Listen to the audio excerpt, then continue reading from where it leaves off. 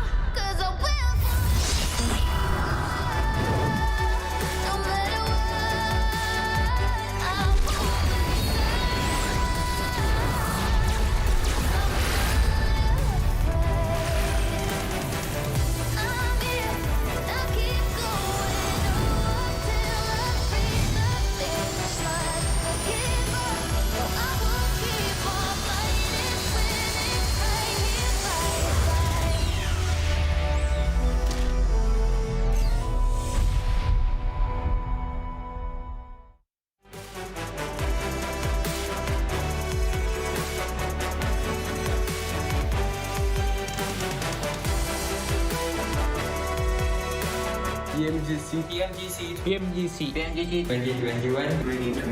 2021 Grand Finals. Grand Finals. To glory.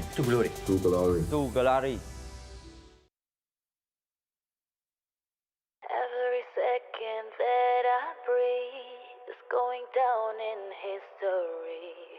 We are victorious, can't stop me. Maybe today we'll fight our battles. I'll show you the way if you can handle it. You follow me.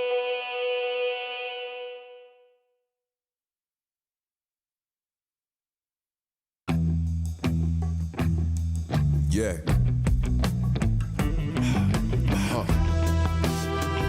Ready? Strap up. Yeah. It's ready for what I'm pitching. Nothing but heaters is in the pick. I'm off from a distance like. About to get the drop on. Roll up with the squad on. How you gon' survive when we ride? You can't hide on. Try to stall, but your time will come. We gon' ride it together better than riding alone. Stuck us out of the zone, but before we head home, I don't like with my scope, and there ain't nowhere to go. Yeah, if I miss, I don't quit, so let's stay in the zone. Yeah, coming at you like I got nothing to lose. Hey. Clearly I might be missing a couple screws. Call me the handyman, cause I'm known for carrying tools. Hey. Ain't a problem that I can't fix, please don't get it confused. Yeah. 6 million ways to try, which will you choose? Many hope to stop our team, but we refuse. Act like you want it, bet y'all get it. Winner, chicken dinner is about to get barbaric. Can't call marriage, I embrace pain and walk it on. Meanwhile, these cowards are praying, we call it off. Never not at all. In it to win it, we'll keep trying. While the zone's closing in and we're watching the sounds flying. No loud sirens coming to save you, you better forfeit. Artists with the shotty, I paint a picture that's pretty. This ain't funny, but they nearly struck me too.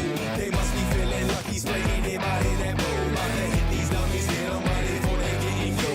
Revenge is coming, so one of us will take out your food. Bring it back.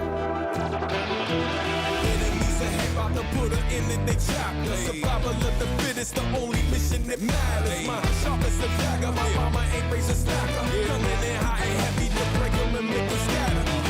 Made a platter that's ready for what I'm pitching. Nothing but heaters, listen to pick them up.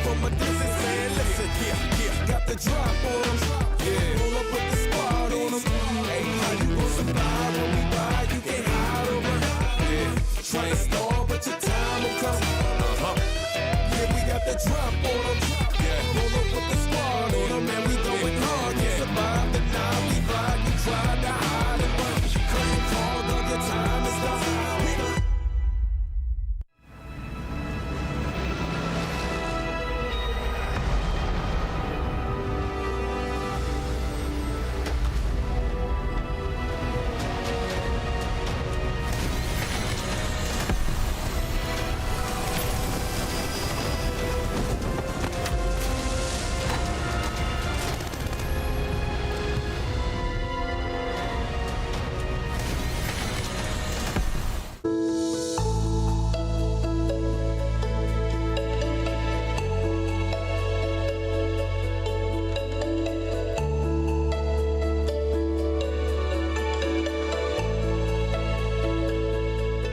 Homes are now where we work, learn, and, play?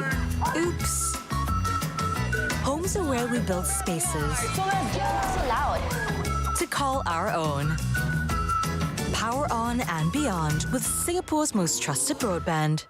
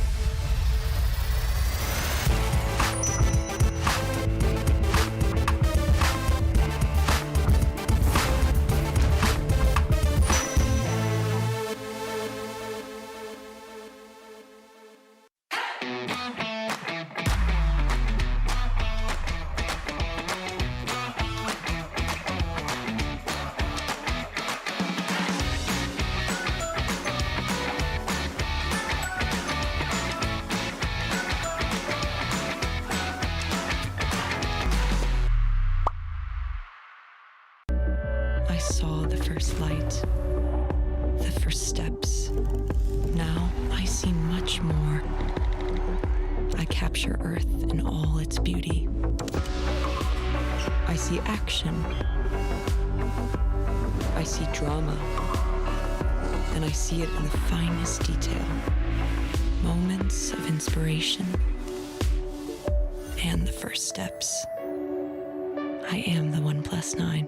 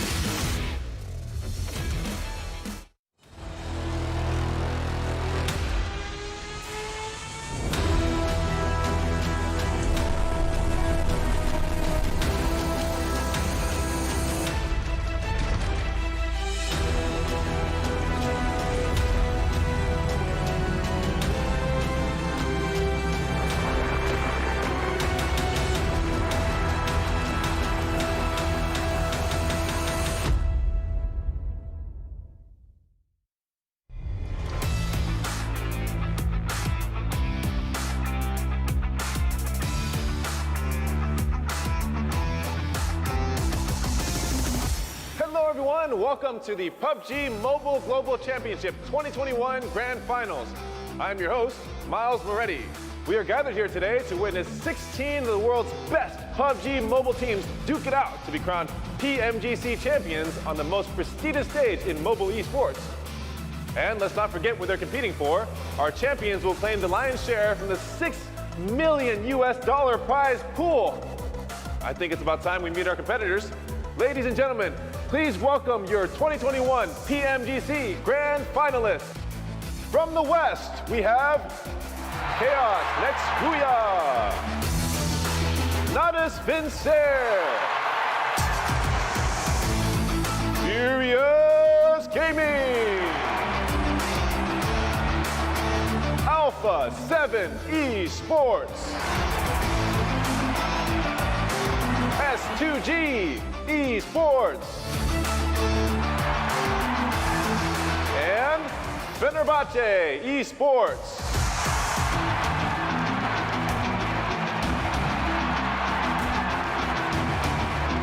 From the East, we have DWG Kia, Xavier, Stalwart Esports, NV,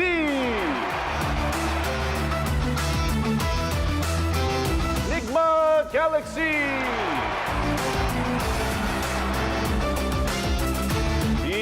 Infinity, 628, Team Secret, and last but not least, we have 4 Rivals Alliance.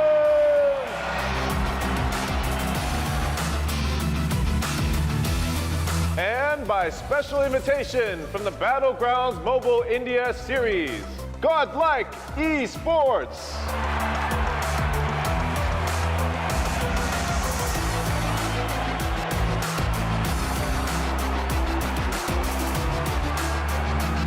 Many thanks to our hosts, Tencent Games, Krafton, and Lightspeed and Quantum Studios, our tournament organizer, VSPN, and global sponsors, YouTube Gaming and OnePlus, the makers of the OnePlus 9 and 9 Pro, which are tailor-made for gamers with their flagship performance, immersive 120Hz display, and hyper-touch technology, giving you the edge you need in-game. Thanks as well to our local sponsors, Fairmont Singapore, Singtel, and Singapore Tourism Board, and the Singapore Games Association for their amazing support. Each and every one of them has played a pivotal role in making this momentous occasion possible. We watched as the teams clawed their way to the top in the East and West League finals, but now their true challenge begins. Over the next 3 days, we will witness what the world's best PUBG mobile players are capable of as they finally come head-to-head to find out who will be the next to glory. Ladies and gentlemen, the wait is over. The PUBG Mobile Global Championship Grand Finals begins right now.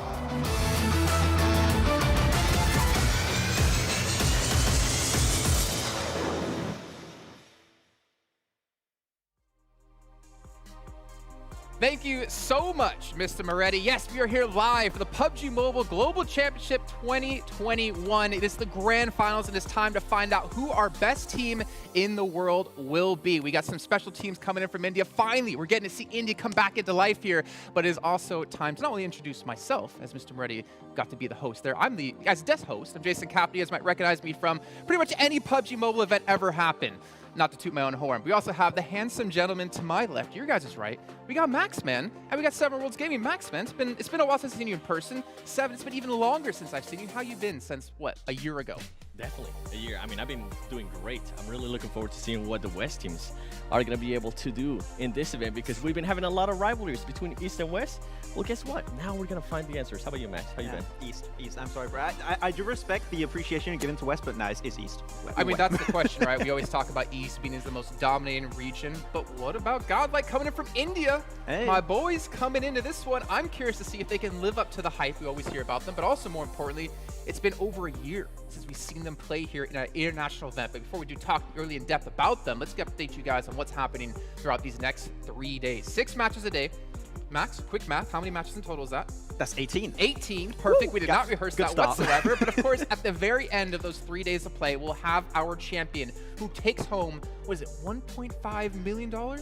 Biggest prize for a mobile game, of course, Esports for first place. 1.5 mil. You're coming back as a millionaire team by taking first place alone in this tournament. That's just never seen before, and that's a lot of pressure. I mean, 1.5 mil, I would feel a little bit stressed at least, yeah.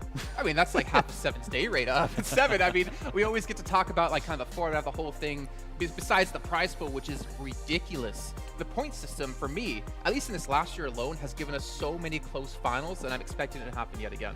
It has been so great. I mean, so many things have come down literally to the final match, the final play. It can be just 1 point away. It can be one elim that separates the team. So it's going to be interesting to see if we're going to see that maybe here towards the end again. And noticing that maybe that 1 point could be the separation between becoming a millionaire and unfortunately not, or really becoming close to it. But we can see our participating teams here in this event. Remember, 16 teams. We have 6 coming in from West. We have 9 coming in from East. And we have that special invite for Godlike here. And I mean, off the bat, you know, Max, let's just jump into this. Which teams are you really looking out for to perform well in this event? I know, I did East, so of course I'm going to have to go for some of the teams from East. The 2 teams that have been extremely consistent, extremely strong throughout the entirety of the PMGC League stage for the Eastern region. For me, I have 2 in mind. It's both Infinity and also Stalwart. They're just 2 teams that were consistent. Their fragging potential is absolutely insane. And when it comes to closing off games, which not every single team out of these 16 teams can actually execute well, I think these 2 teams are just miles ahead of the rest and have a really big shot for that first place. Okay, well, Max, if you're talking about East Team 7, I'm hoping you're going to talk about a couple of West teams for us. You bet. You bet. I'm just going full on West, okay? I'm going to be supporting my boys. And with this one, I mean, the main 2 teams I'm going to be looking at, and especially shout out to Ruya. They were the champions, right, out of West. But I'm going to be looking at what Navi is going to be doing. I'm also going to be looking at what Alpha 7 is going to be doing. And the reason why I mentioned that, in case you didn't get a chance to see West, they were fighting every single match that we did in Erangel. Their rotations were very similar. So I want to see if now the time that they have had, right, if they're going to be able to readjust to that, if they were able to find different patterns of what Alpha 7 was doing in regards to Navi, and then what Navi was doing in regards to Alpha 7. So it'll be really exciting to see how they're going to be adjusting to, especially the finals. 3 days, 18 games. Yeah, exactly. And for me, looking at, you know, West in general, it was, the story of West was not about Alpha 7, obviously a little bit of redemption story, especially for Korea coming into this event, but it was the domination of Turkish teams, man. You had Ruya, you had S2G, you had Fenerbahçe. They really put Turkey back on the map where football has left this kind of giant hole. Yeah, I think before that we had every single Turkish team qualify from the European PMKL Championship into PMGC Western League stage, so really the Turkish representation right now is at an all-time high, but on this international stage now with teams from the East, can they compete? That's the big question to answer here. Well, speaking of competing, Damwon, our winners of East, coming in from South Korea, unexpected, I think we should say. No one would have guessed. The team who ended up finishing, well, in what place in East? They were 13th. Very low down. 13th place to come out first in the finals. Completely unexpected, but I think the real question for them here is, Max, can they do it again? Hopefully they can do so. I mean, we talked a lot about this one with Kalaris, especially on the East show, and we talked about how dominant the Korean region is as a whole, mainly in PC games. But mobile games, they were not there just yet, but they are stepping up big time. And you had a few individuals that would step up every once in a while. I'm thinking potentially back at Forest, who was stepping up sometimes, Sung especially, but now the entire team is performing at a really high level. If we see the same Damwon that what we saw in the league finals, I think they could be a really, really big hassle for all the teams in this lobby. So Damwon, if they can make it happen back to back, that would be a huge step up from the South Korean region. And 7, like this team, they were kind of a letdown in league stage. I mean, I'm not gonna be nice about it. They were definitely a letdown. We saw one chicken dinner early on coming out of Sung, who just snaked it to the very end and won a 1v2. But this team, if we talk about these marathon events, right, where you have 3 weeks of play versus these sprint events, which is just a finals, you're seeing here this team was able to step up like that, especially if you look at Nova last year, did the exact same thing. Yeah, and something that I really like actually about Damwon is the player Uni.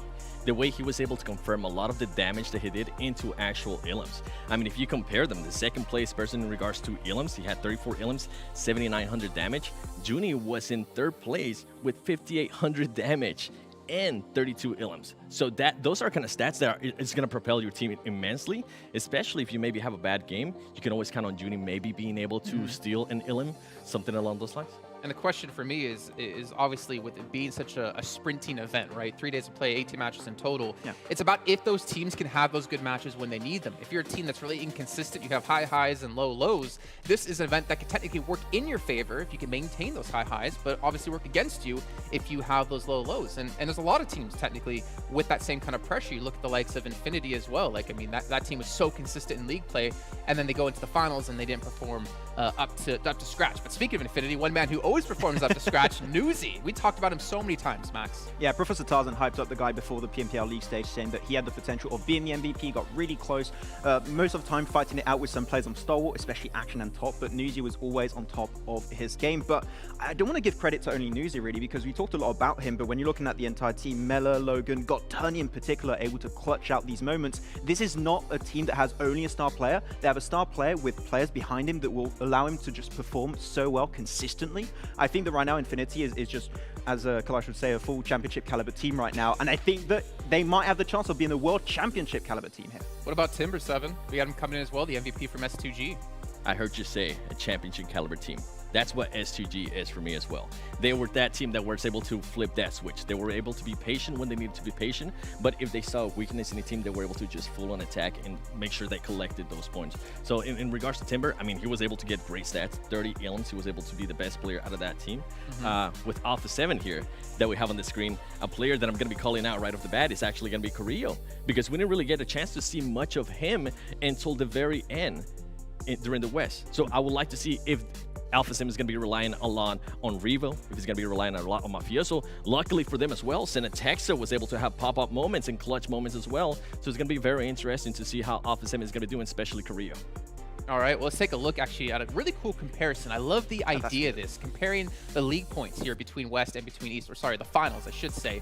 And we can kind of get an idea of like where the domination was. You can see a lot of East teams ranking above the first place team coming in from West. You see Nexria being the first team throughout there, but you have Damwon, DXavier, and Stalwart Esports ahead of them. Yeah, DXavier also coming in hot with those 5 chicken dinners, of course, coming into that one. DXavier with a big surprise, and I think a lot of people did not expect them to do that well after, what I would say, a middling performance in the league stage of the Eastern PMGC. It was a little bit of a tough time at the start, but they brought themselves back up in a really good fashion, though DXavier, now my big question mark is if they have a harder time to confirm those wins, which I believe might become an issue for them here, can they still be on the top 3 podium here to try and potentially contest with those top prize balls if they cannot convert those wins? I have a big question mark for DXavier, how they can perform here, so we'll have to see how that's going to potentially pan out in these first few games. All right, moving ahead, though, taking a look at who our most deadly players were when it came to the Super Weekends and the finals. And when we talked about him before, we got to talk about him again. Well, actually, maybe we shouldn't talk about him since we already did touch on him. Maybe we should talk about the man to our left here, Top. Stalwart Esports, a team, a championship caliber team, hands down. Every single player can pop off, but Top did so. Yeah. As I called him, a shiny Carrillo. Okay, we found a shiny Pokemon over there, it's fine. But yeah, Top and Action are the 2 players. Even though Action is not here, you still got to give credit to the duo that are just incredibly deadly, and Stalwart with Pika being the IGL, long-range player, and Scry being the one to create opportunities for the team, finding those off angles and flanks to try and create a good opportunity for Top and Action to perform and get those frags. It's just so well executed every single time. I just love the execution. But on the other side, you have Kelsey here, 7, that is just with the synergy and the experience of Silas brought to the table as just able to step up big time. Yeah, and just the way they're able to put themselves in the map. They've been doing a lot of middle of the circle engagements. True. They're making sure that they always rotate to the middle. They're making sure that they also spread out a little bit. And honestly, with S2G, I know we were talking about this, Max, and I'm going to bring it up right now that we have a little bit of time, is I would like to see how that's going to be playing with the team of the likes of Nova, because Nova tends to play that kind of middle of the pack strat as well. And another thing that we need to mention as well between these 2 teams is SGG has been able to prove that they can play very passive. So who's going to be the most patient team and who's going to be willing to strike at the right time? Well, speaking of patience, I think that's something Max doesn't have, because unfortunately every time we do an event, he can never seem to get what he wants out of it in terms of in-game skins. We have the PMGC 2021 special set. It looks phenomenal. I saw Ocean posting over on Instagram earlier on today. Max, I mean, this thing looks sick. I'll, you know what? I'll try. I'll try and do some pulls tonight. I'll see if I can get it, but my luck has never been good, so it's probably not going to happen. But I'll give it a try. Yeah, you never got the Tesla, did you?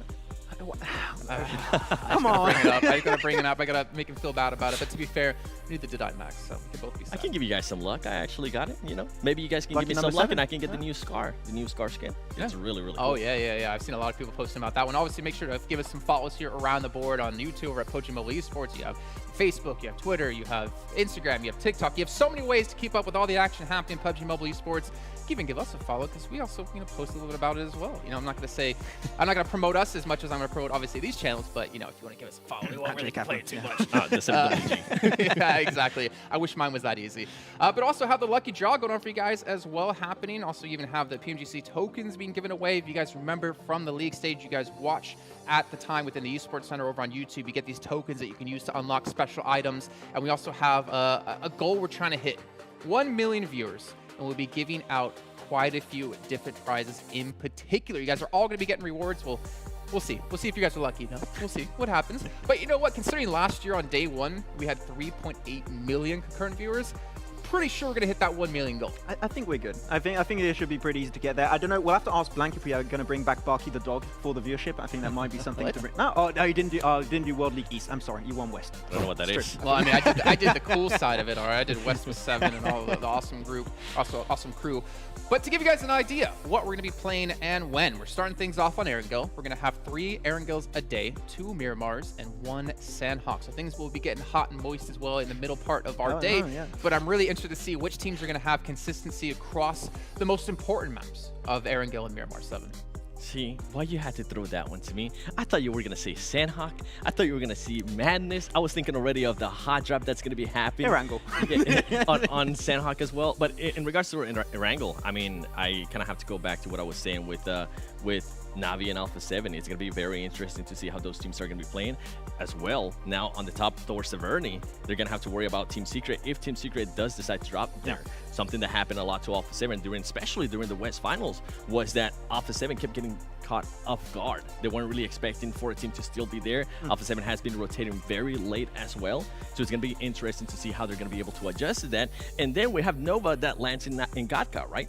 If they decide to, we usually tend to see them play mostly middle circle, but let's say we end up getting some kind of crate circle, right? Yeah. And we know the Nova accuracy, we know what Paraboy is able to do, right?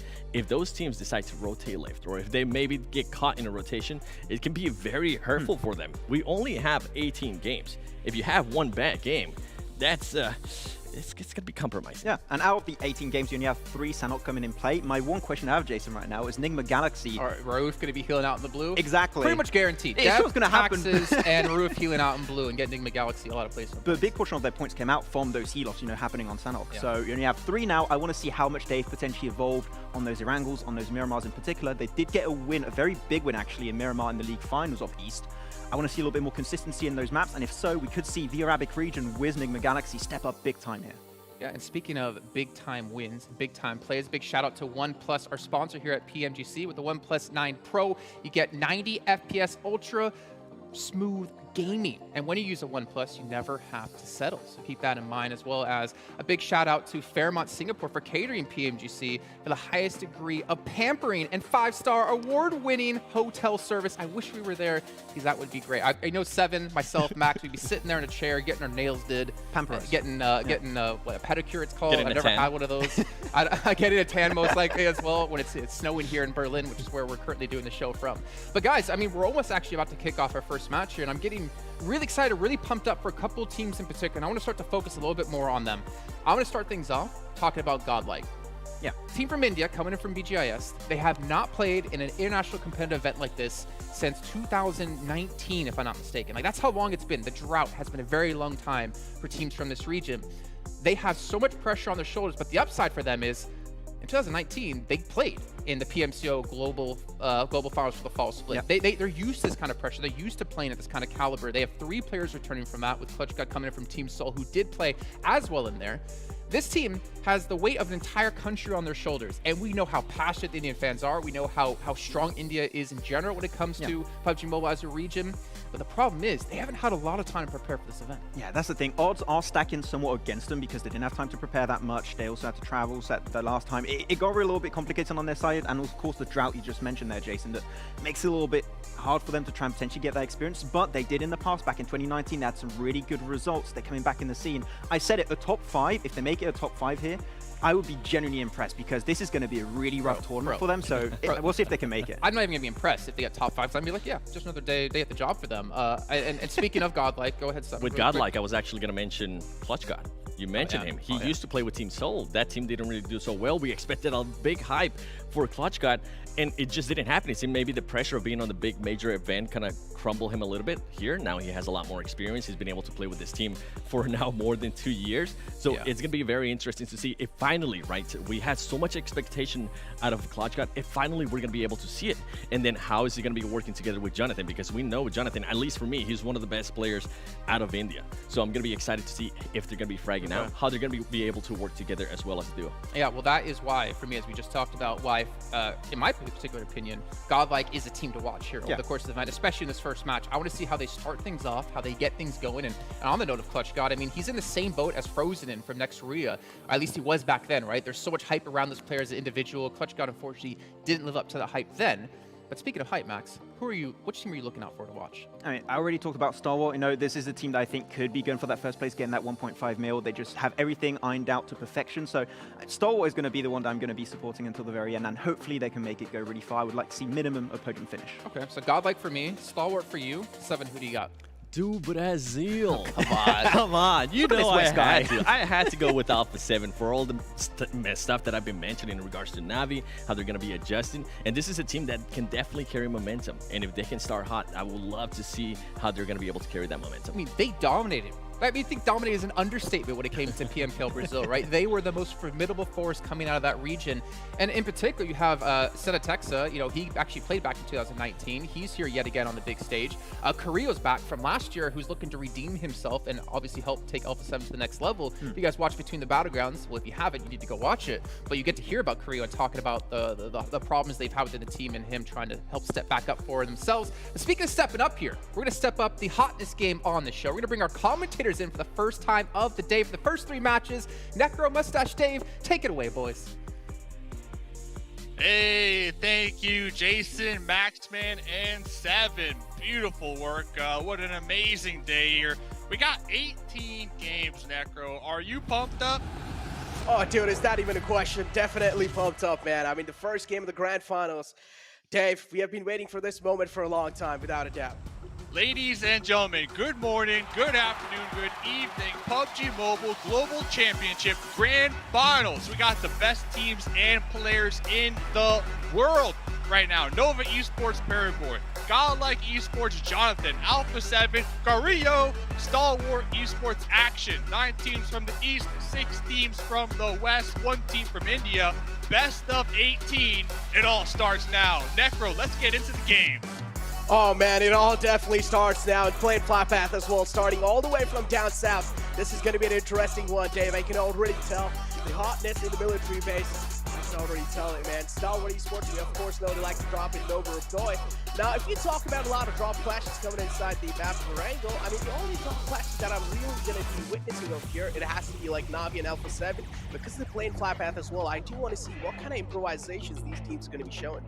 Oh, we are talking about it. Talking about the plane path, man, all the way down here towards the south. Yeah, I agree with you. It will kind of force these teams to some uncomfortable positions that they might not be used to with their tried and true drop spots. One in particular, you talked about Navi. Look at this, kind of spread out there on that west side. They are going to have to possibly get to early engagement, but circle number 1. Yeah, circle number 1. It can't be any better, all things considered, with this plane path. Oh, dude, a complete southern circle. That means teams like Stalwart Esports, they're going to be favored here big time, including Infinity and Navi as well. Now, if you talk about improvisations, Navi, I mean, if you've never seen them drop over there, Dave, like, what are your thoughts on that? I'm sure they got some practice. You know, they are a world-class team, right? And I do like this position that Navi are going to be holding down because of the zone. Now, if the zone would have shifted up there towards the north, where they would have to quickly loot and then rotate on out of that current spot on that west side of the military base island, I would be a little concerned. But now, I feel like they have quite the advantage because they can get that loot and they could possibly, Necro, set up a beautiful bridge camp out there on that west bridge and possibly get some early game elim points here, which could, you know, do wonders for them. Oh, dude, that's definitely going to be doing a lot of wonders, especially trying to hold off a team like STG that's going to be trying to make it in on the left side of the bridge. That's going to be quite interesting. Now, if you talk about rocket starts, you know, if you talk about boosters on the overall rankings, you've only got 3 days to work with, 6 games each day. And now, if you talk about booster starts, STG has to be one of those teams that are really good in those couple of initial days. But if you talk about some good things, some good shots kind of taken on himself and 4 rivals, not really looking that great for now. One man taken down quite low, and he's also getting pushed on by CC. Yeah, looks like we got a classic 2v1 here. 4 rivals about to lose one. Oh, make that a 3v1. Oh, iShot's pulling up with that UMP. Looking to get, I believe this is the first elim of the tournament. So there we go. The match has officially started here, Necro. The first blood, man. The first blood. Not going to be happy after that one. 4 rivals. They're definitely going to be having a little bit of sad aura on their team, but it's fine. They still have 3 players to work with them. We've seen in the past as well. Sometimes the trio can make a lot of things happen, Dave. Yeah, and right there, the PMGC token, like Jason mentioned, we're going to hit 1 million viewers, and everybody going to be getting them nice, juicy rewards. Now, getting back to the game, we got Fenerbahçe. At least one of my favorite players, the Dukin Machine. We can see him out there in that buggy with that nice rotate. Action, though. Going for some shots with the M4. Connecting.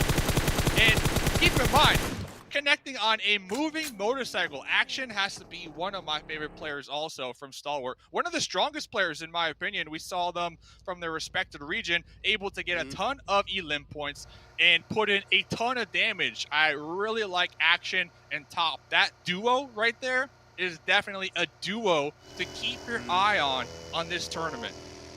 But gotta say, Fenerbahçe definitely got nerves of steel to pull off something like that, just to sneak past through Stalwart Esports noses like that. Oh, that's a bold move, and that's going to be paying off quite well in the future as well. And now if you talk about Stalwart Esports, man, I've got a huge history behind this team.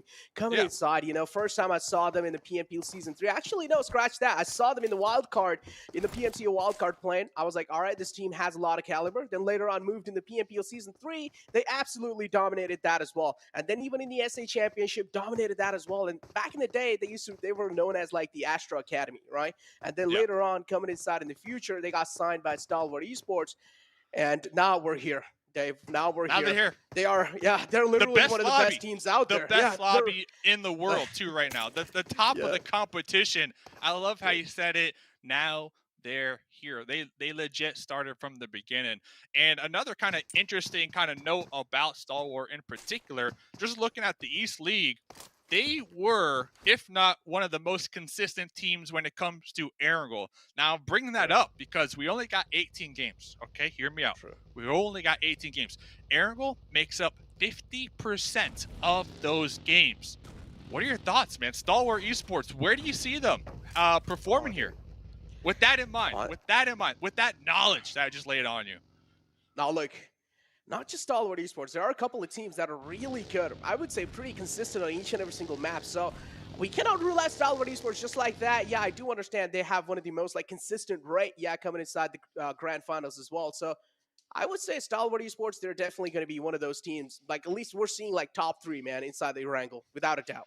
Without a doubt. I'm a true, I'm one of them dudes that I like to look at the numbers. I like to crunch them, and I like to base my opinions on these numbers. So that's why when I was looking at Erangel, and with that in mind of it being 50% of the map pool, I also had to kind of turn my eyes to the West League to look who's the most consistent over there. And there was one team that popped up as far as consistency on every single map. Erangel, Miramar, and Sanhok.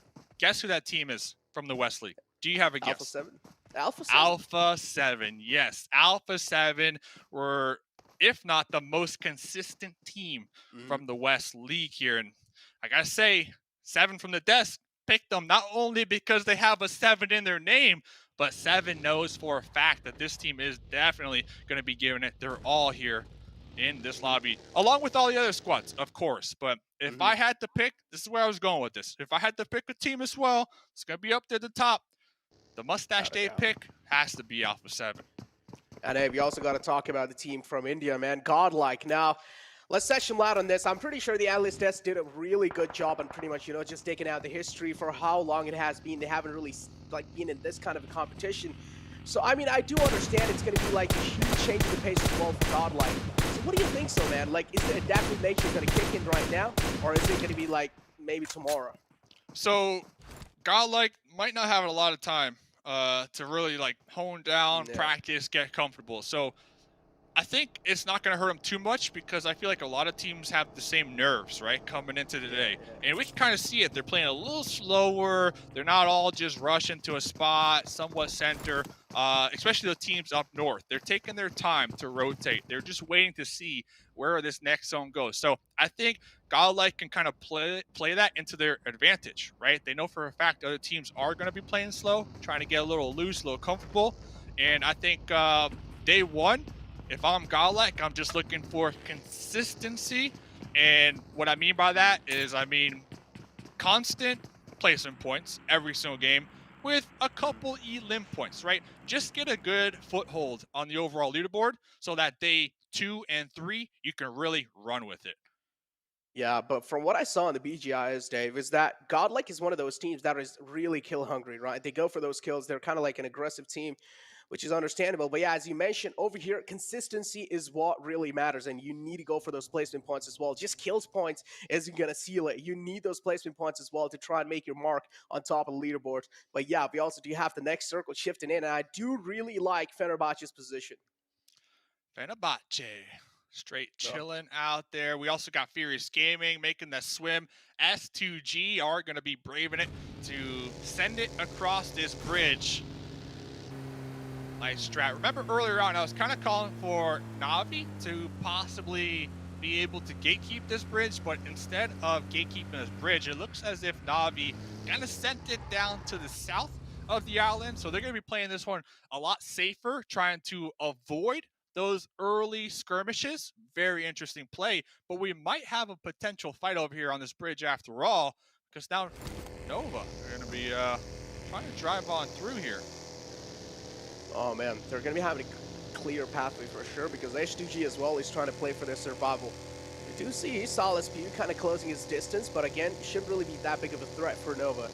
So for now, things are going to be looking quite calm. But as I mentioned, Fenerbahçe's position definitely dead center. Kind of in the, they're like right in the center of the zone as well. And Godlike now going for that late rotation in the southern circles. Now, if you talk about West Side, Dave, we do know Na'Vi is one of those teams that do like to go for those late rotation in these military-based circles, and it never pans out for them. No, so we'll definitely keep tabs on them here in game number 1. I'm looking at Godlike too. I mean, we caught a glimpse of Godlike. It looks like they were trying to be a little aggressive, but that was up against A7, so we'll have to get back to that one. Looks as if both teams kind of backed off from each other for the time being. And that's kind of the story that we are seeing for a lot of these teams here early game, is that they would see each other and then try to back off. They don't want that smoke. But talking about wanting that smoke, the boat taint, the failed boat taint out there on that west side of the coast. So Na'Vi, they didn't bridge camp, but they are doing a good job at trying to pick up whatever type of elim points they can out there on that coastline. Oh, dude, Na'Vi definitely just beaming him out the water, man. Unfortunate, the boat just blew up, and 628 not going to be happy after that. Losing 2 players already inside the game. Definitely going to be having those sad faces. But yeah, Na'Vi, I do like the huge improvement that Na'Vi has shown. They're already on the military island. They're kind of looking good. Tixie all the way on the south side. A huge separation, but still, they have a lot of time to work it out. But DXAVIOR making bold rotation out in the open, taking little shots from Nova. Nova as well, making sure that DXAVIOR not going to be stopping by anywhere near. Looks like Nova Esports is going to be picking up a nice little compound here. 3-1 split. They got 3 squad mates out there on that west side, and then Border still kind of straggling in the back line over there. They were taking some shots at DXAVIOR as they did casually pass by on that high ground. For the time being, though, it's all about getting these early game positions, especially with this military-based zone. And you were looking at Fenerbahçe. They were somewhat dead center. Next circle is going to shift here very shortly. Let's see, will it play into their favor? Stalwart Esports too. I like that spot all the way up there at that radio tower, the highest vantage point here. Will it pay off? We'll find out right now. Oh, it does.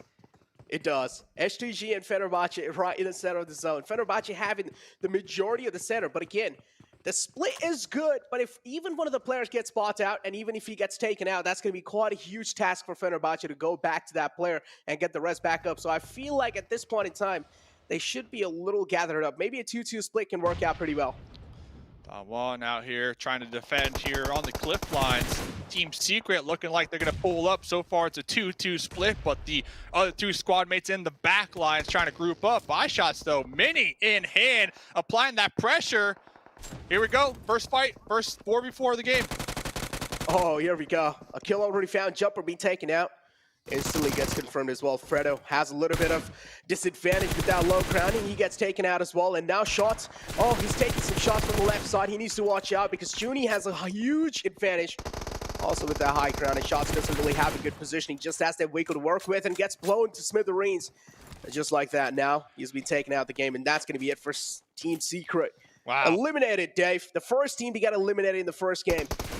Wow. Yep. My Damwon too. One of the teams definitely showing up here from their region, cashing out, looking to continue trucking along with that momentum. And we were looking at Godlike a couple moments ago as they were crashing out there in the distance. Looks like Alpha 7 might have caught a whiff of a squad back here. They're going to be setting their flag right now on the beaches in the terrain. They are looking to just stay back here and get these elim points. Looks like they'll be camping this one out.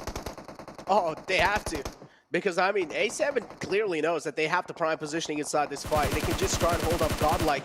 But that's a beautiful knockout found in the A7 involved. 4 rivals just making that rotation. They were like, all right, this is our right moment to go in. And they just sneak past through Alpha 7. Alpha 7 with that not being found kind of bought enough time for Godlike to make that push happen. And here we do have Clutch God as well falling down in that push. Wow, Carrillo, what a great anchor position. They were in the back lines, pretty much playing oversight of their 3 squad mates that were pushed ahead. And it looks like it paid off. But let's see, though. Jonathan went for that wide rotate. Now he's going to be inside the smokes, looking to toss this grenade, looking to get a couple confirmed. Kaboom! Goes Jonathan right there with the double. Oh, that's filthy. That's disgusting. Both the teams have 3 players knocked out, but unfortunately, Godlike, they're only left with 1 man standing. Same thing goes with Alpha 7. But now Jonathan gets Neo back up on his feet. That's going to be a sigh of relief for him. Godlike now. Jonathan especially looking to confirm the kill and trying to take out the final man as well. That's going to be his main goal. But guess what? The reply comes in through from the side of Carrillo. Carrillo as well is one of those players. He's one of the best out there. You can't just challenge him like that.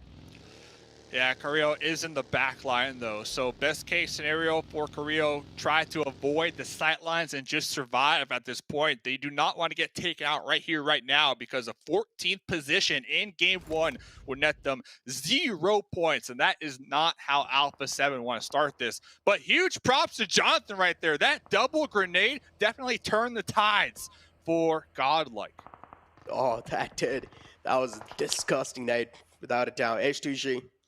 7 just kind of driving off the compound, didn't realize it's already being occupied by Fenerbahçe. So not interested in taking it. Fenerbahçe doing a good job. Rebellion as well, trying to secure the vehicle, just making sure the tires aren't being popped off, but gets shot from the back. And here comes the push from next Ruya. There's a huge charge in, and Fenerbahçe seems like they're crumbling down slowly and steadily. 2 players already being knocked out. Next Ruya have 2 players knocked out as well on their side.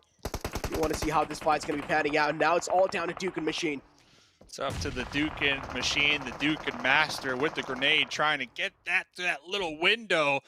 Overshot it just a little bit. Does look like their teammate was able to pop into their compound, looking to get that revive. And here comes Noxbomb with the support here. Looks like the revives were successful on the next Ruya. Let's see, though. Noxbomb has a lot on their plate. They need to clutch this one out. Oh, they need to clutch this one out, but third party from Stalwart Esports. It's Pika who takes out Noxbomb. Duke and Machine again. Rebellion.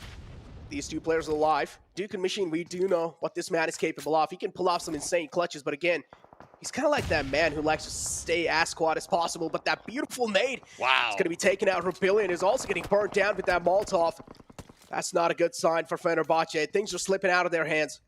Yeah, next Ruya, they were able to get the full reset over here. 4 squad mates up, pretty solid compound. This building, this area, dead center. Let's see, Duke Machine back against the wall, getting collapsed in on right now. European hand, no chance. That drop shot.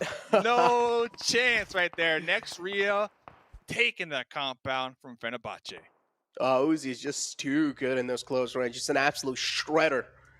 That drop shot as well, just in the mix. Oh, it's just kind of like a sprinkle of salt on top of it. But yeah, now we have Nigma Galaxy, another one of those teams that I have definitely eyeing out for.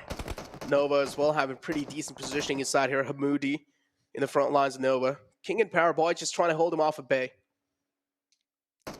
Really do enjoy what Nova Esports have been doing this whole game with these splits here. So now they're going to be separated for the time being. But Don1 still out here just destroying the edge right now of the play zone, hugging it. 5 elim points so far this game here. Necro, talk about starting strong. That's exactly what they are doing.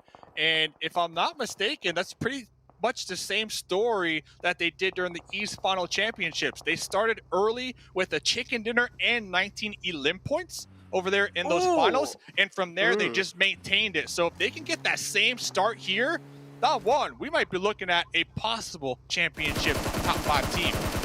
Oh man, the next circle shift is going to be just such a huge thing, right? It's going to be moving out in the open. Trust me, it is, and yes, it does. And now the only teams are in. They have a couple of components on their name, but they're the only going to be the lucky ones. Don1 Gaming seems like they're just getting absolutely demolished by Na'Vi because Na'Vi has huge high ground. With the high ground, they have also gotten a huge advantage over Don1 Gaming. So Don1 Gaming, they will need to try and take care of Na'Vi if they want to make it out of this tricky situation. And for that, they will need to find another knockout. That will buy them enough time, but the nade from Tixi will keep Sung down. Ooh, they need to clean this one up quick, too, if you are Don1, because you are about to be pinched from Nova Esports from behind. So hopefully they have their head on a swivel and they don't just get sandwiched here. Oh, man, Tixi is still just looking to inflict pain. And I do also see Nova kind of closing their distance onto them. And yes, Nova is looking to third party this entire situation. Paraboy in the front has a nade cooked up. And this nade might just be $1 million nade, but no, instead it was a little underhand. Just kind of understandable. Did not really make it up to the mark. 4 still knocked down for Don1 Gaming, including Junie. Fabian, I can just imagine this man's nerves right now. They're probably rattling. And just like that, Don1 Gaming as well get eliminated. Done. And Na'Vi, they do have the high ground, but they also have that little dip in the terrain up there that's really helping them keep their sight lines low from Stalwart in the back line. But after that one push, they were able to get a couple elim points, and they started to pull back because they recognize that there is another threat downhill. And that little dip that I was just talking about, it might be their demise, actually, because Stalwart, they reposition, and now they have sight lines on that dip. So Na'Vi, nowhere to go. Oh, Na'Vi, definitely nowhere to go. They did get themselves a decent amount of elim points, if I'm not wrong, from that previous fight, but still, now, because the circle moves out in the open, they will have to move from cover to cover. And just like that, not enough cover, indeed. And Nova going to be catching a little glimpse of Na'Vi. EXCLUSIVE as well, if I'm not wrong, it's just going to be it. He's trying to just survive for as long as possible with those meds, but not going to be able to make it for that long. Mela gets his game spoiled from the back, and it's going to be EXCLUSIVE who does that. See ya. See ya. 7 teams to go. Nova Esports, we can see right there, 7 elim points. Stalwart Esports, 6 elim points. So Nova, they've been playing that west side. Stalwart Esports have been playing that east side of these zones. They're about to meet here very shortly. I do see Top, I do see King kind of up close and personal with each other. But right now, the main focus has to be this next circle. Where will it go? Who will be favored? I'm looking at next Ruya. They got a compound. Will it be favored? If so, they're going to have a huge advantage. Oh, man, but still the circle out in the open like that. And now favoring next Ruya as well. Kind of favoring, not really. They're kind of like on the edge of the zone, but still they have the only compound inside the zone as well. So next Ruya, they are going to be having huge side relief after that zone shift. But Noah, do you realize there's a team in the front need to watch out because it's Stalwart Esports as well. It's not just any other team. One of the best teams out there. Noah as well. We can't really underestimate them for sure. So this is going to be definitely a clash of titans. Chilling. Down there in the bottom right-hand corner. Chilling. Talk about snaking it to make it. Talk about looking for them placement points here. Oh, I hope this pays off for him. But one of the main just fights... taking a nap.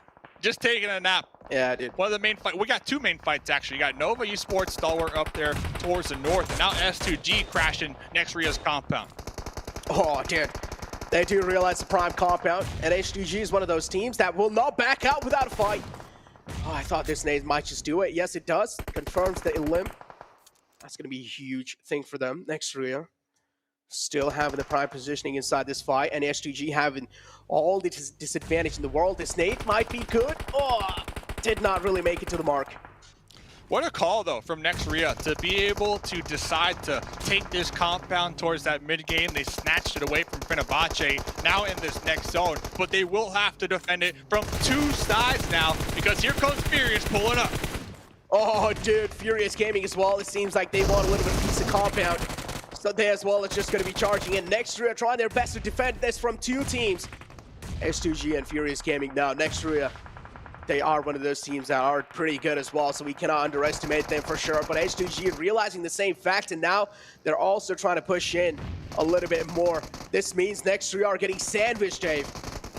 S2G, they play this one so slow, so methodical. They recognize the push from the opposite end from Furious, and that was the time that they decided to make the collapse. And now it looks as if they might come on top because Yakita really low in the health department, below 50% HP, looking to pop one of these heals. But look at this, S2G, they're actually going to use this time to get a revive. So they're going to have 3 up here late game. That's huge. Oh, he also lobbed in the native side of the check. That means Yakita will have to move out, and he does. Confirming the elimination as well. Next Ruya now eliminated out the game. Only top 3 teams left, Dave. Oh my god, I can already feel my adrenaline rush over here. Look who's still alive from Nigma Galaxy, by the way. Look who's still alive, getting those placement points.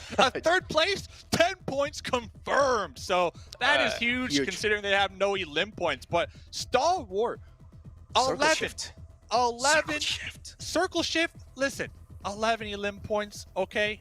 And now the circle shift, so they have that north to kind of play with and move around. Meanwhile, S2G, they're going to be locked behind these walls, so it's going to be a challenge for them to push out. And not only that, look at Stalwart. They're 2-2 split. They got 2 on the high ground, 2 in this dip, up close and personal. Looks like they'll be pulling back action here. They recognize their advantage, but 3 teams to go, Necro. Yeah, I do like what Stalwart Esports is trying to do with your action. Of course, the man who likes to play on the front foot, and the rest 3 players are going to be on the back on the high ground. That means they're going to be having so much visual info to work with, as Stalwart Esports are just simply going to dominate it the way they're playing. If they don't make any rookie mistakes, without a doubt, Stalwart Esports will dominate this final zone. But H2G as well, they have 3 players alive. I like how you put an action in the front line, kind of that Terminator, that one that seals the deal, has their teammates above them playing oversight, making sure that they stay alive. And now it looks like they're going to be setting top down here, so they're going to be working in tandem. Timber was connected on, Silas behind the tree. Oh, it all comes down to this for game number 1. Oh, it all does come down to this. Every single player sweating inside the lobby. And so does Stalwart Esports and H2G, but H2G a little bit more pressure added on their side as 2 players already taken out the game, and now Hamoudi as well. Seems like he's finally woken up from that nap. And well, guess what? Who takes it? Who backs the first game? It's going to be Stalwart Esports. Let's go! Game number 1, Stalwart coming on top, not only with that winner chicken dinner, but a ton of elim points. Hamoudi though, hey, shout out to Hamoudi. Second place, I'll take that all day long as a solo snake, trying to avoid those sidelines, trying to play nice and sneaky. That is 12 placement points in 1 game. That's solid. Huge. That's huge, dude. That's huge. If they're able to just play like that, play consistent, even able to get those consistent placement points, I mean, for a start of game, that's absolutely not bad. And if we talk about late rotations again, I mean, godlike making the same kind of mistake, in these kind of southern zones, you always got to be those teams that are pretty quick to rotate. If you're not able to do so, you're just going to be held back, and that's what exactly happened. Alpha 7 was just hammering the pain into them.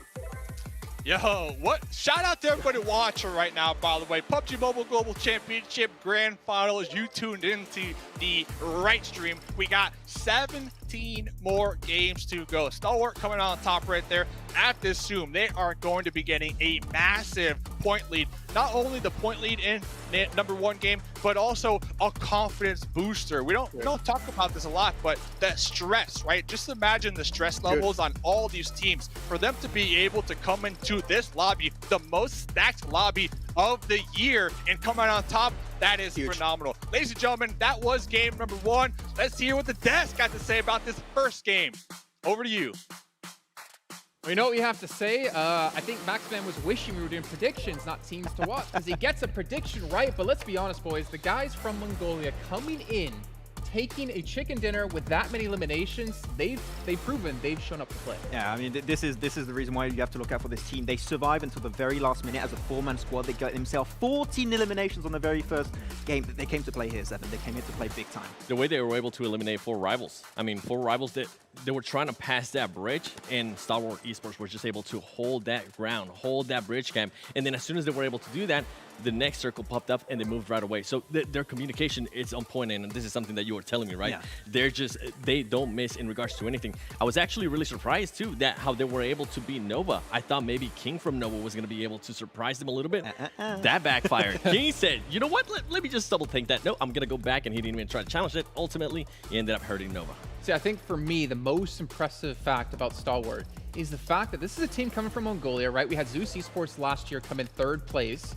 But you have this team who has really no international experience go into the global championship in the league stage and surprise us. But then to go into the finals and do something like this in match 1, they're saying to every team out there, like, you want that $1.5 million? You got to come for us. You got to come through us if you want to get it. And we can see here 29 points in match 1. That is a phenomenal start. Yeah, we were talking a lot about this also, right? You had some teams that did maybe poorly into the league stage, did really good into the finals. Yeah. This is part of the few teams that got themselves to 3rd place in the league and also in the league finals for the Eastern region. And that consistency is definitely paying off. I had the chat with Senator, the coach of the team, and he said, we're going for that 1st place. And Dodoy, of course, they're going to go for that 1st place with that first performance here. And 7, I think one thing you have to keep in mind of is the amount of teams we did see S2G and Navi come in from West, able to perform when they need to here. There's a lot of questions around West if they compete with East, and we already see 2 teams able to do so. Yeah, I mean, with S2G, I was even mentioning, that's one team that definitely has championship caliber for me, the way they're able to play, the way they're able to be patient, and the way they were able to kind of control that circle there too. Same with Ruya. I felt like Ruya positioned themselves really well. Ultimately, it just ended up backfiring for them. But the fight against the Fenerbahçe, that was a great fight. I think Nox was able to rotate late, right, Max? I know you want to talk about this one. I want to jump on that one. When you're looking at Fenerbahçe, they had such a good position. I think it was around phase 4, phase 5. They had a huge 4-man split, and they had a position advantage to get into that compound instantly. They took too long, and they left Nox in a scouting position that you do not need a scout anymore when you have a strong position like that, and they just got breached upon by the side of Ruya. It was so easy to execute. Fenerbahçe, a little bit of a change towards the end there. That could have been their win on that first game. Yeah, also important to see that Order was the MVP, and we talk about, you know, teams now in PUBG Mobile 2021 going into 2022. It is so important to have a team of all-stars, and we always talk about Paraboy, but we've seen Order step up, we've seen King step up, we've seen even QC be thrown into the team in the midst of league stage into the finals, able to step up, and it's a great sign for Nova, who are the defending champions. Definitely. I mean, another one that I know we saw Nova there, but S2G. We always talk about with them. Go back to West teams. Great, but let's talk about S2G. I want to stick to my West teams, right? I know you guys are going to be pulling for those East teams. I'm going to be sticking to the West teams. And you know what? Let's even skip that. Let's go to Godlike. I feel like we had to talk about that. Alpha 7, they were trying to bridge camp Godlike, and it absolutely backfired thanks to Jonathan. We're mentioning he is just such a great player, and he's able to clutch up when he's needed to clutch up, and he was able to do that perfectly there. Sadly, it didn't end up working out ultimately because they ended up losing before Alpha 7 went out. But overall, it's at least some elims and some points that are going to count Stalwart. The important part, though, for me in that is that Godlike are showing they're not afraid of any team, right? They're going to go up against Alpha 7. They're going to fight against pretty much one of the best teams from the West. and be able to do a decent job. And Jonathan's showing he still has an all-star power. Yeah, they were just ready to go for the full push onto Alpha 7. That was very impressive. Jonathan able to get a somewhat clutch towards the end. He was able to get Neo back on his 2 feet, which is a really good play. But I think that, of course, this is a team that, because they don't have that international experience for a long time, the more games they're going to have, the more experience they're going to get, and they're going to change and adapt extremely quickly. So this first game, they're going to adapt, they're going to tweak things, and they're going to come back into the next Erangel even stronger. Okay. Well, what about maybe some teams that maybe let you down? Not in a super negative sense, but like, for instance, Damwon, they were our finals champion of East. They didn't perform too well there at the very end, but they still had a decent showing. But it's not the team that we kind of would have expected after the results from finals. Damwon is an interesting one on this game because they were trying their best to go for the swim rotation. They were trying to avoid the bridges, which is understandable, right? Because you have so many teams that have as a speciality to hold the western bridge or the eastern bridge. Here they just tried to go for full stack, swim over, and unfortunately doing so, you just lack information. They went right into Na'Vi, right into Nova, and it just went downhill from there on out. In regards to teams that actually didn't perform that well, I want to talk about Team Secret. They ended up losing to Damwon. I felt like their rotation, their push towards Damwon, it was just something that I didn't expect out of the team. It looked sloppy, the way they were able to rotate. Even one of the players, he decided to push in with a buggy. The buggy pretty much ended up going over the hill as well, and it put him in a position where he wasn't able to fight. You could see him trying to jump back in the buggy, maybe being able to shift from the passenger seat, but nothing worked out there for Team Secret. Yeah, but it is just match 1, and Team Secret luckily do have 2 players who have played in every single final so far yet with Ice Shots and Mad Toy, dating back to 2019. But we'll talk about that a little bit more later on. We're going to actually do a little quick recap here. I'm not sure exactly what team it's going to be, but one thing I am sure of is you two are going to kill it talking about it. That looks like the Kendi, man. I feel bad. I was like, bro, there's snow on the map. What's going on right now? But no, we're going to be having a little quick recap about what's happening so far. And the team I think we're going to be focusing on, we're going to see which one are we focusing on. I think it's S2E. I think it's Stalwart. Stalwart, yeah. Okay, so their usual drop that's going to go into Nova. Of course, having that sort of Nufka finish from the very get-go made it a lot easier. You don't have to cross those bridges. No need to cross that river. You're going to have a very easy time to get there. But the one thing I love, Seven, and we talked about that extensively during that game, was how they were not willing to push that compound early on because they knew that was going to be hot waters. That was going to be super contested. Just hold the northern side, wait for the circle to close off when all the teams already took that fight, and then you go for the push towards the end to get that win. Just their timing right here. This is the main one that I wanted to talk about. Just the way they were able to surprise 4 rivals right there, being able to execute that so well. And something that I actually wanted to talk in regards to Stalwart Esports is they ended up with 14 illums, right? When we go to their healing, they only had 14 healing, and we saw them take so many engagements. That speaks volume of their positioning. They're being able to put themselves where they want to be. They're being patient as well, but when they need to strike, they're definitely striking. So Stalwart Esports, I mean, after that one game, boy, I'm pretty sure a lot of people that are currently watching are going to have them as favorites. So I think for me, Max, looking at this, right, obviously they dropped in the perfect position for the way the zones did shift. Yeah. I think what's important to notice is that, yes, they had zone, but they were able to get so many eliminations. We see so many teams be able to have zone, but they just play it super passive. But we know Stalwart is not a passive team. But that's the thing I love so much, is that they knew exactly that that compound was held on by next Ruya. That was super valuable at the time. They knew especially there was a lot of teams who were trying to survive in the midi area that were going to push out. You know that you're going to get third party through and through every time going for that push show. Just go for the high ground up north, get rid of Nova, which they did perfectly. The execution on that was top tier. And then just, you have the last circle. Sure, there was a little bit of circle lock on that very last circle, but they could have breached it anyways, even if the circle went away from them. So they played their position so well. This is why I love watching Stalwart play so much, because if they have an opportunity to win a game, 99% of the time, they are going to be able to convert that into a big win with big elimination points, which here they got 14.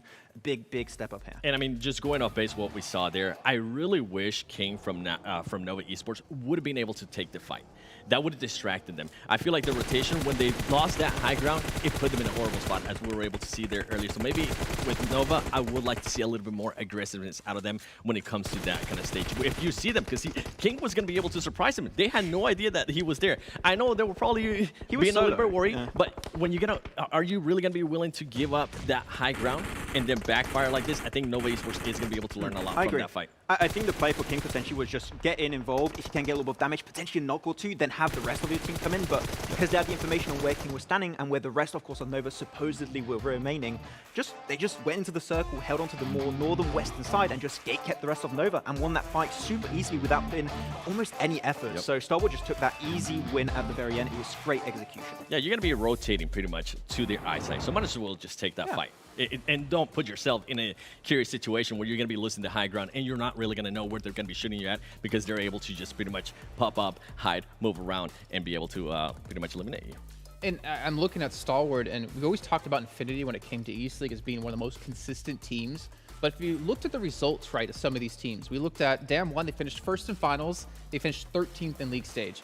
Xavier finished second in finals, 14th in league stage. Stalwart finished third in finals, third in league stage. On the other side for West, next Ruya, first in finals, ninth in league stage. Navi, second in finals, 12th in league stage. Stalwart has been probably one of the most consistent teams we have seen across both of these little mini events we've had within league stage, and they're showing that they still have that consistency now going into the grand finals. Yeah, I would not even say one of the most consistent. I would say the most consistent. Again, two third positions back to back in those two stages is really insane. But hey, they started off, as I said, I talked with Senator, they're going for that first place. They want to be that first place team at the end. They want to be called the world champion, and this is a really good start to doing so here, Seven. Okay, well, ladies and gentlemen, we're going to be heading to a short break where we get things ready to go for our second match of the day. But don't go anywhere. We'll be back soon for some more PUBG Mobile action.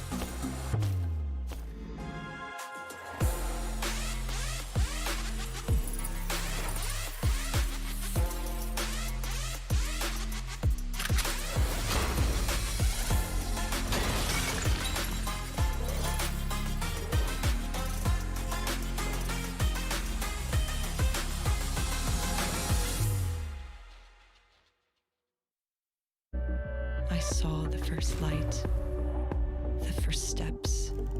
Now I see much more. I capture Earth in all its beauty. I see action. I see drama.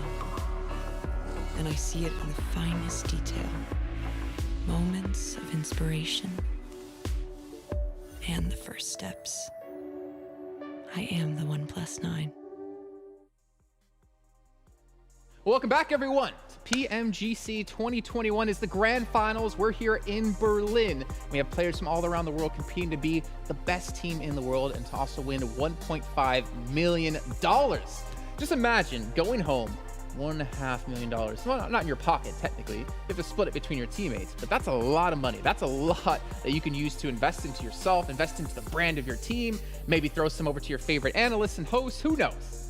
You're thinking about investing? I'm over here thinking about just buying some skins in the game. I really want that Scar-L. It looks so sick. I think 1.5 mil would not be enough for me to get any skin. I would just be so unlucky every time. That does sound like your luck, to be fair. We are going on to a second match, though. It's going to be heading over to Miramar, and we've already had a little bit of a discussion while we were in the break, and a couple of teams we're looking out for here in particular when it comes to maybe early clashes. Max, you want to go ahead and start off that topic? I'm going to be looking at El Pozo. Of course, we had scrims and everything happening. Maybe those things change, but I'm expecting maybe a final El Pozo between Nigma Galaxy and Alpha 7. And we know that Alpha 7, they love those hot drops because they pretty much have hot drops technically that could happen on every single map. So intrigued to see if that's going to actually happen or not, because Nigma Galaxy, early fights, not really their speciality. So I think that they might try and avoid it as much as possible. Another one to look out for that I know it actually happened. I want to add one to that list that you're putting out. Is going to be next Ruya. Next Ruya usually tends to land there as well. They did end up changing it because they had so many engagements with Alpha 7 and Alpha 7-1. But I wonder if at this stage, more than likely not, but you know, I am being a little bit hopeful. Maybe next Ruya will decide to land there and be like, hey guys, nice to see you again. That would be funny actually, but I feel like most teams want to avoid running into each other early on, especially in day one of the event. But I mean, we can see here our damage dealers from the first match, and Action and Top both of you making their way through. But as we saw, Order was the MVP. So usually, as I think it was Kalaris who noticed it during East League, is that like even when Nova was at the time, like of the teams who were in first place, we're seeing Order step up and take a look at the limbs. I mean, this isn't too surprising. Yeah, not too surprising. We're going to see Top, we're going to see Action being up there. Scry typically is not the one that's going to be getting most of those eliminations, right? He's the one that's trying to set up initially Top and Action, but he's just had apparently great opportunities every single time. So while not Strike, while he's just like, you know what? I'm tired of you guys not talking about me. I'm going to step up. Not seeing Pika here this time, but 7, really impressive stuff from Stalwart from Mongolia. Definitely. I mean, just going back to what I was talking about earlier, for them to be able to get that win with the amount of engagements that they were able to have, for only have to heal up 400, that is just so impressive. I feel like it's a big understatement. I'm hoping viewers at home will be able to keep an eye on that, because that just talks about their positioning. They're being able to put themselves once again just in a great spot, making sure they win those fights and making sure some other teams kind of don't even want to fight them. Nova just decided not to fight that, and I'm still kind of scratching my head. But another team I do want to talk about is Navi. I feel like Navi played that so well. They were nowhere near their usual landing spot towards North George. They decided to drop right there on the military, and they did a beautiful 2-2 split. A beautiful 2-2 split where we were wondering, I thought at one point maybe they were going to just try to go to the bridge camp. They decided not to, but they were able to hold off a lot of teams. They were able to be opportunistic to get some elims as well, and they were able to hold off Damn Son. Damn one. There you go. Damn Son. That was I know. It was actually a really good hold, right? Because they had such a good high ground opportunity. While also, I believe it was maybe Tixie on the lower side. It was just trying to make sure that they were pinning down the entirety of Damwon. It was good execution, but unfortunately that third party from Navi, from Nova actually, made it just a little bit more tricky at the end. But good execution still from Navi, just got a little bit too hard there. Yeah, a little bit difficult indeed, but they still have more matches either way. And before we can really drop into our next match, I want to give a shout out to Singtel, providing PMGC with Singapore's most powerful 5G network. And speaking of that, I mean, Navi, they're going to need that powerful 5G network because they have a lot of pressure on their shoulders. I'm going to call them out in particular. 7, every time we ever talk about Navi going into these big international events, there's always so much hype around them. We always talk about how good they are as a team. And I'm sorry to say this, but they kind of always let us down.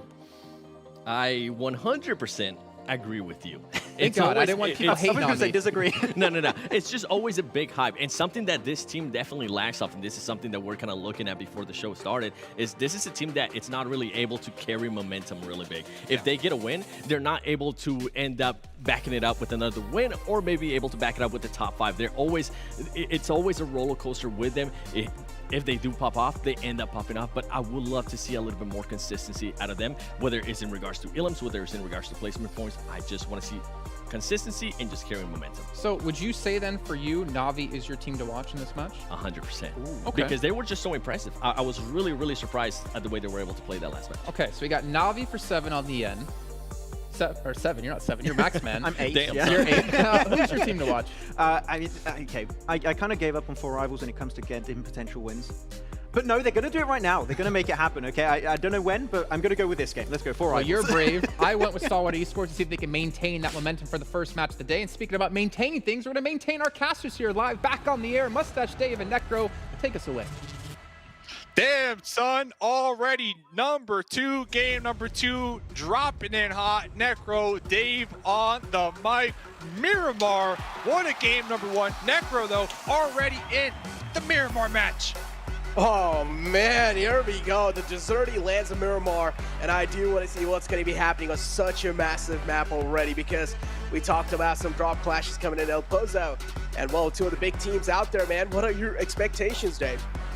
Yeah, we're looking at El Pozo, Nigma Galaxy, A7, and then Monte Nuevo down to south next Ruya. So there could be some early clashes. Not only that, Hacienda, right? Hacienda del Patron. I believe Godlike like to go there. S2G like to go there. That's a big one. There's a lot of what ifs. I know we had practice. I know we had scrims, but the big thing is that was then. This is now.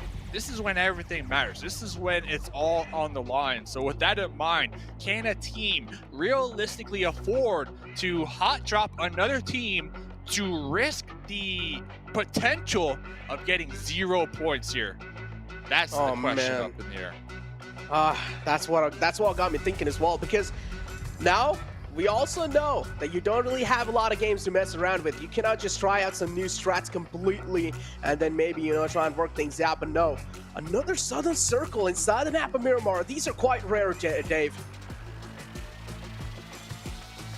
As rare as it gets. I'm just trying to soak it all in because we get circle number 1. There's some water in play, and yeah, this is Miramar, go figure. But up there to the north, I'm still looking. We got ST, we got 4 rivals, S2G. Like all these squads are still hot dropping on each other essentially. Oh man, they just don't care. They want the early smoke. They don't care. And well, guess what? Yep, I'm pretty sure they will probably get the early smoke, unless if Nigma Galaxy just do not want to give A7 what they want. A7, of course, is one of the most like aggressive teams out there, and they're not going to be backing out from a fight without any kind of like, you know, they would at least want some elim points on their name to start the day off. And A7, they are out for blood without a doubt. H2G for now in Hacienda del Patron, they have kind of full control of that side, so seems like somewhere down line, Godlike has backed off from there. Hit that subscribe, by the way. Notifications on. That's you know, guaranteed you can get it done. Shout out to all the viewers, by the way. I was watching a ton of people watching right now, a ton of people cheering for Godlike in the YouTube chat, and a ton of people cheering for Stalwart Esports. So I'm looking at this game though. You're kind of touching on it. The redemption, like Alpha 7. I called Alpha 7. 7 called Alpha 7. Last game, couple elim points. We saw them on that bridge camp on that east side. Didn't really play out in their favor. And I'm looking at Alpha 7 because I feel like game number 2 needs to be their game to really come back, I want to say. Get that momentum, those juices flowing so that they can play their confident play style that at least I'm used to seeing from them in that West League. Yeah, exactly. I mean, if you talk about Alpha 7, the first thing that comes up in my mind is that aggression they show, and also the consistency that Alpha 7 in general have, right? They're just like one of those teams that do not like to back away from the fights, but at the same time, they do manage to get decent amount of points for themselves each and every single game. So, which is quite understandable. Alpha 7, this is what they're known for. But I do want to see what exactly, like, what kind of things are going on for Godlike over here, because we did not see them in Hacienda del Patron. Godlike, I'm not gonna lie. Last game, I was extremely impressed with that grenade from Jonathan. Oh, Jonathan went for a nice little rotate to wrap around their teammates to kind of get that off angle, while 3 of their squad mates were in the front lines, kind of taking that fight with Alpha 7. They did an okay job, but then you had Carrillo in the back lines playing Overwatch, and Carrillo was really able to put a stop to that push over that little ledge. And so all that pressure was on Jonathan. And with all that being said, Jonathan did come out on top, in my opinion, in that very challenging situation. So Godlike, man, Godlike have a ton of people cheering for him. They're at the biggest stage right now. They got a lot to prove. They got some teammates that do have that world experience, I believe the desk was talking about. If there was kind of that wild card to disrupt the lobby, and let me get your take on this, I feel like it's Godlike, right? Godlike can be that disruption to the lobby. And the reason I'm saying that is because we had East League and we had West League. 9 teams from East League, they're playing here. 6 teams from West League, they're playing here. So those teams are kind of familiar with each other, if you get what I'm laying down. They kind of know each other's habits somewhat. So they have a big advantage when it comes to that. Who they don't know the habits of. They don't know the habits of Godlike. Yeah, you could have watched them, you know, but you don't have that in-game experience against Godlike. So I really feel like Godlike could be that wild card factor with some of these teams. Yeah, definitely. I mean, just that one game slipping out of hands, it's fun, you know. You can completely afford that one game. But as you mentioned, Godlike can definitely be that wildcard factor. And if they are, it's going to be one of the great, like one of the biggest like storylines without a doubt. Godlike, they dropped over here. They did not want any kind of early fight, so I do like the improvisation coming in from their side. Water treatment is where they opted to drop out. So HTG as well, early rotations. A lot of teams, they do not want to waste any kind of time. And Godlike, we are seeing them make those late game rotations happen, which is quite questionable. Most of the times they don't really work out, but maybe they have some kind of like backup plan building through. Not only that, just looking at BGIS, Godlike, they tend to favor when they get into these skirmishes, kind of a 3-1 split where they got one of their teammates up in the front lines, really keeping that pressure on. Meanwhile, they separate their other 3 teammates to cover that one squad mate in the front line. So they got all angles pretty much covered. And I feel like that's kind of one of those new metas that we're starting to see. Alpha 7 kind of did that a little bit in the West League. It paid off big time for them. So I'm really cheering for Godlike and just their overall momentum that I have to assume they're feeling right now. They have to be pumped to be playing in this lobby. So Miramar, okay, let's get into the game.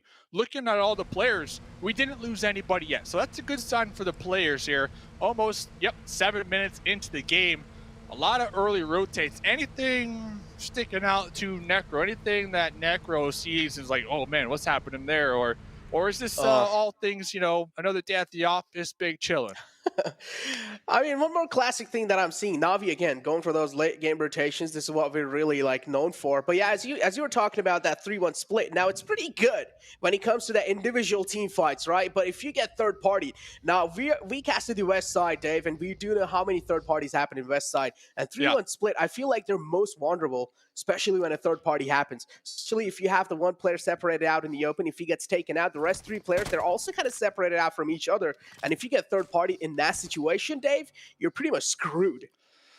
Yeah, somewhat. And to me, it comes down to map knowledge, like knowing the terrain and knowing what sight lines you might be exposed to, right? Not only that, the spacing in between your split. As long as your spacing isn't too far from each other, for example, to add to your point, if one of your teammates gets knocked down, as long as that spacing isn't too far, you should be able to get the pickup, right? If you are safe to do so, of course. So that's another thing to keep in mind. And Godlike, just watching BGIS, a lot of the fights that they were in, they were aware of the terrain. They took these nice fights when they would push out in the open, where they knew for a fact what angles were covered, which angles weren't covered, and if those angles weren't covered, they had a teammate covering it for them, if you get what I'm saying here. So Godlike, I'm telling you, I'm a big fan of Godlike. I am really happy that they made it here, and I think they could really disrupt this lobby. Dude, I myself am a huge fan of Godlike. You know what they say, hashtag they'll say Godlike, and that's what I'm going to say as well. But yeah, for now, the circle shift as well, kind of going to be moving down south again, a little bit tilted on the right side, which is completely fine. That means there is going to be a lot much more free compounds for other teams to try and take it. But yeah, now, as you were also talking about the kind of like separation, you should not really be separated from each other a little too much. And I feel like for that is a perfect example has to be Stalwart Esports. I just like how they like adapt in each and every single fight, right? It's not like they don't separate a little too much in these fights. It's like they do that, but if only they have a clear knockout easy. Like if they're sure that they're going to be getting this knockout, then only they will make that huge separation happen. Unless they just try to like keep themselves separated, but not too much. Yeah, Stalwart Esports, another prime example that we saw last game. Every time we would look at them, they either had a 2-2 split or they had a 3-1 split with action in the front line. And that reminded me a lot. We saw it, not to be too biased here, but from North America, when Coops got invited onto the Knights, that was exactly what they did. And that played out big time for him up until a certain point. But Stalwart Esports doing the same thing here with action. You got that front line gunner, the one that seals the deal. Just make sure that they stay alive. Not only that, but top always opening up these engagements for him. But talking about opening up these engagements, yeah, Nox Bomb. Dude, did you see that tracking right there? Well, that was the 1-2 dirt nap out here. Oh, if I am the player dying right there, I'm saying, I'm yelling he's a cheater. I'm yelling. There's no way. You know, it's just that's just me if I'm playing the game. Oh, damn, son. That's what I'm yelling. If I get taken out like that, like they were full pedal to the metal right there. Oh, my God. What a nice shot there. And this is Fenerbahçe. Last game, we saw them. They got heated. They got crashed upon. Didn't work out in their favor. And if they would have won that fight, they would have came out big time because that compound was solid. So a lot of these teams, they're looking for that redemption, I feel like, in game number 2. All these teams are top-notch. They all have the skill. They made it here. They're here for a reason. But, of course, you don't want to get 0 points in a game. So I'm really looking for these bottom teams to perform here in this match to really get it going. Oh, dude. Next Ruya, one of those teams, they won the West League, dude. Completely surprising all of us. And I do want to see now what next Ruya they are going to be doing in the grand finals as well. We've been talking quite a lot about all these other teams. Next Ruya, one of those teams, I feel like we need to talk about them a little bit more, having players like frozen underneath your sleeves. And if I'm going to hold on to my words for now, again, Godlike being held at the bay. And this is what I really do not like. Those late rotations do not work out most of the times. And Godlike, again, being held off at bay. And this time, it's Stalwart Esports doing the same thing. But guess what? It's going to be a little third party from the side of Na'Vi. And, of course, it's a West team doing the third party. Yeah, they're definitely going to lose one in this process. Godlike out there. But they're kind of catching a break because now Na'Vi going to be applying that pressure to Stalwart. So it is what it is, as these teams going to be up here in the north trying to outrun the blue zone, now closing in on them. Stole the kill, but the other 3 teammates of Godlike, they were able to successfully get on out of harm's way. They're still in their vehicles. They're ready to react to this next circle shift. Oh, but no, as I said, Neo. Godlike. This rotation, man, it isn't paying out in their favor right now.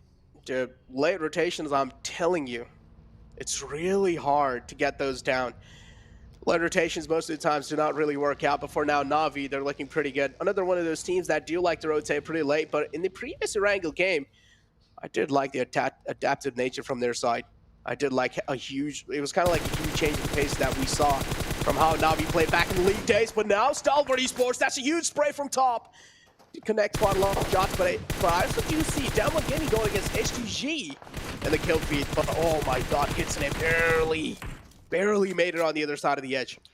And look at the different play styles here. Na'Vi, they see the next circle shift and they prioritize sending it, trying to get a better position in that circle. Meanwhile, Stalwart, they aren't worried, right? They're playing this one slow, they are relaxing, and they were able to get a couple shots out there on that Na'Vi rotate. And it just goes to show, at least to me, the confidence right now that Stalwart, that they have the ability to play slow, that they're not going to let these zones kind of dictate their movement. They're not going to let these zones apply pressure on the bigger picture gameplay here, game plan that is, that they are coming in here with. Oh, dude, the game plan, as you mentioned, they're also going to be rolling out some like secret cards, I'm pretty sure, on the day too, and I cannot wait for that. But yeah, Team Secret now, quite close to the players of H2G. There was a fight going on between Down1 Gaming and H2G. Couple of casualties, we did witness those as well. Down1 Gaming as well, short one player. Same thing goes with H2G. Team Secret, do you realize in the front, there is a team. They're also taking things quite slow. Stalwart Esports, again, they're just tailing Na'Vi around. Action. Down there. Tixie. Able to, look at that tracking, by the way. The gyro right there from Action.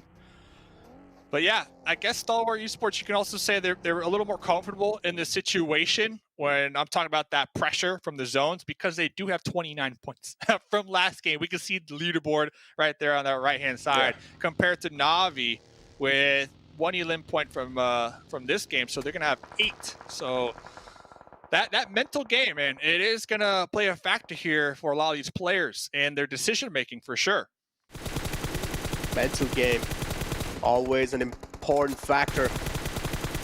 Big tournaments like this. And Action just trying to blow Tixie's vehicle.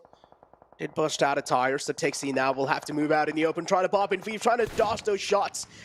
But not enough movement, indeed, and Top is going to be finding him. Tixie goes down. Tixie eliminated out the game. That's not really good news for Na'Vi. Na'Vi left with only 2 players alive. And you can just see the concentration right there on top space as well. I think I saw a little sweat drip from their forehead right there. Like, that is how tunnel vision they are. I love the player cams, by the way. I love that we get to see their looks. I love that we get to see their grips that they're using. And just that determination. Next zone goes up, so hopefully they're a little more determined because they are on the opposite end. So Stalwart Esports, they are going to have the challenge to reposition now in this new circle that did once again favor the south and favor the water. Oh, did you see the split from Infinity as well inside the zone? They had like all 4 players separated out, and as soon as they realized next Ruya is closing in, they just retreated back. Now they have a 2-2 split. Both these compounds are being acquired by Infinity, and Infinity have the prime positioning inside the zone, including Nigma Galaxy. Now they can try and play this off as safe as possible, or else they can try and rack up some kill points that are the teams that are trying to make it inside the zone. Team Secret, though, pretty close to Furious Gaming. Or I guess I gotta say, Poppy Potro is pretty close to Team Secret. Yeah, if there was a player that can really clutch this one out, Poppy Pocho is that player. There we go. Popping up with that UMP. Surprise! Exactly what they're saying. What I want to see now is some type of support, though, from the back lines. Maybe send one teammate down there in the front lines to help support Poppy Pocho, but it looks like the 3 teammates are going to remain up there in the hills playing that oversight position. Oh, they're just the scouts right now. They're just giving so much information to Poppy Potro. They're kind of like they're his eyes behind the sight lines. But look at Jumper. Jumper recognizes what angles are currently going to be occupied. He knows for a fact that the south, the wall is going to be the perfect cover. And Furious Gaming, the 3 teammates on the hills, they don't have sight lines behind that hill. And Poppy Procho, well, got caught slipping. At HDG, they're just like, all right, don't mind us, guys. We're just making our way through. We're peaceful. We're friendly. Just got some free pass, safe pathway out of that miserable situation. Yeah, now again, Furious Gaming, they have 1 man down. Poppy Potro is a huge man, and you do want to make sure he's back up on his feet. Down 1 Gaming.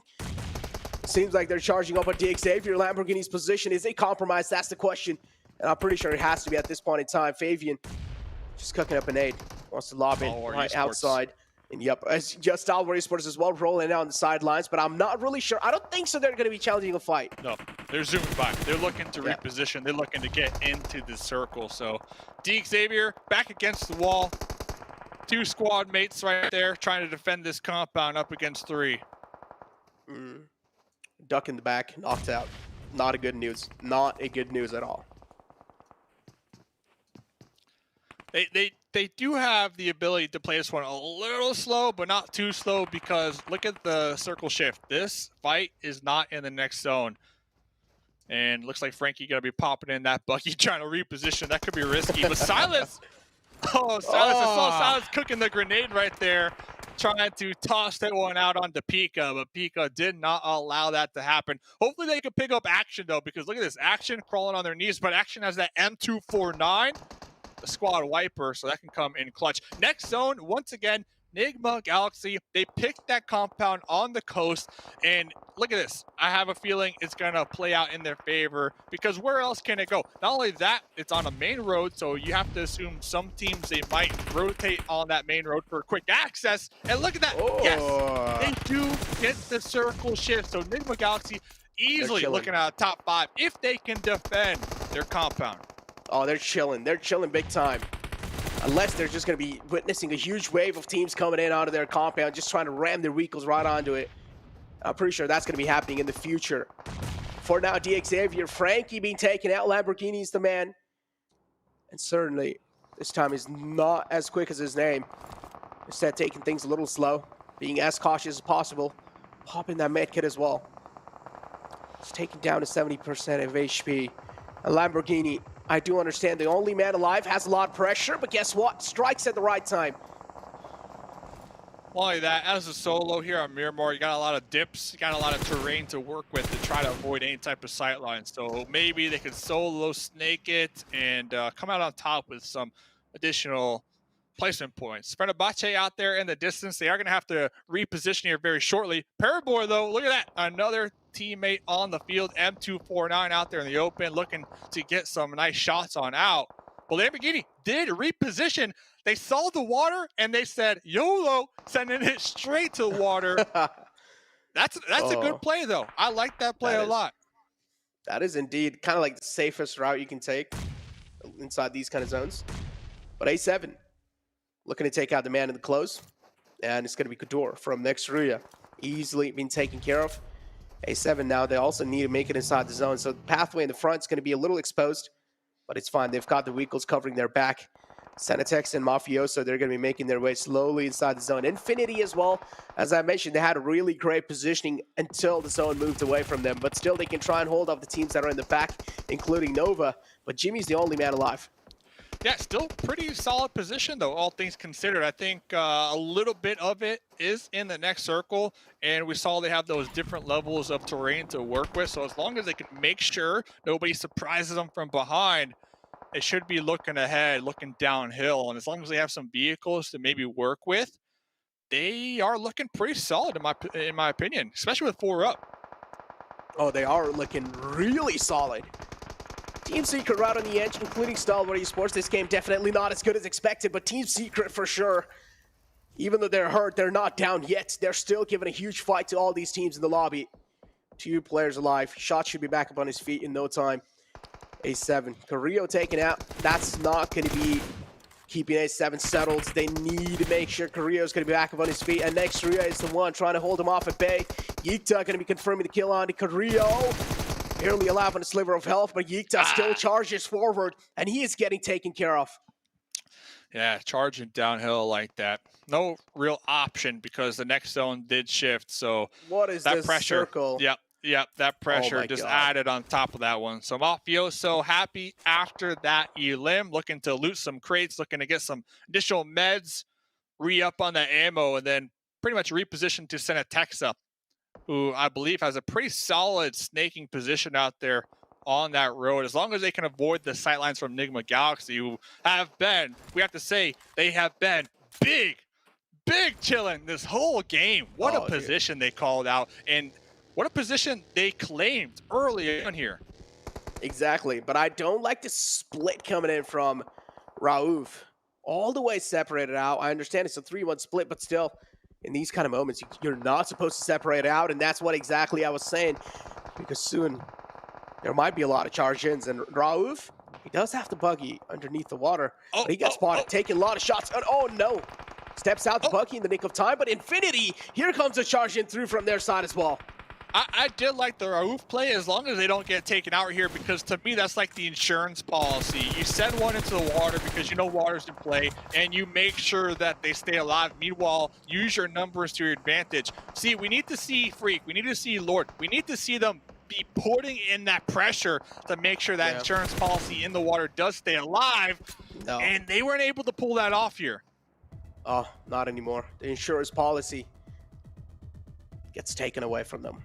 Unfortunate. Team Secret, but still, Nigma Galaxy, they have the man advantage inside this entire situation, and they can always turn it into a victory. Unless, again, they don't make any kind of rookie mistakes. Team Secret, Shots the only man alive, but all it takes is that one little mistake, and Shots will get a huge chance to try and bounce back. Another huge game, too, when we're talking elim points for these top teams. Alpha 7, I saw 7 elim points. Nigma Galaxy, 8 elim points, so they were able to really use that position, that compound in their favor. As Lord gonna be pulling up here, grenade, cooking it, looking to toss it. Let's see, will it be successful? Oh, Freak also going to water? I don't know about that one. I don't know about that one. Yeah, that's a questionable play from Nigma Galaxy. I don't know why they did that. Trying their best to take out Shots, and finally a nade connects onto Shots. As we mentioned, got him, a huge got him moment without a doubt, but now it's a 2-on-2 situation, and A7, they thrive in these moments. They do. Let's see, getting shot from the SLR. Now, just think about it. If they would have kept Freak alive, they would have had a 3v2 right now. But instead, Freak went into the water. Don't know why. Now they're down to just a 2v2, and this is Mafioso and Senatexa, 2 of the most consistent players from the West League. Oh, using that bus as a movie cover as well. I do like what Hamoudi is trying to do here, but if Nigma Galaxy played things a little bit more safer, this wouldn't be the outcome. Yeah, they're too taken grouped. down a little bit too low. Yeah, as you mentioned, 2 grouped up. There needs to be a little separation. There needs to be a little bit more info gathering, and I do like what A7 are doing. Senatex are trying his best to give as much as visual info as possible to Mafioso, and Mafioso slowly and steadily sneaking around the ridge, making sure his presence isn't being sensed by Nigma Galaxy. Exactly. Senatexa has that hard cover. Senatexa trying to keep these sight lines to make sure Nigma Galaxy stay pinned down. Meanwhile, Mafioso quietly sneaking up within grenade range. Nigma Galaxy are on top of each other. There goes one. Now it's up to Lord to clutch this one out. Oh, was able to take out Mafioso, but Senatexa full sending it right now. Oh, the reply's there without a doubt. And as you mentioned, Senatexa full sending it down the line. He does have the UMP to favor him in those close range combat. Senatexa is not going to fall back, but the problem is Lord doesn't have HP favoring him, and he is trying his best to heal back up, but Senatexa is just a little too aggressive in these moments, and he will seal the deal on the final man of Nigma Galaxy. And A7 get that chicken dinner. Wow. Let's go. Hey, did I just see you try to drop shot Senatexa? Nah. Nah. Not like this. Alpha 7. Winner, chicken dinner in game number 2. And I gotta say, that split at the end, Senatexa covering the position from the high ground, Mafioso trying to get within grenade range, find that little dip. That was the game-winning play here. So huge congrats to them, but also congrats to Nigma Galaxy. Ton of kills, ton of placement points as well, Necro. Dude, insane game, insane game. 10 elims from the side of A7, Nigma Galaxy as well. Some rookie mistakes being made, honestly. When they had that one man being taken out from that split, as you mentioned, the insurance, when it got taken away from them, I feel like they should have at least tried to like stay to group up a little bit, but they should have also had a little bit of sensible split between them. Well, it is what it is. That was only game number 2, Miramar. Ladies and gentlemen, don't go anywhere. Let's hear what the analysts have to say about that game. Well, you better not go anywhere because we have a lot to say about that last match. Thank you very much, Necro and Mustache Dave, for covering that one. I can already see out of the corner of my eye 7 extremely happy about Alpha 7 taking home a chicken dinner, taking home a good amount of eliminations, but also for Senatexa, he played last year here at PMGC, or the first year at PMGC, well, PMCO, Fall Split Global Finals, let me get the entire name out there. He played back then, and he's shown he's got what it takes to compete, and got what it takes to get them victories. He's been one of the most veteran players out of the Americas, and I mean, he's showcasing it. He's actually continuing to improve. He's not just being stagnant, he's been able to improve. He's now becoming a clutch player, as we were able to see right there for this team. And I mean, this is huge for Alpha 7, because if I'm not mistaken, in the next one, we're going to be going to Sanhok, and there's going to be a lot of spicy stuff that we're going to be talking about in a bit. But for Alpha 7, I mean, I do hope they're able to carry that momentum. This is a team that's usually really well at carrying that momentum. If they're able to maintain that, it's going to be huge for them. Yeah, I think especially you have some players that are very hesitant to go to that first-person mode towards the end there, but going into that FPP moment in that 1v1 was just clutch. In that smoke moment, you're going to have that information first, and you're instantly going to be able to get in that spray mode.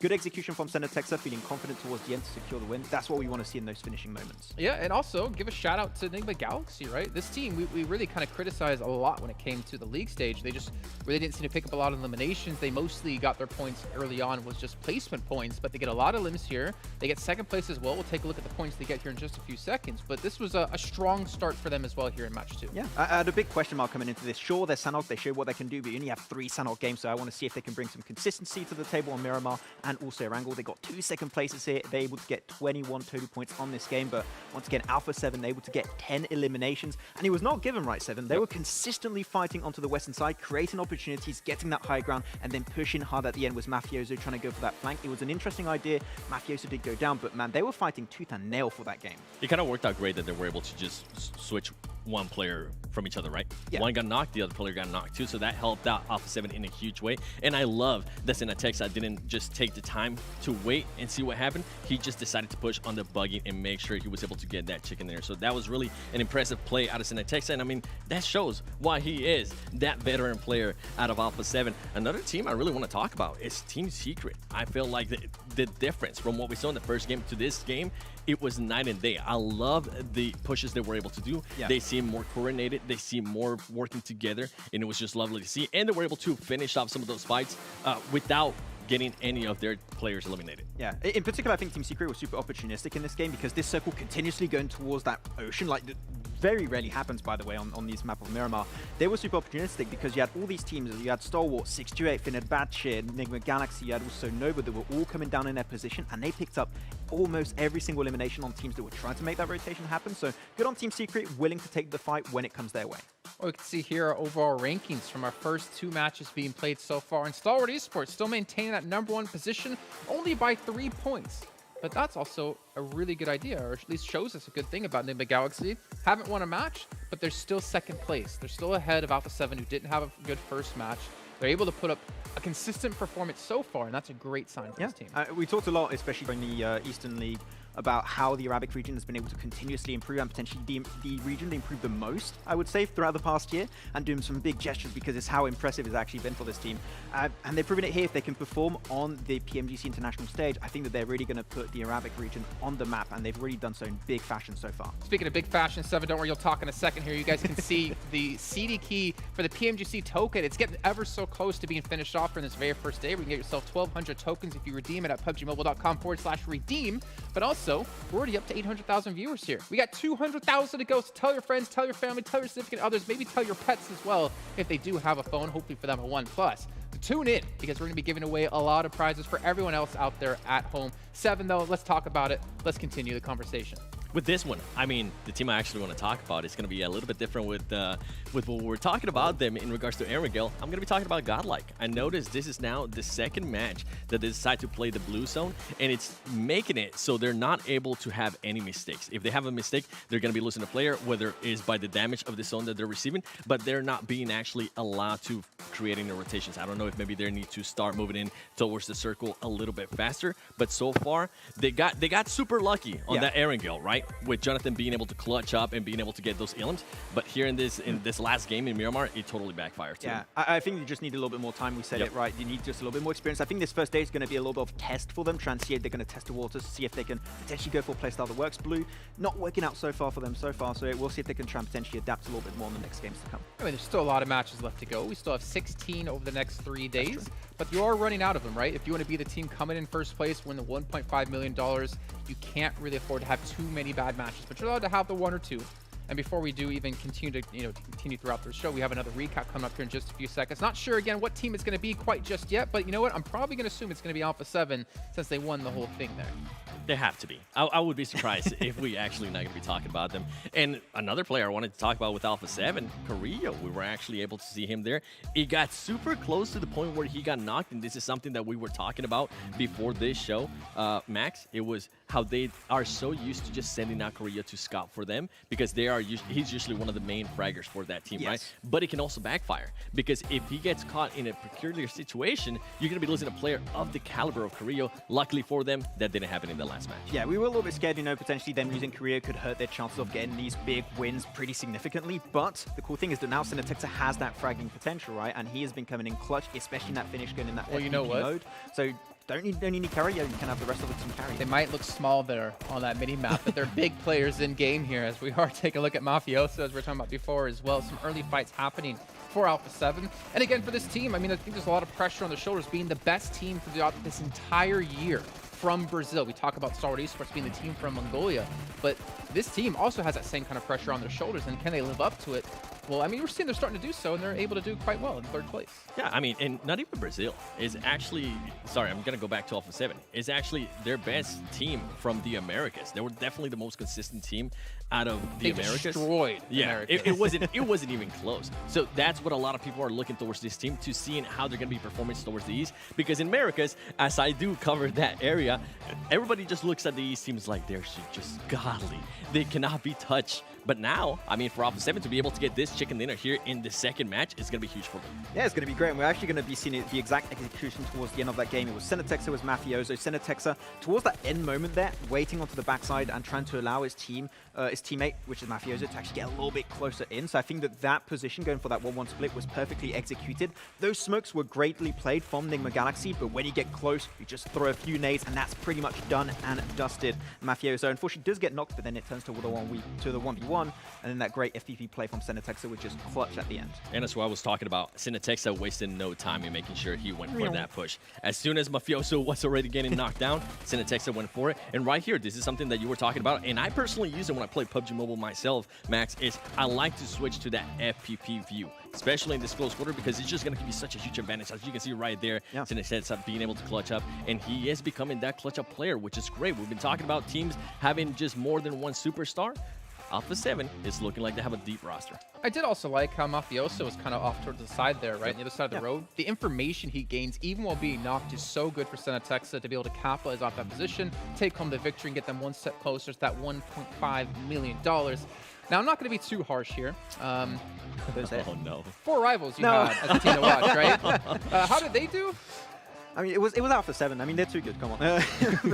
Yeah, and unfortunately, that's the main issue that we have with 4 rivals. They get close to a potential good position, and then they just, I have the impression they stress in some way, shape, or form, and they just unfortunately have a complete blunder. Happen once again here versus Alpha 7, and they are a team that needs to have structure. You give them structure, they could potentially get wins, but it's just not happening yet. I mean, we've seen good things out of them, to be fair, but they were always that team that couldn't close out matches, and when you want to be the top of the table, right, you have to be able to close out matches. You can't be really good at placements. You can't be just really good at eliminations. You have to have that great marriage. You got to get down that one knee, pop the ring on, pop the question, and be able to pull that off if you want to be able to win $1.5 million. But a team who wants to win $1.5 million is actually going to be Stalwart Esports. To start off the day strong, and luckily for us, we do have an interview coming up with them in just a second. Hello from Singapore, the PUBG Mobile Global Championship, of course, the grand finals. With me now from Stalwart Esports. Hello, Action, right here. Nice to see you. Hello, hello. And we've got, of course, coach and translator and manager here. Good to see you. Nice to meet you. Thank you. Thank you for being here. A few quick questions, a quick fire round. You guys have been very competitive in the first 2 games. How did you prepare for the grand finals? Эхний 2 тоглолт маш мундаг байлаа. Тэгээд Grand Final юу бэлдсэн бэ? Ер нь бол тоглолтынхаа юу тактикийг бол ер нь хэлж болохгүй. Тэгээд бид нар энэ тэмцээн дээр ер нь хамаг чадхаараа үзээд заавал чемпион болохыг гэж байна. Okay, he say he not want to tell the tactic of our game. Of course. But he say we can try our best for coming to champion.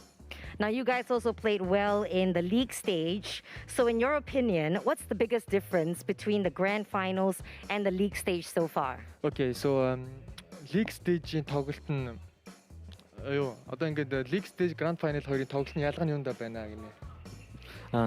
League stage-ийн тоглолт grand final-ын тоглолт нь ер нь бол grand final нь дэлхийн бүх шилдэгүүд цуглуулсан гэж хэлж болно доо. He say is different because grand final is all the team in the world, 21, the best team in the world. So league stage is only for each team, right? Right. And this is the biggest difference. That's right, of course, the sizing of the teams. Now, when it comes to the championship, who do you think is your biggest competitor? I'd love to know as well. Okay. Энэ тэмцээний хамгийн том өрсөлдөгч нь юу вэ гинэ? Хамгийн том өрсөлдөгч гэвэл бид нар өөрсдөө юм уу да. Өөрсдөө даваад энэ тэмцээнд авраг болоод гэртээ бахархалтайгаар арихыг хүсэж байна ер нь. He say all team is the best, all team is good, but the real adversary for us is ourselves. Because in the game we can have so many errors, but this is for ourselves. Yeah. Because you can have so many errors, and if we don't have some error, it's good, and we can take the trophy of PMGC and go home. That's right. Hey, all the best, and thank you for being here. Thank you very much. Let's say a big hello and goodbye from Singapore. Thank you. Hello, and hopefully not goodbye for too long here. Great to hear from them, actually, talking to Action and who their biggest opponent was themselves. That's deep. That is deep. I know. So, and you brought this up when we were watching the interview, Max, because you did reach out to them, and they told you it was a different team, right, originally? Yeah, they said it was Alpha 7 because of their main drop on boot camp. We could talk about that for absolute ages. The DPS fights and everything is insane. Like, you definitely want to look out for that Sanhok game. But yeah, Alpha 7 is also their big competitor from the western side. But maybe it could happen. Maybe after they see Alpha 7 play, they're like, they're not that big of a deal. Nah, they're gonna drop each other. All right, ladies and gentlemen, we'll see if they're gonna drop each other in just a few moments. We're gonna head to a short break here and get things ready for our third match of the day.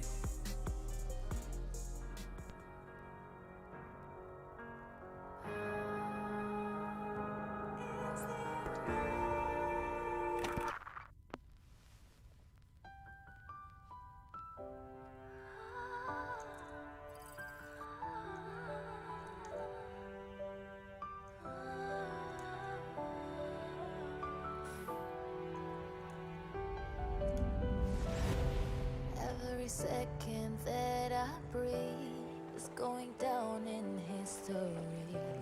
We are victorious, can't stop me. Maybe today we'll fight our battles, show you the way if you can handle it. You follow me. I'm back with a plan, start with the pinnacle, I be the man. Back to the battle, the last man standing. Who would have thought that I had what it takes? With the whole city on my shoulder going crazy. Back to the pub with the keep in the G. Victory lap with a ride with the team. Stay good sport and smoke with the E. Aim for the high school ring, I'm going.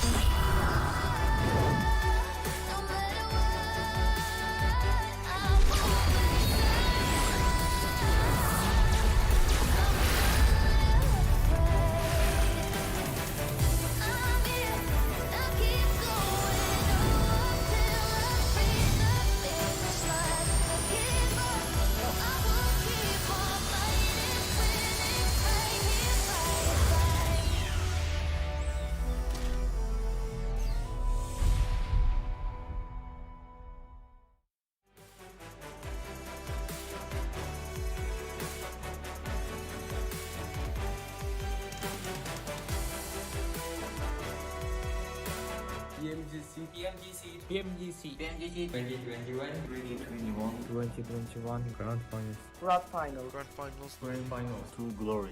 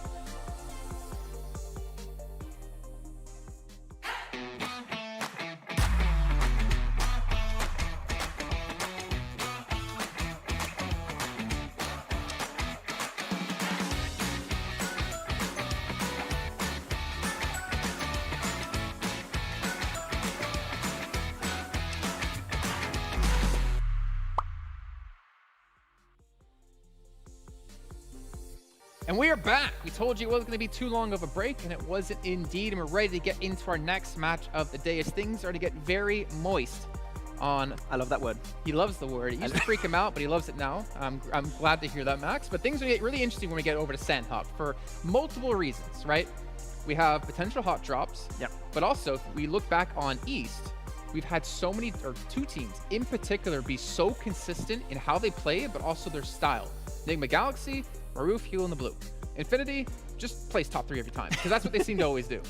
Yeah, it's the Infinity playstyle coming in onto this one, right? But the one we want to talk about especially is going to be that hot drop. Yes. That hot drop is going to be insane. It's going to be going through in boot camp. It's going to be Alpha 7. It's going to be Stalwart. 2 teams that currently both got a win right now, and they're going to fight it out super early in that game. And in the scrims, they made it happen. It got close a lot of the times. Who's going to come out on top? I don't know right now. Which gun was it? Which gun was it? It was the DBS. Yes. You know it. It's DBS fight in boot camp. Hell yeah.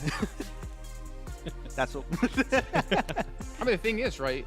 Do you legitimately think we're gonna have a hot drop though? Yes. Yes. But the thing is, why would you risk something like that again with so few matches to be played? And you know, if you lose that one match, or you go out early in that one match, you could be ruining your chance to win a $1.5 million. So. Yeah. Okay, so with Alpha 7, that's pretty much their main Sanhok gameplay that we have seen for all year.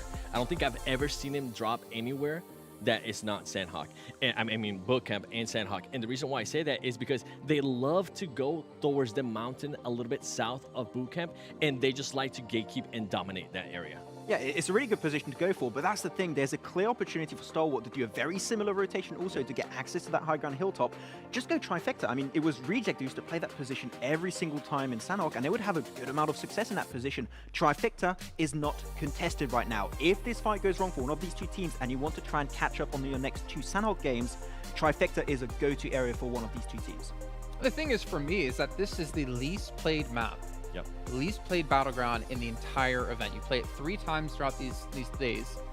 Being one of those teams who can be consistent and pick up points so consistently for me is like such a really cool thing to see. Typically, you'll see teams, I mean, Erangel is the most played map, period. Every team should generally have a good understanding, but for some reason, for me, in my head, Infinity always have it figured out. And I don't think we even figured out what the reason was, but they're always so consistent on a map that is coined as being the most difficult and RNG map out there. Yeah, I think the main reason why you see this team perform so well is every single one of their players is able to frag out big time. And having 4 players that have that big fragging potential in a fight where you could have third parties happening, you need to all have that potential, even if you're Nigeria or even if you're support.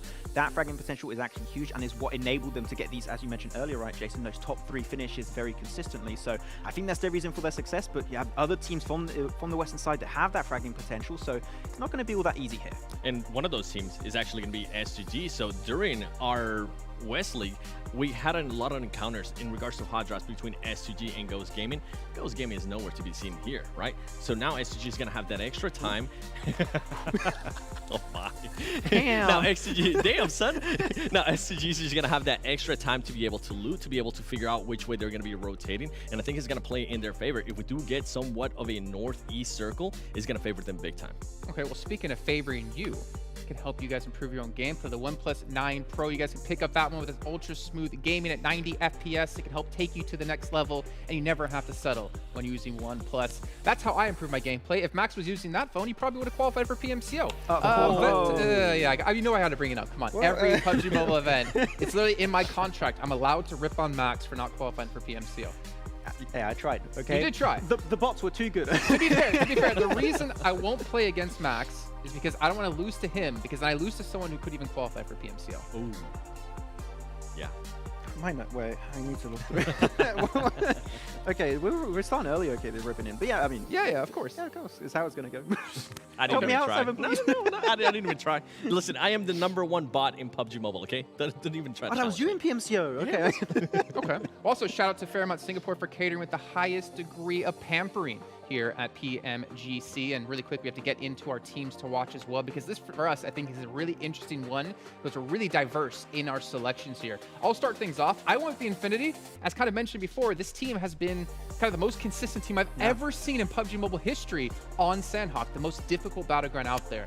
So that, for me, is why they're a team to watch. If they want to place top 3, if they want to place first overall in the event, I feel like they need to have those performances, those strong performances on Sanhok. Max? That's a big surprise. I think you never picked Infinity in like the history Never of PUBG have. Mobile. First time. He's First never time. done that.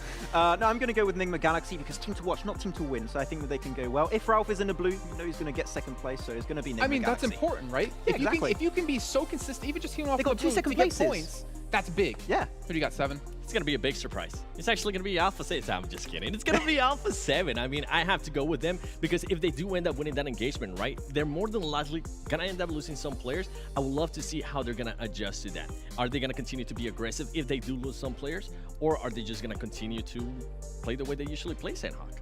Yeah, I mean, they're obviously the pride and the hopes of West, but it's time to hop into our next match of the day. So let's throw it back over to our commentators here for the last time of the day. We got Mustache Dave and Necro. Yo, Maxman. Hey, Maxman, what are you taking notes on, man? What you writing down? Let me know. Game number 3, Sanhok, of course, 7 representing Alpha 7. That's a big if for me, Necro. The reason I'm bringing that up is because we are predicting a Alpha 7 Stalwart Esports boot camp clash here. That's huge if they do pull it off. Oh no, that's what I call the clash of the Alpha Titans, dude. And this is what I'm really going to be eyeing out for. Another drop clash that is anticipated coming inside. Without a doubt, has to be Godlike and Nova. Now, both of them like to drop in Pine Ants. Are they going to be doing the same this time? That's the question. Oh man, there's a lot of what ifs. We're gonna find out right here, but talk about finding out. We got some early game action for Rivals right here. They are squaring up. Looks like they got a duo just right in the thick of it. This is near Runes, up there on that west side of the circle shift. Oh man, here we go. Another circle kind of like just tilted down south. It's just this south day today, Dave. I don't know what's going on. All these circles just kind of tilted down south. TakeC able to make it alive on a sliver of health. Gotta thank his gods for sure for that. Thank his like stars, without a doubt. TakeC still alive in the game somehow. And now over here, Dom1 Gaming and 4 Rivals. These two teams clashing against each other. Fabian back there trying to group up with their teammates. Could really play spoiler for the duo of 4 Rivals, in my opinion, if Daewon could just make sure to play this one slow and keep the focus on them and really spring up with that surprise factor. Daewon, the most consistent team on Sanhok when we're looking at the East League. So this is their map. They know it front and back. Let's see what will happen. 4 Rivals looking to play spoiler to that. Ooh, 4 Rivals. That's a beautiful split for sure. If the man who's kind of distanced himself from the rest of the pack, who also has a little bit of high ground, if he's able to find that initial knock on the Dom1 Gaming, that can change quite a lot of things. But guess what? Who finds the initial knock? It's Dom1 Gaming knocking on the doors of 4 Rivals. And there's a huge split for 4 Rivals as well. That's quite a questionable.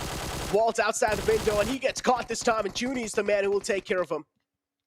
Yeah, and we saw it play out exactly how we expected. Fabian from behind was able to group up with their teammates, apply that additional pressure from the alternate angle. But look at this, Clutch God, UMP in hand, trying to square up with the Duke Master, the Duke and Machine with the Vector. Looks like Clutch Guard going for a nice little rotate, trying to catch an off angle here onto the Duke and Machine, who has just stayed in the corner of the compound. Looks like Clutch God might be opting to safely retract back to their teammates here, because we saw last game got like a little rough on the rotation. So we saw him lost 2 on that rotate. I have to assume they're not trying to do the same thing here. Yeah, Clutch God indeed taking things a little safe. And so you mentioned Duke and Machine inside the house. Duke and Machine is always one of those teams. He's kind of like the silent assassin. He just likes to play as quiet as possible in these kind of moments and just wait for the opponent to make any kind of mistake. And when they do, he just strikes in. Like, talking about mistakes, that's not a lot of games, because the reason I say that's not a lot of games, because after 16 games, there's going to be one team walking away with $1.5 million US dollars. So every single point counts. And look at this little substitution action here. Oh, dude, that's gonna be huge, right? They're trying to change things out, trying some new things out over here. Substitution as well, just to see how things are going to be changing out for that team. But yeah, Godlike, it seems like, again, a casualty on their side. Not a good sign. Definitely going to be a sign of worry for Godlike, and I do want to see how they're going to be bouncing back from this, because the position they have right now is definitely not that great. Yeah, it looks like they're trying. Ooh, okay, that's exactly what was needed. A nice little knock there across the channel, because Jonathan is on the opposite end of this bridge looking to make a play. So looks like Neo and crew, the duo, trying to keep the eyes on them, right? Applying that pressure from that east side of the bridge. But look at this, Jonathan. Looking to make a solo play with the wide rotate. Jonathan, look! Talk about the snakes of Sanhok. Talk about the snakes on Sanhok. And ladies and gentlemen, we hit 1 million viewers. So shout out to you viewers out there putting in the work here, making this event a amazing moment. But back into the game. Jonathan, what happened? Jonathan, no, not what you want to see. Indeed, not what you want to see, Jonathan.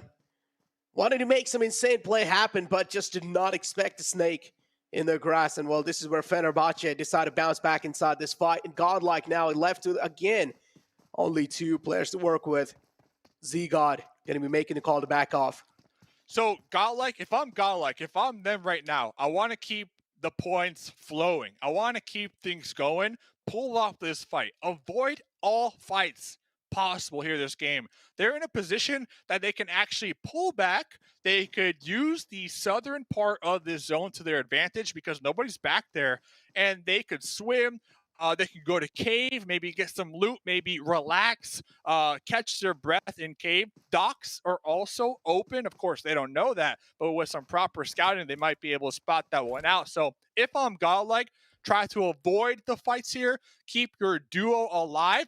And if there was a map, Necro, and I think Jason touched on this a little bit talking about RNG, I'm the opposite. I don't think Sanhok is that RNG, right? Hear me out. Necro, hear me out. I'll hear you. The reason I'm bringing this up, I don't think Sanhok is that RNG because I've seen multiple times players able to hit those heals. If you know how to heal on Sanhok and you get all the meds, top 5, 3rd place, easy. Even 2nd place, 1000% doable. So I put it out there. I might get a lot of heat from that. I don't know. Feel free to add to it, or feel free to be like, you're crazy, Dave. Hey, it's in your court. It's in your court. But I'm bringing that up because Godlike, they can implement that strategy. They can hunt down all the meds. They can avoid all the fights and just heal or placement points here this game. I do understand, but I'm going to add on to it a little bit, because we did see Nova taking a couple of shots back, Paraboy, probably back down to the cover. Now, yeah, touching up on the point that you made, you think Sanhok isn't really that RNG. Honestly, I'm with Jason over here. I really do think Sanhok does bring quite a lot of RNG. And the reason why I'm saying that, now, if you keep the healing aspect aside of the map, I feel like even in the gunfights, Sanhok's all about healing. Sanhok's all about dude, you just ripped my point apart right there. The only reason I'm saying that is because you can heal on Sanhok.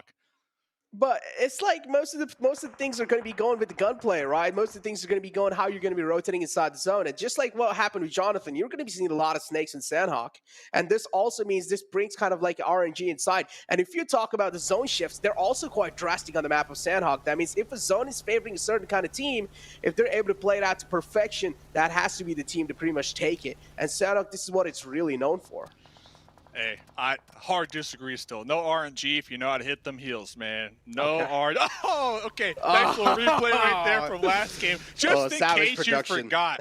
That is savage. If you get caught slipping, we will replay it. And we caught right there Navi with the boat tape. My man, Navi looking to get into the zone here. That one, we saw them. They lost one early on, but they did pick up 2 elim points. And I'm touching back onto them because they were the most consistent team when we look at Sanhok performance-wise from the East League. I do understand. Yeah, they were really consistent, Navi. But again, in the final days, I feel like last day was where Navi decided to really like bounce back, and that's where they got like themselves 2nd place in the overall rankings. This proves quite a lot about Navi. This speaks quite a lot about Navi as well. But if we talk about the Super Weekend days, Navi did not really deliver as expected.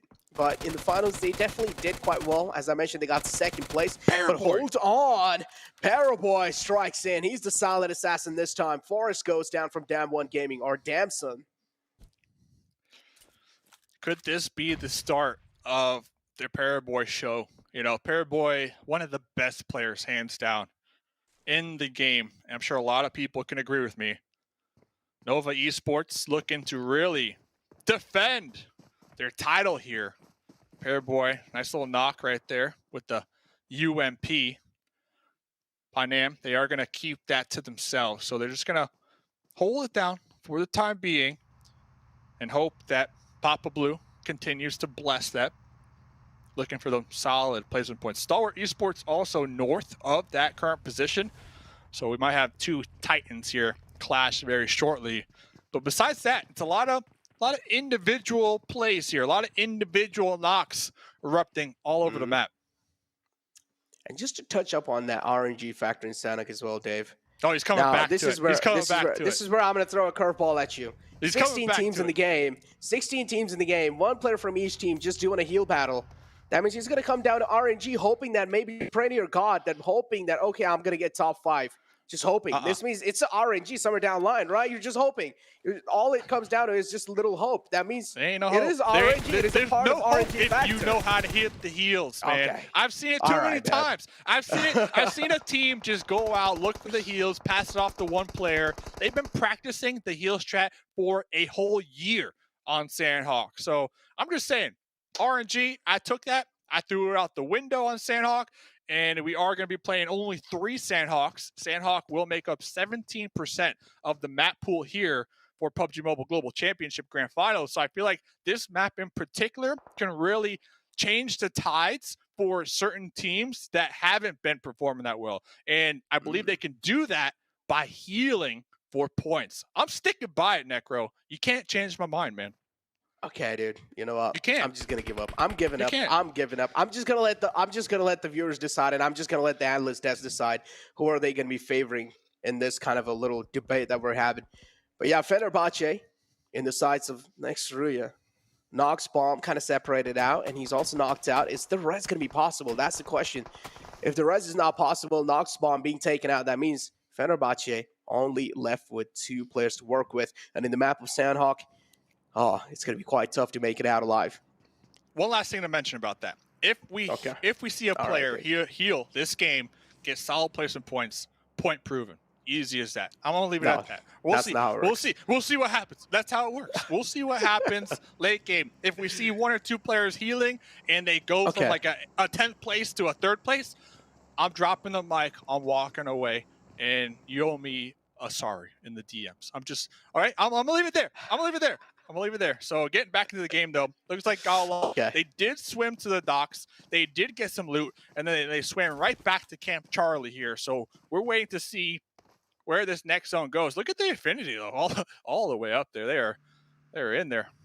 Look at 628 as well, just taking their time in rotating inside the zone, all the way from the left side. To not want any kind of smoke with any teams. Just playing things as safe as possible, playing for their lives. Next Ruya. Just trying to inflict some pain on Fenerbahçe. I mean, Fenerbahçe are already crumbling down. They're on their knees.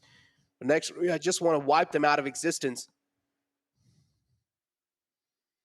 Hopefully not too soon. 16 teams alive still on this Sanhok match.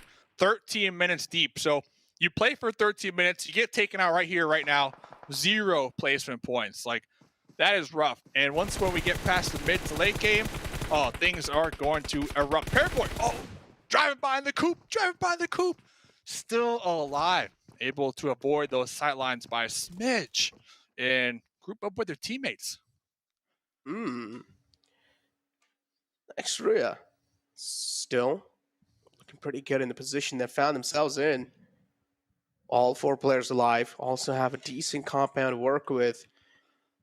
Now, what I'm really worried for over here is going to be Fenerbahçe. And somewhere down the line in the future, if the circle moves pretty close to Fenerbahçe, there's no way in hell Fenerbahçe aren't getting charged on.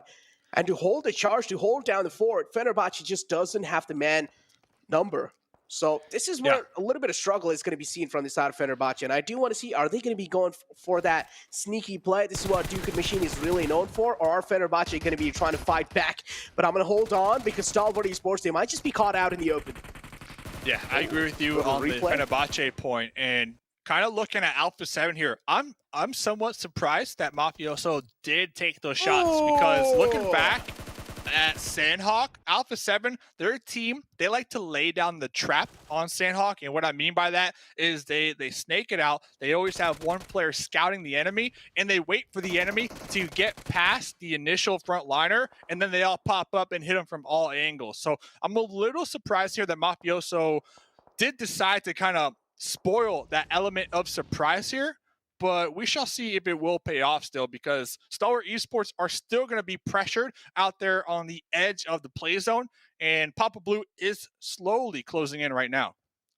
Blue zone, as you mentioned as well, slowly and steadily closing in. Godlike, it seems like for now they are settled inside Camp Charlie. Again, now the med strat that you really like, Dave, at this point, Godlike can definitely try and go for that if they have enough amount of meds. We'll see. You keep bringing up the med strat, man. I'm telling you, I'm right. Don't worry about it. All right. So Order out here. Oh, we saw Order right there in the kill feed. So Stalwart Esports, Pika could really play spoiler, because looks like Action going to be crawling up, and it looks like Action is going to be taking the attention of Mafioso, the one up there on the boulder. Just waiting to hit these shots. Oh, you know Action wants to take it. Oh, of course he does. You know his name is Action. He's the man of action. And he wants all the action. But look, the next zone pop. Next zone pop. So that's going to like change up this plan totally for Stalwart Esports, who were possibly looking to push uphill slowly and take the fight with A7 up there. But now all those teams in the north, they need to send it down south somehow and survive. Talk about Godlike, though. They're going to be having a huge threat lingering on their head. Because now Fenerbahçe, they as well, it seems like they're having a little bit of casualties on their name themselves, kind of stuck on the bridge. But I'm going to hold on to my word, because Furious Gaming, this might just be a huge breakdown. And yes, it is. Finding one. Poppy Potro looking to find the other one. And I just like the trigger discipline from the side of Furious Gaming to let them settle inside the vehicle. And when they found the right moment to strike, they did. Very questionable play from S2G. 4 squad mates. Four squad mates in a Ronnie. I know the next zone was somewhat shifted far from them here, but 4 squad mates in a Ronnie. They definitely open up themselves to getting exploded on the complete elim. But Poppy Potro right there, I believe getting 2 confirmed, so that was beautiful. Oh man, fights happening all across the board, including another fight panning out between Infinity and Na'Vi. Another huge fight. Kitsune, the only man left alive in that fight, but for now, we need to cover this one. 628. Man being found. The other man's just inside the house, trying to play things a little safe, trying to play for his life. He's scared to his death. Enigma Galaxy, they have a huge high ground on top of the players of 628, Dave. Not only that, you talked about Godlike. They continue to be favored in these zones. That is exactly what they need. The thing is, we still have 15 teams alive, so they are not out of the thick of it as of right now. Still 0 points if they get taken out right now. But Nigma Galaxy, hot off the press from last game, they almost got that winner chicken dinner.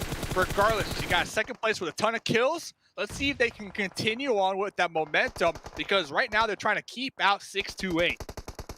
Ooh, and they are able to do so successfully. 628. Man being found. Knocked out. Unfortunate outing for 628. Again, I do want to see what the final man is doing for 628. I'm pretty sure he might just be going for the heal battle. Makes a lot of sense. Yeah, he's all the way down south. It's Yu Yang. He's taking a sweet little time to rotate inside the zone. I'm pretty sure he's going to be meting himself back up. But Nova Paraboy being found. A huge man being taken out. And that's a legendary kill. Yeah, it looks like Paraboy kind of decided to stay in the back lines and make sure that their teammates can securely reposition. We saw Order and Jimmy both in vehicles trying to get into this new circle. I believe Jimmy hugging that coastline, might even be snaking it right now, trying to avoid those sidelines from next Ruya. We shall see if they can continue to survive here. 12 teams to go. Yeah. Jimmy, I like that spot as long as they're not going to be spotted. As you mentioned, Jimmy's spot definitely pretty good. But again, as long as he's not being spotted. And also at the same time, he'll need to leave the spot anytime soon, because the wall of death is moving right behind him. And he needs to make sure that he's making his mark inside the zone as quick as possible, because next Ruya will 100% would want to try and hold him off at bay. So Jimmy, he needs to make his mark inside the zone. Things are getting so intense this late in the game of Sanhok. Infinity as well, kind of locked out the zone. They're also taking a lot of damage from the Wall of Death. A lot of pressure on all these teams, man. Looks like Jimmy's just going to watch that one elim point kind of slip through their fingers out there in the distance, but surviving is definitely better than that one elim point. So the Infinity out here, down here towards the south, trying to make their way on into the play zone. But first, they're going to be popping up, backstabbing Xavier. At the end of the day, though, you got next Ruya kind of gatekeeping this whole side of the zone. I don't see any of these teams currently in the blue coming out on top with next Ruya still alive, pumping out those numbers, currently with 8 elim points to their name. Oh my God. Just look at the circle shift as well, Dave. Out in the open, kind of close to Fenerbahçe and Nigma Galaxy. They've already made their mark inside, but Fenerbahçe, they have a huge pressure on their shoulders because we do see next Ruya closing their distance from the back. Next Ruya will get this bridge control easily, but bridge control also means you're going to be exposed from quite a lot of angles. Nigma Galaxy, aka the zone magnets here. The zone magnets, they know how to pick these spots. And down one, taken out right there. Nigma Galaxy, they got a second place last game. So they still got 4 up this game. Let's see if they can clutch out that winner chicken dinner that they were so close to acquiring last match. Dave, but Jimmy can be the game changer for Nigma. If he's even able to take 2 players out for Nigma, this can change the entire tide. Look at how safe and look at how silent and how quiet Jimmy's being with the position he has for himself. He has a lot of info, and I'm pretty sure he's trying his best to hold the nerve for this gun. The zone as well, the Wall of Death kind of engulfing him. He needs to make his mark inside the zone. So much pressure on this solo man. Got him! Oh, the Duke machine knew for a fact they were going to get taken out. Jimmy, though, yeah, to your point, could play spoiler, but remember, Jimmy's by themselves. So Jimmy will not have any help if they do decide to expose their position. That's why I believe Jimmy's going to be trying to heal up right now. Currently 5 teams to go. Nigma Galaxy with 4. Next Ruya with 4. Everybody else down to a solo. Oh, man, Jimmy needs to move inside the zone, and I'm pretty sure he's going to be exposed doing so. And yep, as I mentioned, Freak spots a little glimpse, and that's going to be enough. Jimmy being taken care of, no while at the game. Top 4 teams alive, Dave. And this is where it gets a little bit more intense. Next, Ruya taking little shots onto themselves. It's a 4-on-4 situation in here.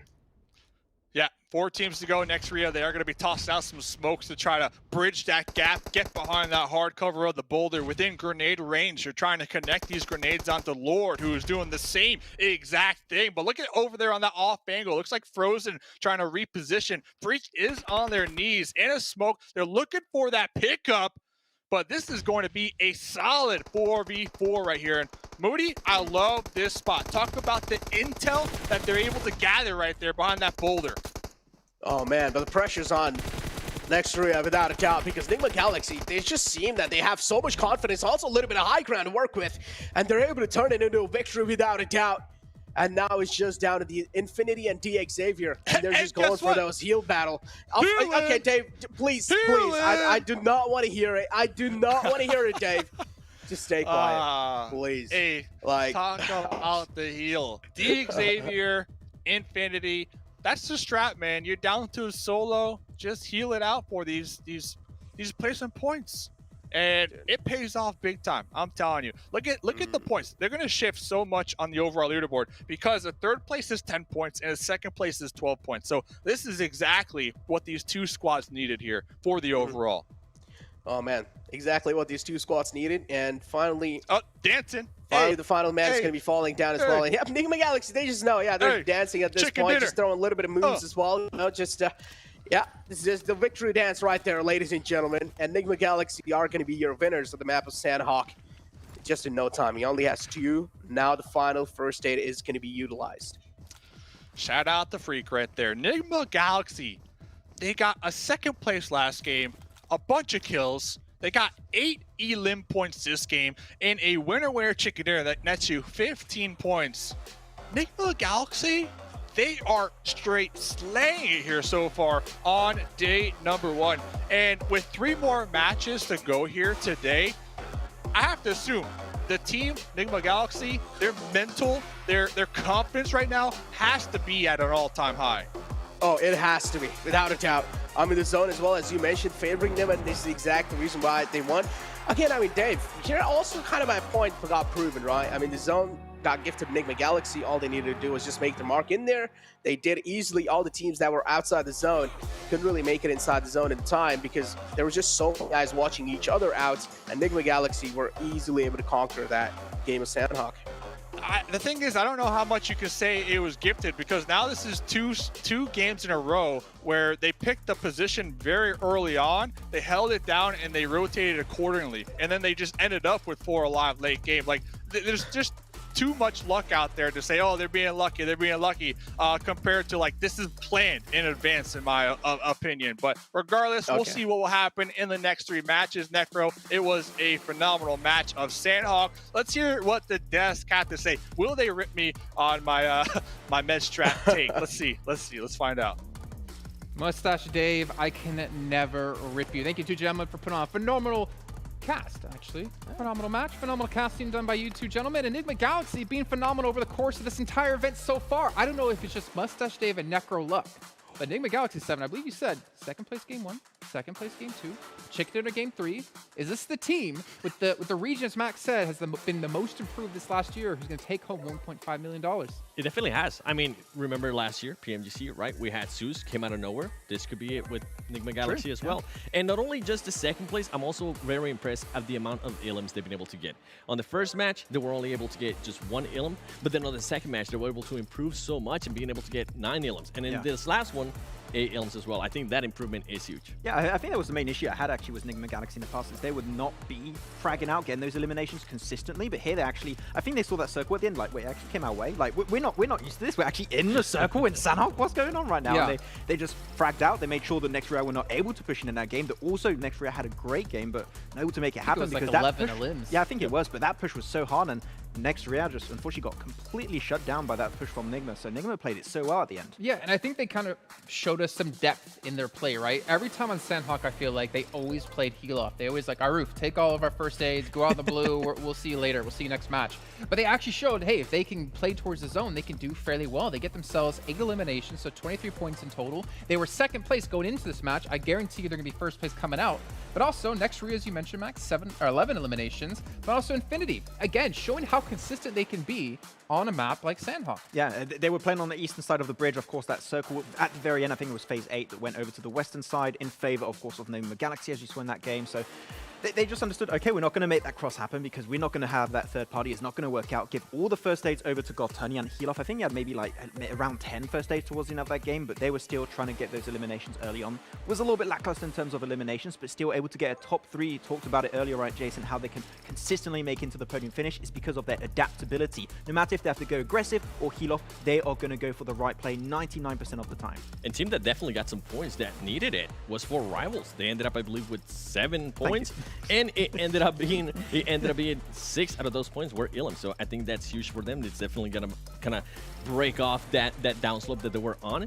And another thing, as we are seeing the MVP right here, Nihat, can we talk about Max? The hot drop that we were hyping up for the longest time, and just how correct Jason was as telling us it wasn't gonna happen. I'm the analyst now. You're gonna make me cry. Let's be honest, right? There is that potential for hot drops, but realistically, it just shouldn't happen right now because it's too risky. Yeah. It's their usual playstyle, which is normally drop boot camp, go to the southern position towards boot camp. They didn't go for that exact spot, but it's very close. They just cut away the middleman and just made sure we're just going to drop in that position, get the loot there, and remain in that position for a big portion of the game, which worked out pretty significantly at the start of it. But unfortunately, as you saw, they didn't make it to that top 3 podium finish, though. You talked about it, Jason. First place with 57 points going to be Nigma Galaxy. How consistent are these guys right now? This is not what I expected.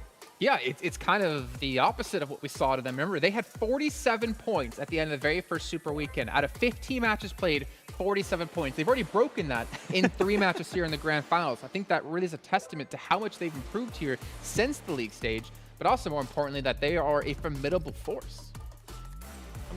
You know which other team I'm looking at here Alpha that 7. I'm getting a little bit worried about? No. Navi. Yes. Yeah. Navi. And going back to the main reason what I was saying earlier is this is a team that's not able to carry momentum at all. And with the currently downslope that they're playing on, this is reminding me exactly how they started off Wesley.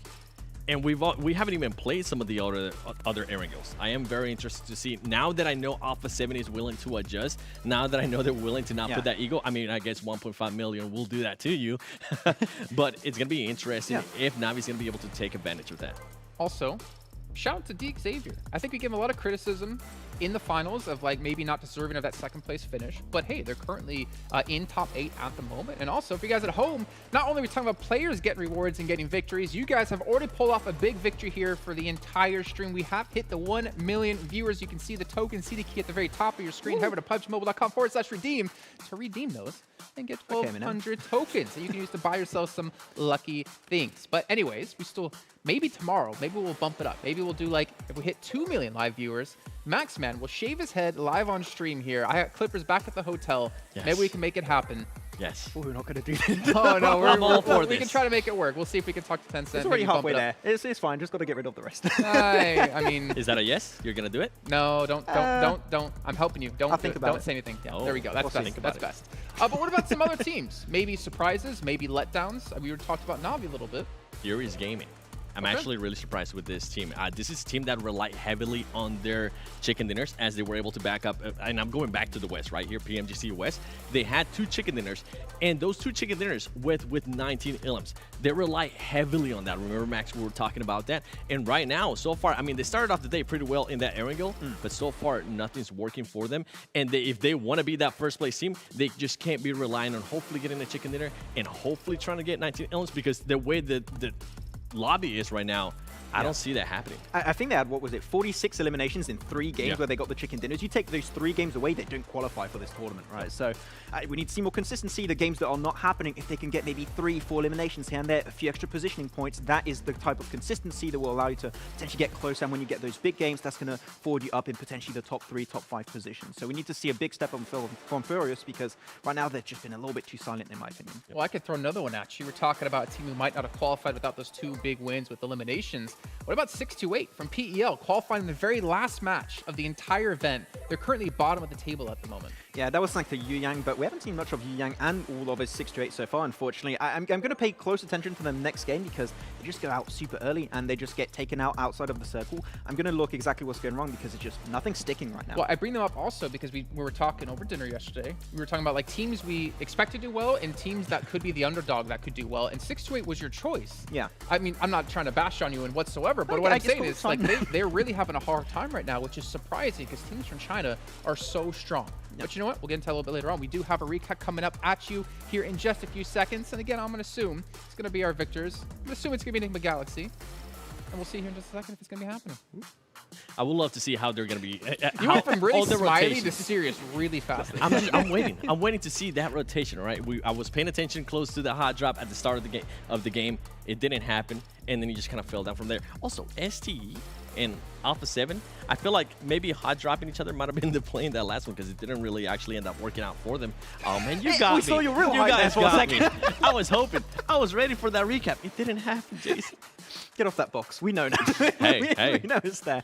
No, we're going to be looking towards the late game circles, and this is actually a circle that's pretty tricky to play, I would say, because here's just a full commit. Or we go to the eastern side, or you go to the western side, and depending on where the circle goes, you have a very big chance of confirming that win. And you're looking at this, you're thinking that there's no way it's going to go to the western side, right? The odds are it's going to go towards Tori, it's going to go towards you wanted to see Cave. The Cave position, which I love those Cave finishes. Didn't quite happen this time. And this is the moment Nigma Galaxy were like, wait, are we 4 men alive in circle at this stage of the game? That just doesn't happen. And they just had all the teams come their way and just pick it up one by one as they were going to the market in the morning. But they played it so well right there. They decided to stay outside the circle. They decided to just wait and see how some of the other teams were playing. I mean, they waited perfectly for next Ruya. I was actually surprised. Next Ruya had 4 players themselves. All of a sudden, I blink and they're gone. Yep. In a matter of just 1 second, Max. Yeah, though next ref, you want to say one thing that was really strong from them, they went for a fantastic push onto Fenerbahçe. I think we're holding a big portion of that bridge, so they knew they had to commit to that position. They held it well. They made sure that, for example, Infinity could not make that cross happen, but when it came to pushing on a position that was already locked down by Nigma Galaxy, they had that little high ground position, that little hilltop. In third-person mode, you know that position is going to be even more valuable, and they could not make things, make ends reach at the very end. So yeah, Nigma Galaxy able to make it as a 4-man, get themselves a win with 8 eliminations on top of that. If they can make this happen on other maps, maps too. They already got themselves 2 second places. If they can get wins on now Miramar and Erangel, I'm going to be pumped for the Arabic team because they might be able to make it in first place here. I can definitely see it happening. We're not seeing it here, but during this game, I was looking at Godlike. Remember how I was talking about that was the team that was kind of rotating late. They got blessed with this circle, but it seemed like they just weren't able to take advantage of it. They did only have 2 players, as we saw Jonathan being able to just kind of get caught as they were rotating. But I was hoping we would be able to see a little bit more. It seemed that they just, once again, they waited too late to be able to position themselves for the next circle. So hopefully they'll be able to acknowledge that and start changing it. Oh, I can really see the POV here coming out. That spread from Nigma Galaxy just made sure there was no angles from which next Ruya could actually enter from. That is good. They went for, I think that was a 1-2-1. Yeah, there was a 1-2-1, and they were just making sure they had all of that position locked down and then got turning, trying to make it in. The emotes, of course, in class because you know that was in the back. It's so funny because normally the coin or the foot, the shoes on the other foot, the coins flip in the other hand. I don't remember the saying. Usually it's like Infinity who's like in the zone waiting to finish off the game, and Nigma Galaxy are out there healing. But this time it was Infinity out there healing, and Nigma Galaxy just sit there dancing, waiting for their victory, waiting for that chicken dinner, and obviously waiting to potentially take home $1.5 million. But we still have so many matches to come, right? We're only at the halfway point of the day. It's 6 matches a day until we do have our victor across 3 days, and we're gonna find some other teams to step up. I feel like, yes, we're seeing some consistency at the top. We've seen Infinity do relatively well. We've seen Nigma Galaxy do relatively well, Alpha 7 as well. But I'm telling you, at the end of the day, things will be shifted up. Yes. Not because I know the script, not because I know what's going to happen, because You read it again? I did read it again. You read it again. I learned how to read. But it's more about there's still so many good teams. And there's still so much action to happen. But it's coming up after a short break. We'll see you guys in just a few minutes before we get into our 4th match.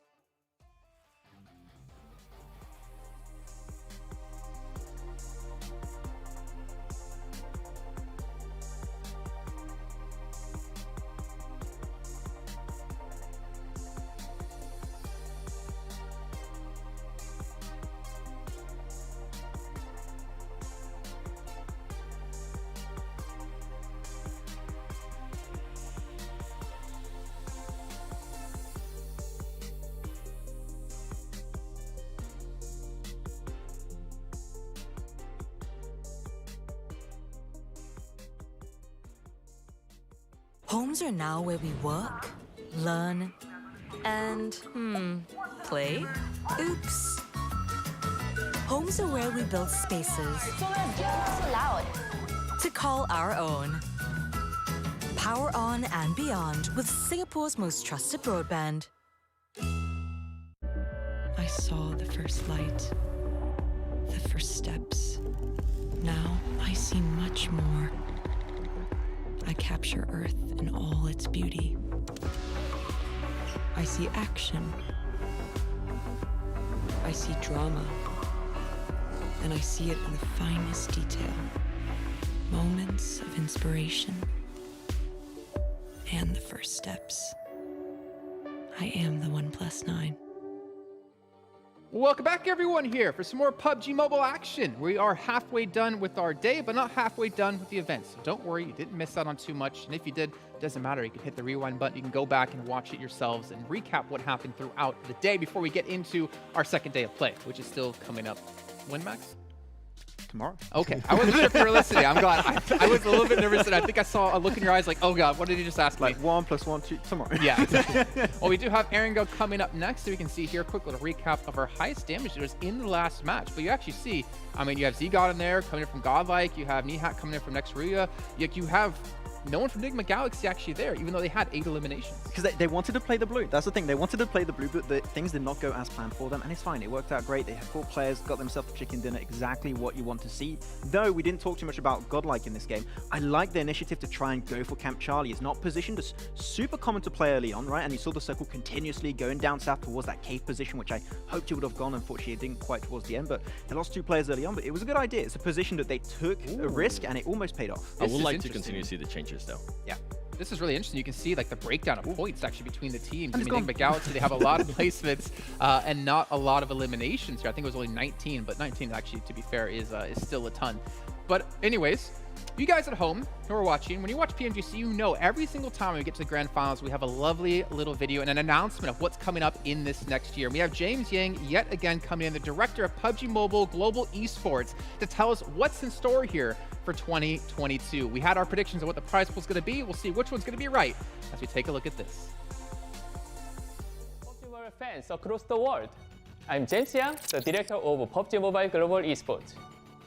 Well, we've already seen 5 amazing years of PUBG Mobile action. Today, I'm here with you to announce some exciting and amazing news. Let's jump into them. From 2018 to 2021, we have continued to build the PUBG Mobile Global Esports ecosystem. In 2021, we started 7 new pro leagues to cover all regions globally, and also started PMGC 2021. The overall ecosystem building is completed. So I can say PUBG Mobile Esports 1.0 is done. Now it's a time to move on to the next phase.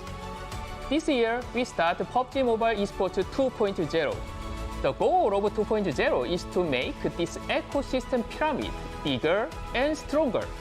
The first step in 2022 is to enhance the local regional layer for amateur and semi-pro to be more solid foundation. With a stable base, the structure cannot grow, as you know. There are many changes and upgrades, and you can find the details in our upcoming news and posts. But the key change is from our previous format of PMCO to PMPL twice per year to PMNC and regional cups to PMPL once per year. Various tournaments, including PMCO, PMCC, and even major third-party events, will have qualifying slots for the relevant PMNC in 11 countries and regional cups in 8 regions. This is the overall esports schedule in 2022. The noticeable thing is, PUBG Mobile is honorably selected as the official medal spot in both the Southeast Asia Games and Asian Games. The pro players will represent their own country, and it will be a great honor for these talented pros. The tournament pipeline in pro is similar to this year's, but as you have seen, semi-pro and amateur pipeline has changed much. In short, if you want to grab a chance to play in a pro league, you don't need to wait for PMCO. And to top this all off, the 2022 total prize pool will be even bigger than 2021's. We'll be announcing the prize pool later, so look out for that announcement. Another important step for PUBG Mobile Esports 2.0 is to make the ecosystem stronger. We'll start a franchise model in the second half of 2022, first in Southeast Asia. Our franchise model will be different from other existing models. It will be lighter and more open. The detailed information will be shared soon. So that's all we have for now. let's go back to the thrilling matches of PMGC 2021 Grand Finals. A time to enjoy. Winner, winner, chicken dinner. Yeah! I don't know about you guys, but James Yang is looking ripped. Oh my God, I need to get like his personal trainer, his workout plan, his diet plan, because he is looking strong as hell. But also, we saw the prize pool is gonna be bigger than this year. So at least $14 million. Man, it's already insane to think that just first place team in this tournament is going to get 1.5 million. If it's increased even more, it might be like 2 million for next tournament. That is insane to think that mobile esports has grown so much, especially PUBG Mobile. And man, next year you better get in. That's some big money. more lives will be changed. That's for sure. Oh yeah, I cannot wait to see the breakdown next year. But for you guys at home, I'm gonna remind you once again that OnePlus, our sponsor here, the OnePlus 9 Pro delivers ultra smooth gaming at 90 FPS. Make sure to check them out. If you don't have it, well, Max, maybe you could have qualified for PMCO. Maybe I could actually be decent at the game if I pick myself up one of those. Max, this is... I'm sorry. I'm breaking everything. That's cool. This is why we can't have you in the middle. We can't have you near anything because you're just going to break it. Yeah, he's going to go back behind the trophy to hide. But also Singtel for providing PMGC with its amazing high-speed network as well over in Singapore. They were helping provide everything we need here at PMGC to make this all possible. But gentlemen, we're about coming into our next match of the day. Our teams to watch. I'm trying to remember who I chose. I'm gonna guess my own choice because I don't remember what I chose. For me, I think I went with Nova because they were looking pretty good in match 1. Okay. They were picking up a lot of eliminations. I think they had 8, and I think that's why I chose them. Is it? Is it? Did I good? choose Nova? Okay, good. Hey, All right. So I might not have actually chosen. They might have just like, okay, we gotta change it real quick. We gotta help Make them it out. look good. All right, back to you guys. I went with Na'Vi personally. I think that they have blinders on right now and they're just very focused on fights. I want to see a little bit more awareness. So if I want to see a team step up on the Erangel match, which is where they typically have some really good results, I think it could happen now. I went with Furious Gaming. I think we're past now. This is going to be past now the halfway point of the first day. I really don't want them to be relying on just getting those big chicken dinners with those big ilms. It's not going to happen, especially with the way we're now seeing how this lobby is playing out.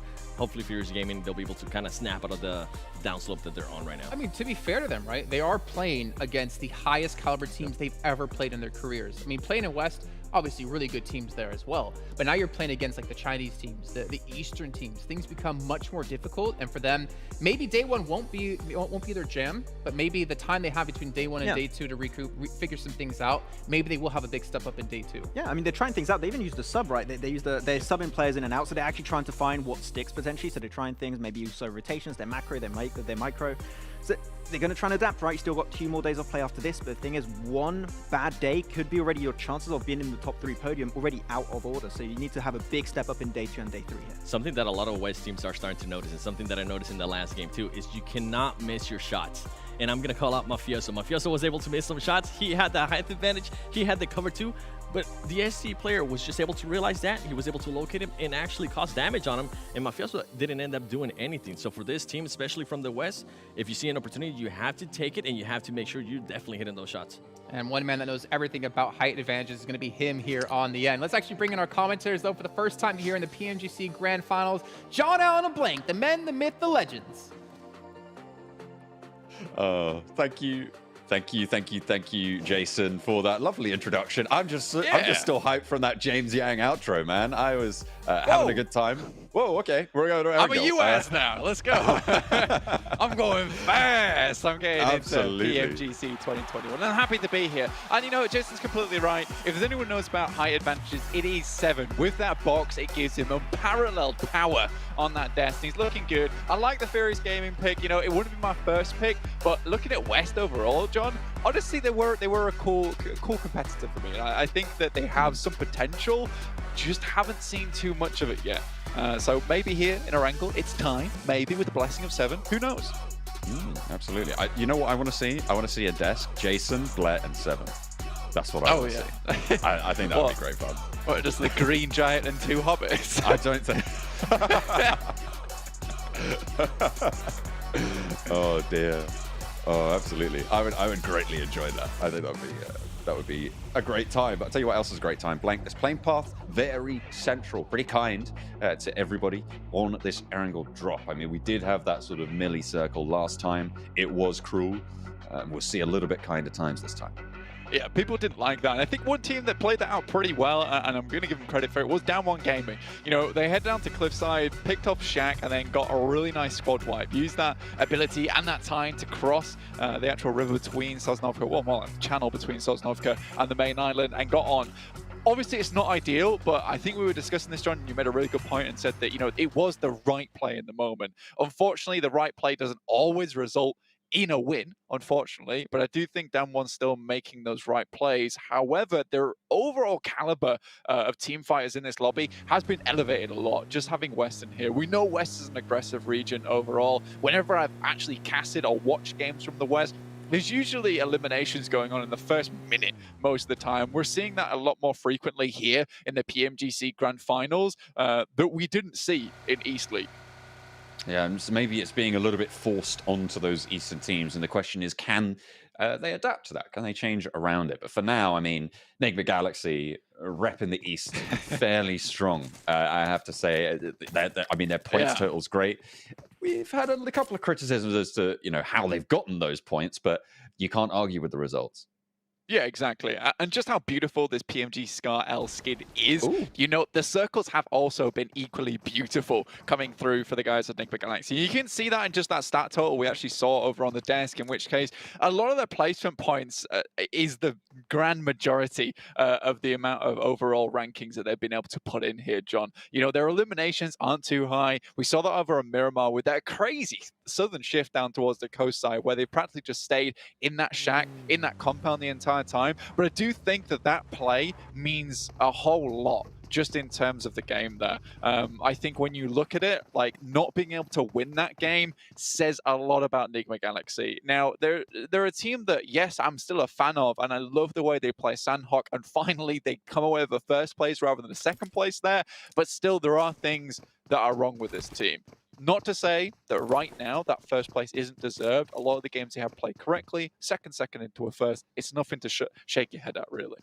So what you're saying is, if you were to get those PMGC player cards, you wouldn't be necessarily choosing Nigma Galaxy at this point. You would summon maybe some of the other PUBG Mobile teams to collect them, to go and win some of your battles?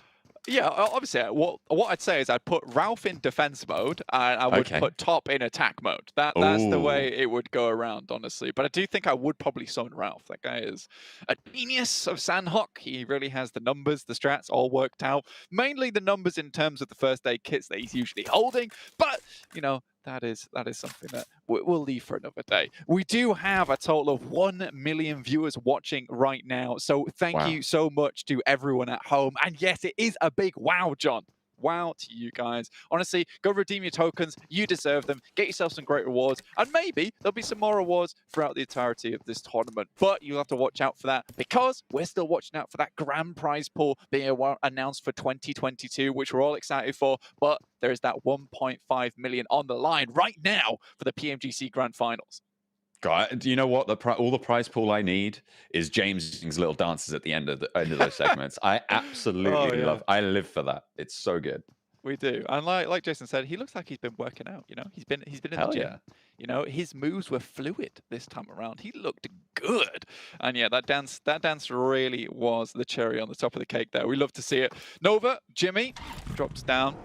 We'll just be sitting over by Gakka side. They have this 2-2 split going on. It's fairly okay. There's not really a lot of players around their location. I think the most congested spot is actually probably Pachinki at the moment with Down One Gaming and Nigma Galaxy. Nigma Galaxy currently sat very solidly within Pachinki, yet Down One Gaming is off to their northern side, potentially trying to find a place to find home. They have gone very central. This is more akin to what we saw in their league finals, where they were able to put up some mad numbers. Mad numbers on the mind at the moment. A good gap for Nigma Galaxy as we hop on board there in Pachinki. Moving a little bit northwest, and look at that Lord giving it to him. Glasses up the nose. That's how you know he's serious.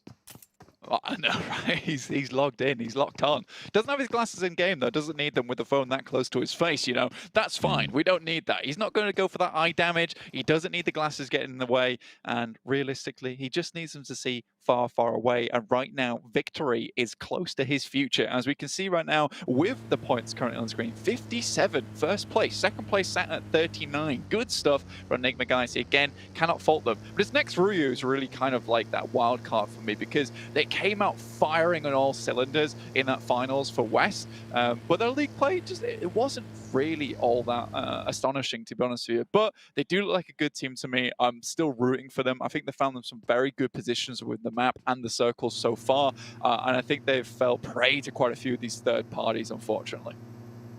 A regular pattern. I'm gonna loop back a little bit to what we saw in East League is the rotation from the Infinity, from this military base drop that they've gone for at the moment. Generally, it was guarded out by Reject over on that bridge. It started out a little bit 628 guarded, and then Reject sort of took over that. And now, Reject not in the lobby, S2G are in the way, but they might not be guarding it in the same sort of fortitude as we saw from Reject. So it might make the Infinity's games a little bit easier here in Erangel. Still, S2G, very, very spiky opponents. They're an extremely hot-headed team, honestly, and not in a bad way either. I think when they come into a fight, they definitely fight with passion. And I think that's the main thing that we can take away from S2G, is that some of their team fighting ability is extremely strong. Just taking a look at some of the West that I was able to pick up on.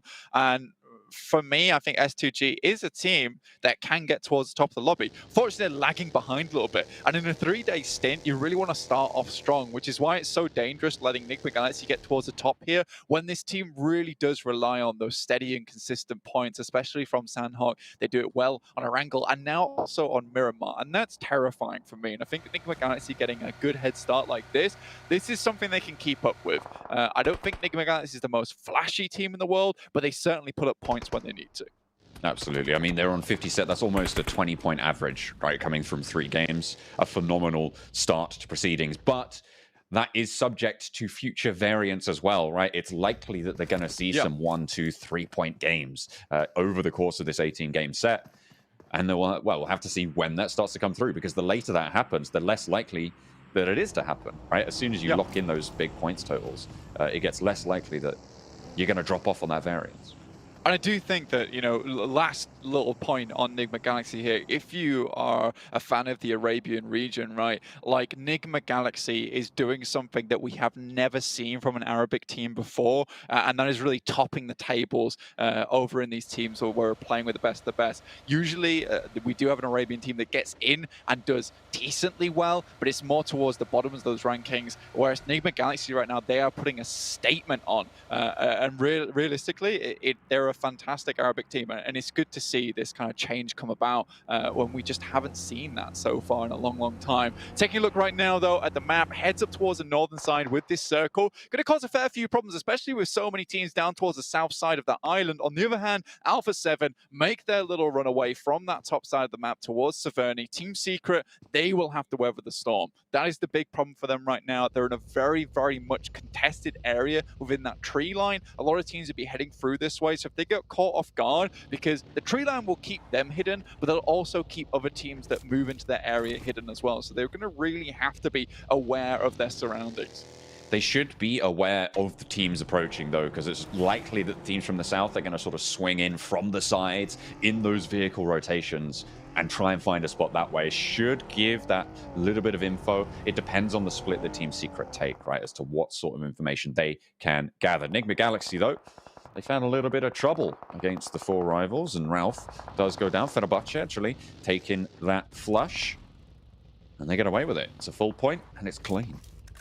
I think for Nigma Galaxy, you know, this is one of their weaker points, is they're sticking around in a place far too long. Usually it works out for them because we have seen circles that have gone in their favor, but they stuck towards Pachinki for a very, very long time there, John. By the time they move up, there's already teams all around them. You had Fenerbahçe moving into that fight, as well as 4 rivals on top of Rozok Hill. They have great sightlines all over the place, so getting a quick knock in and allowing that to be picked up by someone else. Yes, it doesn't give 4 rivals a point, but it gives them a general indication of the players in their surrounding area, and this is fine for them. That's why you play Rozok Hill. That information gathering is amazing.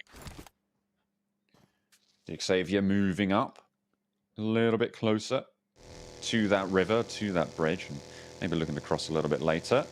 Stalwart, they came out swinging with a really strong chicken dinner, and they are still sat in that 3rd place position, so still very much in contention. for that top spot, see how much further they can go. I think playing from Novo really requires Stalwart to play this edge play style, right? And I think for Stalwart, they have some very good movements towards the middle and the end of the game, right, John? Where they're able to get around the map is beautiful. S2G chiming in here towards Nigma Galaxy, taking a few shots. Hamodi drops to the floor. And a puff of smoke. He will have to crawl back to the rest of his team to get back picked up again. But I don't think S2G is going to continue this too much, especially with Nigma Galaxy now firmly within the warm embrace of concrete. They have already lost a player. Well, it depends how many bullets you shoot at it, I suppose. You've got to send that kinetic energy somewhere. Has to disperse somehow, but S2G, you've got to make it a little bit hotter as they crash straight into the ground floor of the garage. Timber lighting a fire underneath them, starting to spark it. Not really going too much further than the staircase. Doesn't want to step too far out of line. Another bouncer. Doesn't quite find Hamodi there. Doesn't actually take the full knock, and just a sliver of HP keeps Nigma Galaxy at 3 standing. Silas on the off angle, and there's a nade from Timber, sends a second one out, and that will do the job. Timber down the stairs, takes care of Freak as well. He's on to 2 now.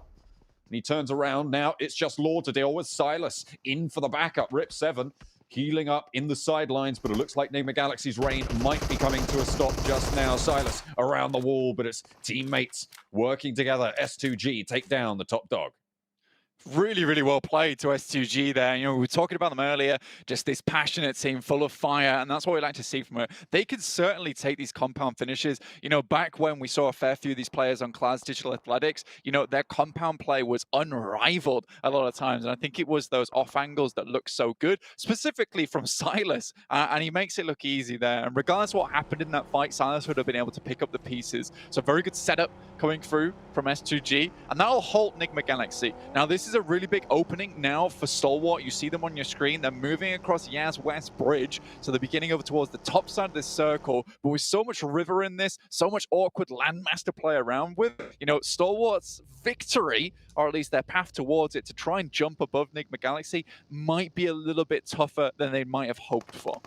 2 players from 628 crashing into 2 from Na'Vi, not all regrouped just yet. Potential to find that regroup, but it's Tixi and Matic in the compound. Sunan does get knocked there and will get flushed. That's another elimination, and backup arrives for Na'Vi as Matic does get traded. 628 looking to get this backup in as well as this fight devolves into an all-out bloodthirst.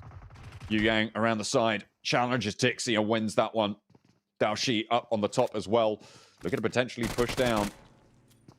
Get the backup against this Na'Vi squad. The nade from Meku pops in through and under the stairs. Dao Shi is going to go straight on up and get out of dodge for there.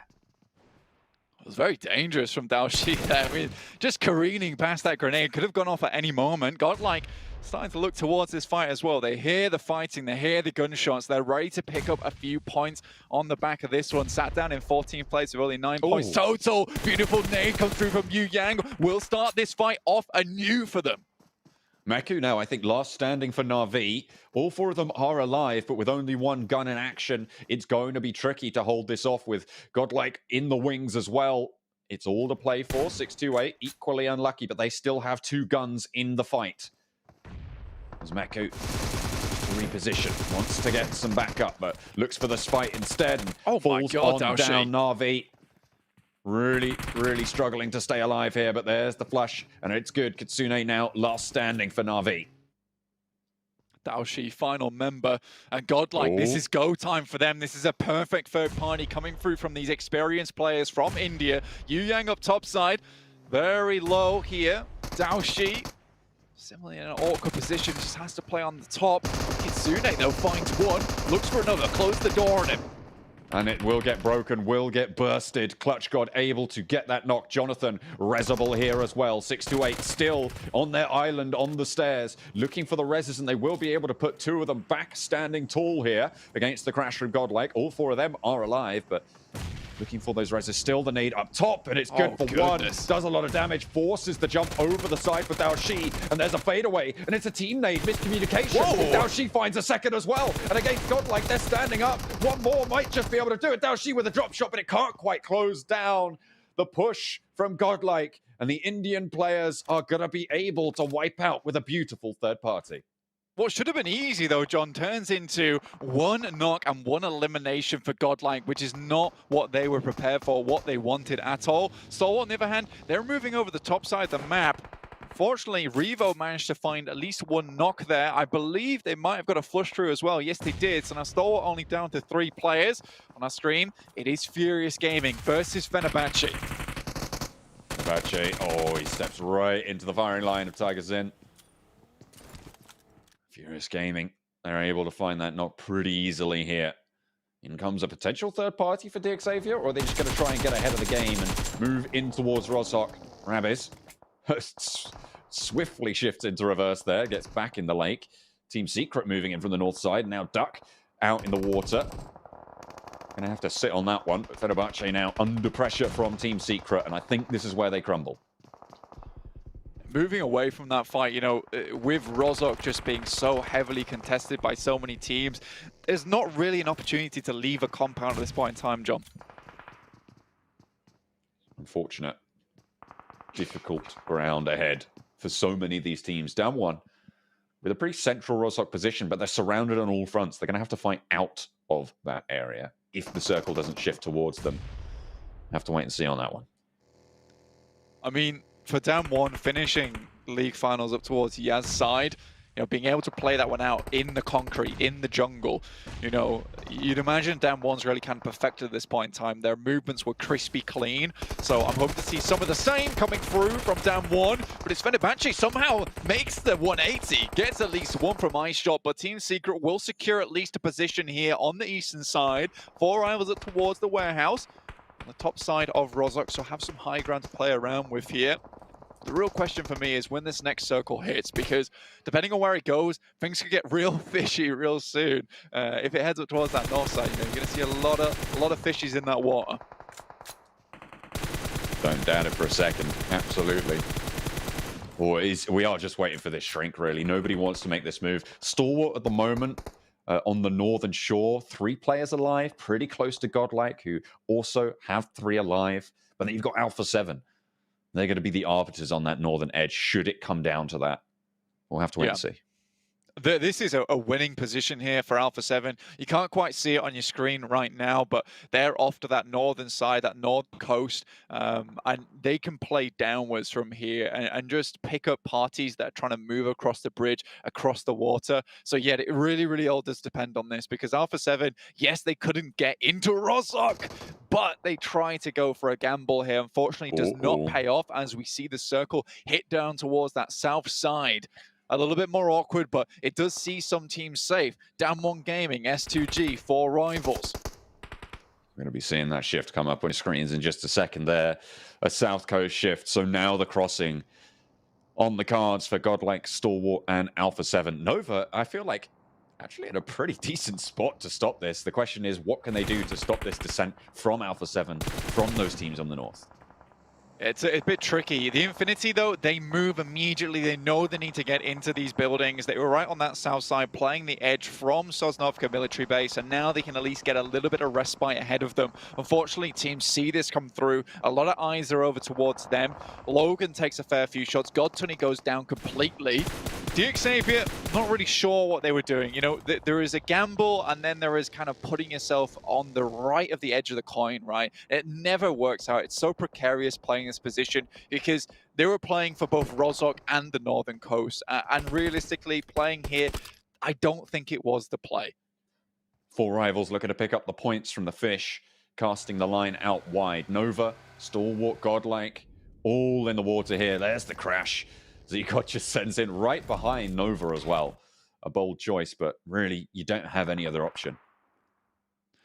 Scry extremely low, will go down to the water itself. Pika, final player remaining here for Stalwart. Sees Clutch got off in the distance, zooming his way down towards the water side, but realistically, it's this eastern side of the map that we're all looking towards at the moment. So much space on the western side, though, at the moment for next Ruya to try and make their way in.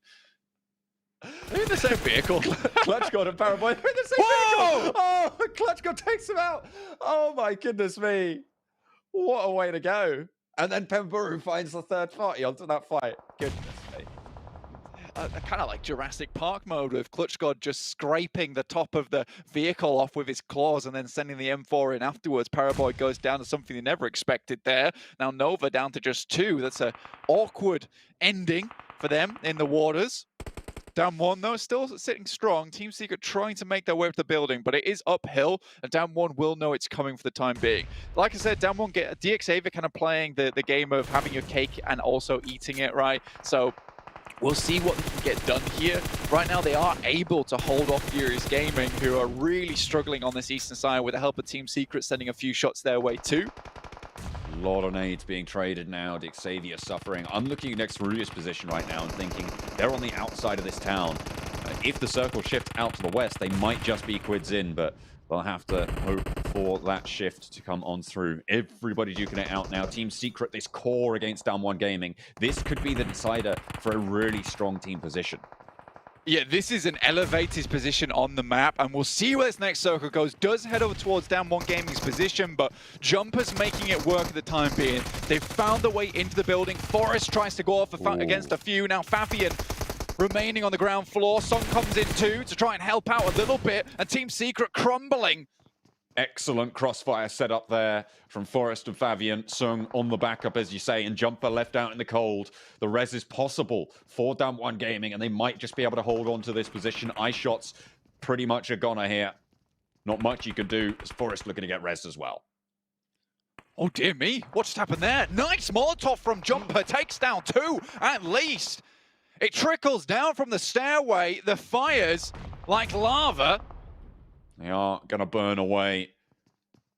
And now there's 3 players alive for Down 1. How much more does Jumper have left in the tank? Genie suppressing those angles, stopping those cheeky little shots. Godlike eliminated in the meantime.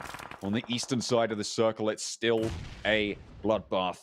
Jumper left, last player alive as Nova go down on that shoreline. Stalwart still in it, and Alpha 7, the only team to make a clean crossing. Well, I say clean, 2 of them have gone down already, Blank. Massive surprise from Pika to be able to make his way across the river there, all the way on that northern side. Alpha 7, like you say, trying to make their way in, but with only 2, not looking too likely. 4 rivals still holding down this warehouse position. Nice elevated ground for them to play from. 2 spots that they're holding, slightly dangerous if they take a couple of knocks, but I don't think they're in any danger as of yet. Jumper still under pressure from Down 1, the last player from Team Secret. And the top dogs from the East League, he lines them up for the shooting gallery, only gets 1, and it's not good enough. The res can come through, Sung able to see to that. Down 1 keep on trucking with 3. Still really well played to Down 1 there. They know they're right on the eastern edge of this circle, so clearing out any insurgents in that area is extremely important to them. Now they can play from that eastern side very safely, dear me. He played ball with the top of the ridge there, it wasn't great. Yeah, I feel like in a fight with a brick wall, it's very difficult to win in general. Yeah, true. Carrillo, last player for Alpha 7 though, as his teammate gets swept up. Pika on the off angle needs to be maybe worried about that as well. But Pika doesn't want to make a peep. For him, this game is extremely important. Already in 7th place, Stalwart sat in 3rd at the moment. Every point counts right now. Remember, this is a sprint in the grand finals. Carrillo almost finds 2 there. 4 rivals left, a little bit worse for wear, but it's S2G going against next Ruya. Next Ruya, they are suffering, but all 4 of them are alive. 2 knocks go their way, but S2G lose 2 players full. A flush comes on out, and this, as you can see on the right side of your screen, next Ruya, a team that is vying for that top spot. The longer they go on, the more Nigma Galaxy have to worry. Going out early, not good for them in this game. Not at all. 4 limbs right now for S2G. Next Ruya sending some nades into that building. Problem is, next Ruya is out of the circle. So S2G kind of have priority here, and the fight has to come to them. Down 1, still extremely happy at this spot that they've managed to nick. Obviously, they're down to 3 players, not the best in the world. The Infinity somehow able to scrape their way through. Still, they're playing an uphill battle. See how far they can go. Still, for Down 1 Gaming, it's one of those tricky things of taking a fight with a 4-man team. They've got the smokes out, but it doesn't look like there's many meds on board for the Infinity, or at least all the boosters are gone. Not in action. Infinity nading over towards Down 1. trying to bombard, and in goes next Ruya, and it's just easy pickets for them. Look at that, S2G down and out. 4 rivals. Ooh, go a little bit too low over on that north side, but they will be able to deal with Stalwart down to 4. Orman knows his hand. One of the biggest damage dealers coming through from the east, and he's got one of the biggest damaging guns in the game. See what he can get done with it. I do think that Damwon has a nice clean sweep on that eastern side, though, to look across here. Infinity very much out in the open. It just depends how aggressive do Damwon Gaming want to be. There are still nades been sent over to their position, so you would have thought that Damwon's going to play it a little bit cooler. 4 rivals, though. It's been a long time coming. And it's sad that Max hasn't predicted them for a chicken dinner. Didn't get a single one in the East League, and now they're looking for one here in the Grand Finals. I mean, what a place to do it as well. 4 rivals go for the crash. All 4 of them survive it. They will weather that first phase of the fight, but now is the hour that they will start to struggle. And there you go. The knocks start to come through thick and fast onto the team. Now 2 players standing as the building being held out effectively by next Ruya, with the third parties from Damwon and the Infinity all looking this way. 4 rivals burning on up, and blank. I don't think Max would have wanted to predict them now. Not at all. And this is the problem with 4 rivals. Their execution is shoddy. No one is tipping them for that. Next Ruya will be able to rebuff them there. Not sure what 4 rivals were thinking. They played so patient for so long, and then all of a sudden, felt like an adrenaline shot had been shot into their veins in that moment. They were ready to go, but go to hell they do. Now it's Damwon Gaming versus the Infinity, as well as next Ruya. The Infinity able to still hold on this ridgeline, but like I said, those meds are limited. Fabian, but beautiful nade over the top jump. I think everyone's meds are limited at this point. Blank nades have been flying for so long. Another nade actually does a lot of damage to Logan. If Sung can land another from this garage, it might be just that double knock, a crucial position, but Logan goes down as well, looking for more, and Damwon Gaming swing out wide. Godtunny needs to be careful on this ridgeline. The nade gonna suppress them back just a little bit further, but Godtunny is on the fight. They're worried about the smoke. They haven't cleared this ground, but the swing is good. It's well principled here, and out wide he goes. Sung now knows the position, stops that res coming through, looks for the damage over towards Godtunny, peeking around the side of the vehicle, but not quite finding the licks. And Mallet goes down in the meantime. Next Ruya still crunching down from the top side. Damwon Gaming swing. Really well played, Damwon Gaming, holding off 2 teams at the same time right now. This is why they're playing it slow. They know they have to deal with next Ruya next, so they can't let them get out of this building. The smokes have been laid down at the moment, John, but can they keep these players concealed for much longer? Logan gets up, but Godtunny goes down, and it's a 1-2 punch to take down the Infinity. Damwon Gaming from South Korea looking to take on next Ruya, who, by the way, 2nd place on the tables. Nade. They're going to be happy with this. A nice nade through the window. Doesn't matter really the result for next Ruya, but they do want more. Damwon Gaming, though, too strong here in Roshok. 1 kill goes their way, and they're looking for the last as well. The sprays are out wide, and Fabian looks to put the nail in, but he's on the swivel. Frozen finds 1, looks for Sung as well, and he gets it done! Next Ruya, no way did they make that happen! Damwon Gaming fall at the final hurdle, and somehow, some way, the team from the West jumped the tables. Frozen's got ice running through his veins in those final moments to make a clutch like that happen in the Grand Finals. It is not easy, ladies and gentlemen, to make that one happen, but the smoke keeps him at bay. That was so well done for KAOS Ruya. Honestly, Frozen, what a champion in those final moments. And they were fighting through thick and thin there towards the end versus S2G, plow through them, then plow through 4 rivals. And to finish it off versus Damwon Gaming, goodness me, what a flop at the end there. That was so unfortunate for Damwon Gaming. I mean, it felt like that. I mean, I was pretty much, I was speaking about it like they'd already won. They already got that knock. They had 3 players alive. It was 1v3. He was out in the open. And it felt like they just didn't have that comms on. I mean, you saw them earlier in that map, just on that spraying into that smoke, like they didn't know anyone was there. They didn't check it. They didn't play at the end. But it felt like those comms were maybe not quite on board right at the end. They're a little bit chaotic, maybe getting a little bit too far ahead of themselves. But credit to next Ruya. I mean, they had a tough game in that one. Yeah, fantastic stuff from next Ruya. Honestly, great use of smoke. Let's see what the desk has to say about this one. Let it go, boys. You can't hold him back anymore. My boy Frozen, we've talked about him so many times over the course of this year, being such a dominating force in Turkey. And I'm so happy to see him come into his own here at the PMGC Grand Finals, coaching things out 1v3, getting next Ruya their first victory here on the board.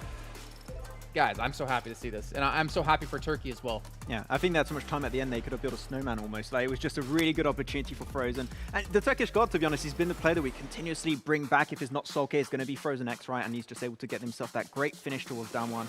And took, what was it, 1v2, I think, towards the end there to make sure he secured that win. So great execution. The elevation was lost on down one. They got to take that box away from 7, apparently, if they want to win that elevation again, because they just didn't have it there. Listen, it happens, right? Damn, son, you threw that. They had it. I wish they would have been able to clutch it. I do enjoy. I was actually really impressed by how Frozen was able to clutch up there. We haven't really seen him throughout today so far. Some of his other teammates have been stepping up. So for him to be able to clutch up again and showcase the skills that he was able to showcase on the West League Finals is really impressive to me. Well, we are seeing the results here from the last match, and as we saw, Damwon getting second, and well, 4 rivals. There was a glimmer of hope. Max looked really giddy and ready to go to call them out as being a victor. And unfortunately, as we get into the Super Weekends, we get into the Grand Finals, they didn't pull it out. With 4 rivals, something I did not enjoy, Max, and I know we're going to point this out. With Alpha 7, their push was just super sloppy. They got super lucky that nobody else was there, but if another team might have been able to kind of third-party that, I feel like it would have been a completely different story for them. Okay, so the fact that Ruya's first place is already impressive, but look at how far they are ahead of every team in eliminations. 30 compared to 18 second place, 19th and 3rd and 4th. They are dominating this lobby. With the same amount of chicken dinners too, it just goes to show the consistency we've been seeing from Nextria, with the consistency we've been able to see also from Nigma Galaxy is absolutely insane. But Infinity, what's happening? I just saw that. I thought, like, this is not normal. Do we have an issue? What is the database wrong? Well, to be fair, this last game, again, they played for placements. In the one before on Sanhok, they played for placements. I just did not expect them to have 4. I'm shocked. As you. Yeah, I mean, look at everything around them. 19, 18, 14, 18. They actually have the least eliminations in the entire lobby. The thing is, if they were on par with the rest of the teams in terms of eliminations, they would be top 3 currently. So they need to step up big time when it comes to getting those frags. If they don't do so, the teams that are getting those big frag games, they're going to be stepping up. Even 6-8 in last place, they have 6. Navi, second to last place, they had 10. What is going on here? Infinity, we coined you as being such a consistent team and so good. I mean, to be fair, they're technically in like their 4th place, right? They're still doing really well, but this is not the Infinity that we expect to come into this entire event. Yeah, they're not a team that relies purely on placement points. Where you at, man? Yeah, exactly. We talked about it. They can all frag out, right? That was the big success of the team in the league stage and also in the league finals. They could all frag out individually. We haven't seen that right now. They're all focused around macro, and I think that coming into a global event like this is their first time on this stage. Maybe they're taking that first day as a test, but like those eliminations are lacking big time. I'm glad you mentioned that. In a way, I don't mind what they're currently doing, right? For LMs, it is a little bit scary, but at least they're making sure they're securing those placement points that do matter. Yeah. And as you said, maybe they are trying something different here for day 1, but tomorrow, if they're able to continue doing what they're doing right now and as well be able to get those elims, we can be talking completely different about them. They could be in that first place. And that's a good point. And the thing for me is, and this is what I always say when it comes to like having a balance between placements and eliminations, you're never going to be that #1 team if you can't balance things out. They're not going to get #1 off placements alone. They need to get those eliminations. And the difference between 1st and 2nd place is $900,000. That's what 7 gets in an event after working, 10 days. Like, that's insane. And Infinity has to step up if they want to take home that 1.5. I'm glad you mentioned the marriage between the elim points and the placement points, because I was actually surprised by another team there, and it's Alpha 7. Usually Alpha 7 is a big team in regards to elims. Their elim points are always outweighing their placement points. Right now, they have the exact same number, which is super impressive, and it goes to speak volumes of the way they're currently playing. They're readjusting themselves. They're being able to just play a completely different game than what we're used to, and I think it's really, really promising. I think one thing that's helped them out especially a lot here is that all the hot drops we thought would potentially happen, except the one on Miramar that actually went down, but they didn't even take the fight versus Nigma Galaxy, right? They're avoiding every single one of those fights early on to make sure they have a big opportunity to make it towards that late game. So I'm enjoying how Alpha 7 actually adapted here, because sure, they were really good when it comes to fragging power, but their macro is absolutely on point, and I'm just loving it here, Jason. Yeah, and I think it's so hard to be good at macro when you're going into a lobby with 9 teams from East, out of nowhere if you're coming in as a West team, and then obviously you have a team coming from India for Godlike. I feel like, you know, Godlike have probably had the toughest position out of any team out there. They just recently, well, I say that, right? They obviously have, because they haven't played international events like this in over a year, in like 2 years of time, right? But they also were the team who's played the most recent, right? So they're actually the most warmed up compared to all these other teams. But we've seen some good things out of them. We saw them had a really good fight up against 628, if I'm not mistaken, where they actually did pick up the final eliminations onto them. But I'm hoping to see a little bit more out of Godlike. But to be fair, there's a lot of teams out there I'm expecting more out of. Yeah. Godlike's being completely different than what we saw in the first 2 matches. Remember, they were playing that late circle pushed in. Now they're willing to third party, and the fight you were talking about is 628 fighting Navi. Godlike decided to just jump in there, be able to finish Navi, which I think is huge. Not only that, it's a big confidence booster for these players as well. And on top of that, they were able to push on 628 and eliminate them as well. Yeah, I have the impression though, Godlike, when you're looking back on this game in particular, I feel like they were pressured by the circle very heavily and they were forced into a decision that they didn't want to make. I think if they just took a little bit of a step back and waited a little bit longer, they would have seen that great opportunity to wrap around the more western side, enter through southwest, and that could have even given them a great opportunity to enter into Rozhok and get a really good position to fight from, potentially even behind Infinity. I think there are still opportunities they are lacking to find, but it's still a really good step up for, once again, a team that you said did not have that competitive experience on the global stage for a long time now. Well, I mean, speaking of that, if we look at another team, only one player on the roster has had the international experience, and he actually had it here last year with Class Digital Athletics. S2G with Silas, S2G in particular, 7. I mean, you were a big proponent of this team. We've talked about it yesterday as a team you expected to potentially win the whole thing. How do you feel like they've been doing so far over the course of today? Have they lived up to your expectations, or do you think they're falling a little bit short? I feel like they've been playing how I expect them to. It's still that first day. This is a team that's kind of readjusting. We're talking about Nova. We're trying to figure out if these 2 teams were going to clash, and so far it hasn't happened. So they might be able to readjust to that tomorrow, being able to, okay, now that thing that we were really worrying about is not actually happening. So we might be allowed to play our game even better. We also haven't really seen Timber. I feel like Timber was a big part of their game, especially in the West. If we can see him pop off a little bit more, this is a team that has the potential to win. And I mean, we have seen them win some engagements too. Yeah, they won actually quite a few of them. I think that what we're lacking to see right now from S2G in particular is that really aggressive nature that we mentioned many times, and when we had those conversations, right, is they are a team that if they see an opportunity, they're going to strike instantly and they're going to get that position under control. Hasn't happened just yet, but you've got to keep in mind, despite Silas having that PMGC experience last year, the 3 other players don't. So I think after today, Silas is going to take the team, reformat things, and potentially reset the mentality of the team to try and get things working forward in day 2, in day 3, hopefully. So just a little bit more time, and I think the S2G is going to come in hot tomorrow.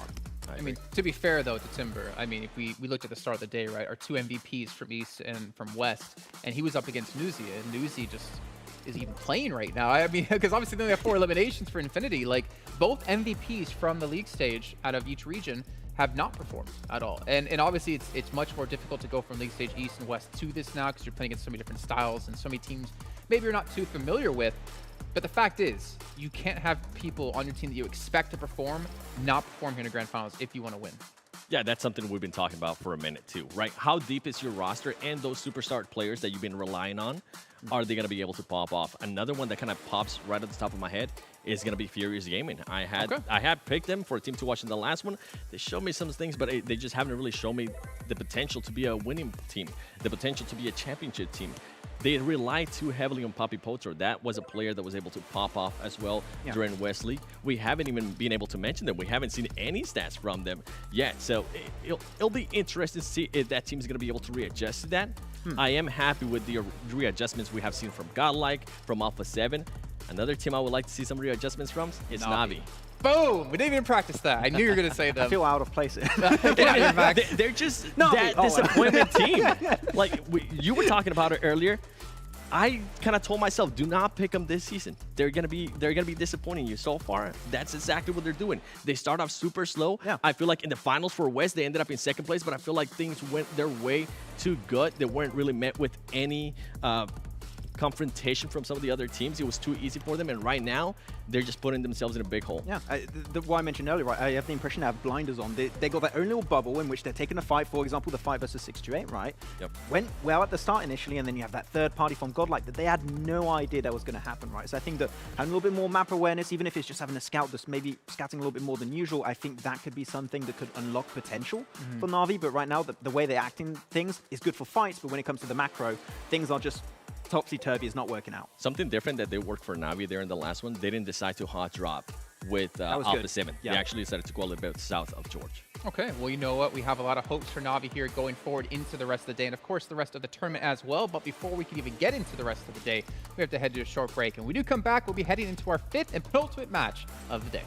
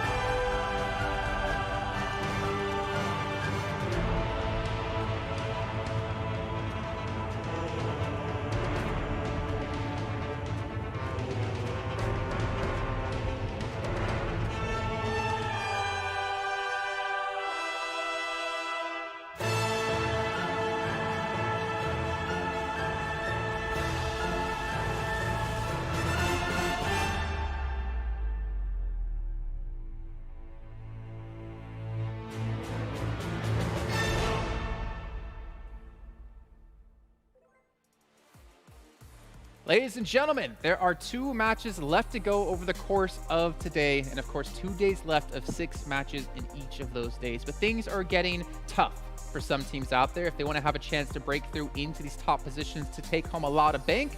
Well, they're running out of the matches to do exactly that. However, one team in particular, next Ruya, coming in from Turkey, currently sitting in first place, doing phenomenal. And again, led by the player of Frozen, making it look all too easy. But as we go forward into our next matches, there's still a couple of teams we were talking about before that we want to see step up. Navi, the likes of one of them. S2G, I still want to see step up just a little bit more, show that Turkish pride, and show what they really can do. Of course, with Silas leading the helm.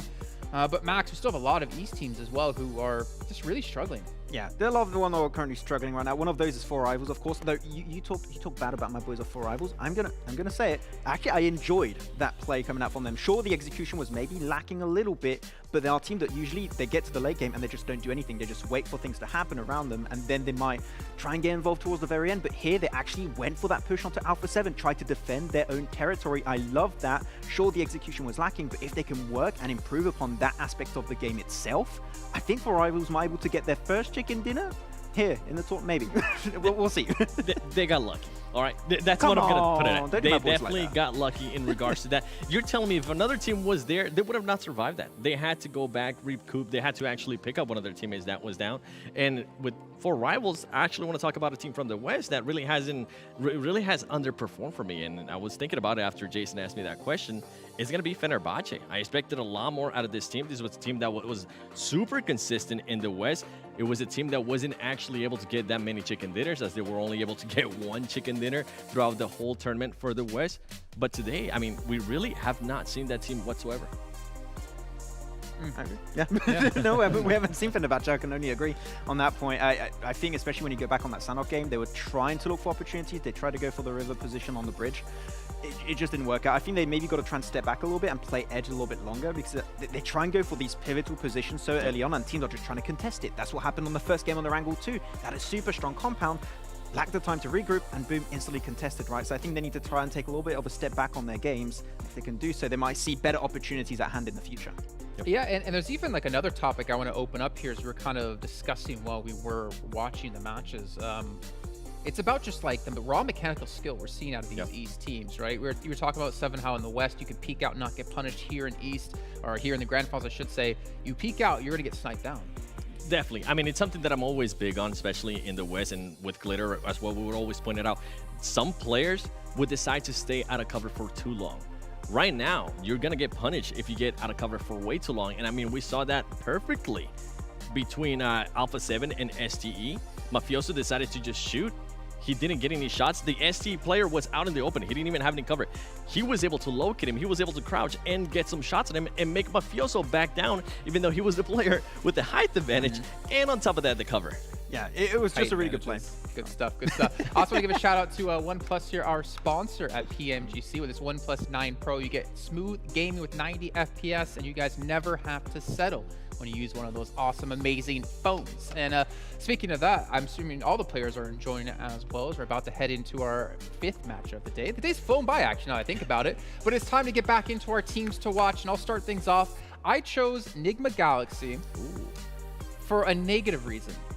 They've had a good... Don't look at me like that. Team not to watch. No, team to watch, because they have done really well in the first 3 matches, but I'm worried if they can maintain that performance, because they looked terrible in the last match alone. But it's time to head into our casters. I'm sorry, Seven and Max will hear predictions later on. So back on over to John, Allen, and Blank. Thank you very much, Jason. I'm glad that you managed to get your prediction whilst taking all the time away from your analysts. I really think that's a good one. But we are going to be watching Nigma Galaxy, to be fair, in this game, right? We're going to be paying a lot of attention to them because they had their top spot bumped from them in that fight, in that last game, with a pretty spectacular win coming through from next Ruya. Yeah, and I think that their last Miramar kind of was off the back of a bad situation gone good, right? It's one of those weird scenarios where they head all the way down towards that southern coast, pick up a compound they don't think anyone's going to aggress upon, and then suddenly the circle is right on top of you, and you're in a very good position to actually pick up a chicken dinner. Unfortunately, they're not able to translate that into a chicken dinner with Alpha 7 just playing out of their minds in those final moments. Sanatexa in particular, But, you know, they still got a fair bunch of points from here on Miramar, which is not usually where I expect Nigma Galaxy to get most of their points from. Pachinki starting point for them on Erangel is extremely good. Similarly, the Sanhok feels like they've got that down to pat now. Miramar is a little bit more of a place where I expect things to be slightly different for this team of Nigma Galaxy. Checking out these other drop spots, though, John, you know, fairly similar. We're seeing DXAV head over towards El Azahar, but it is Alpha 7 heading all the way up to Campo Militar. Now, they're really getting out the way a lot of times now in this lobby. Yeah, they are going to be right in that northern side, staying out of problems, staying out of trouble, but how long is that going to last them, right? If they're currently sat in 4th place, is that all they're destined for here? Because it's not really... Again, if you're playing like that, you're not playing to win. You're playing to not lose, really, I think is the way I'd put it. Yeah, absolutely. I think that's a good way to put it. And I think for Alpha 7, you know, there's already that confidence.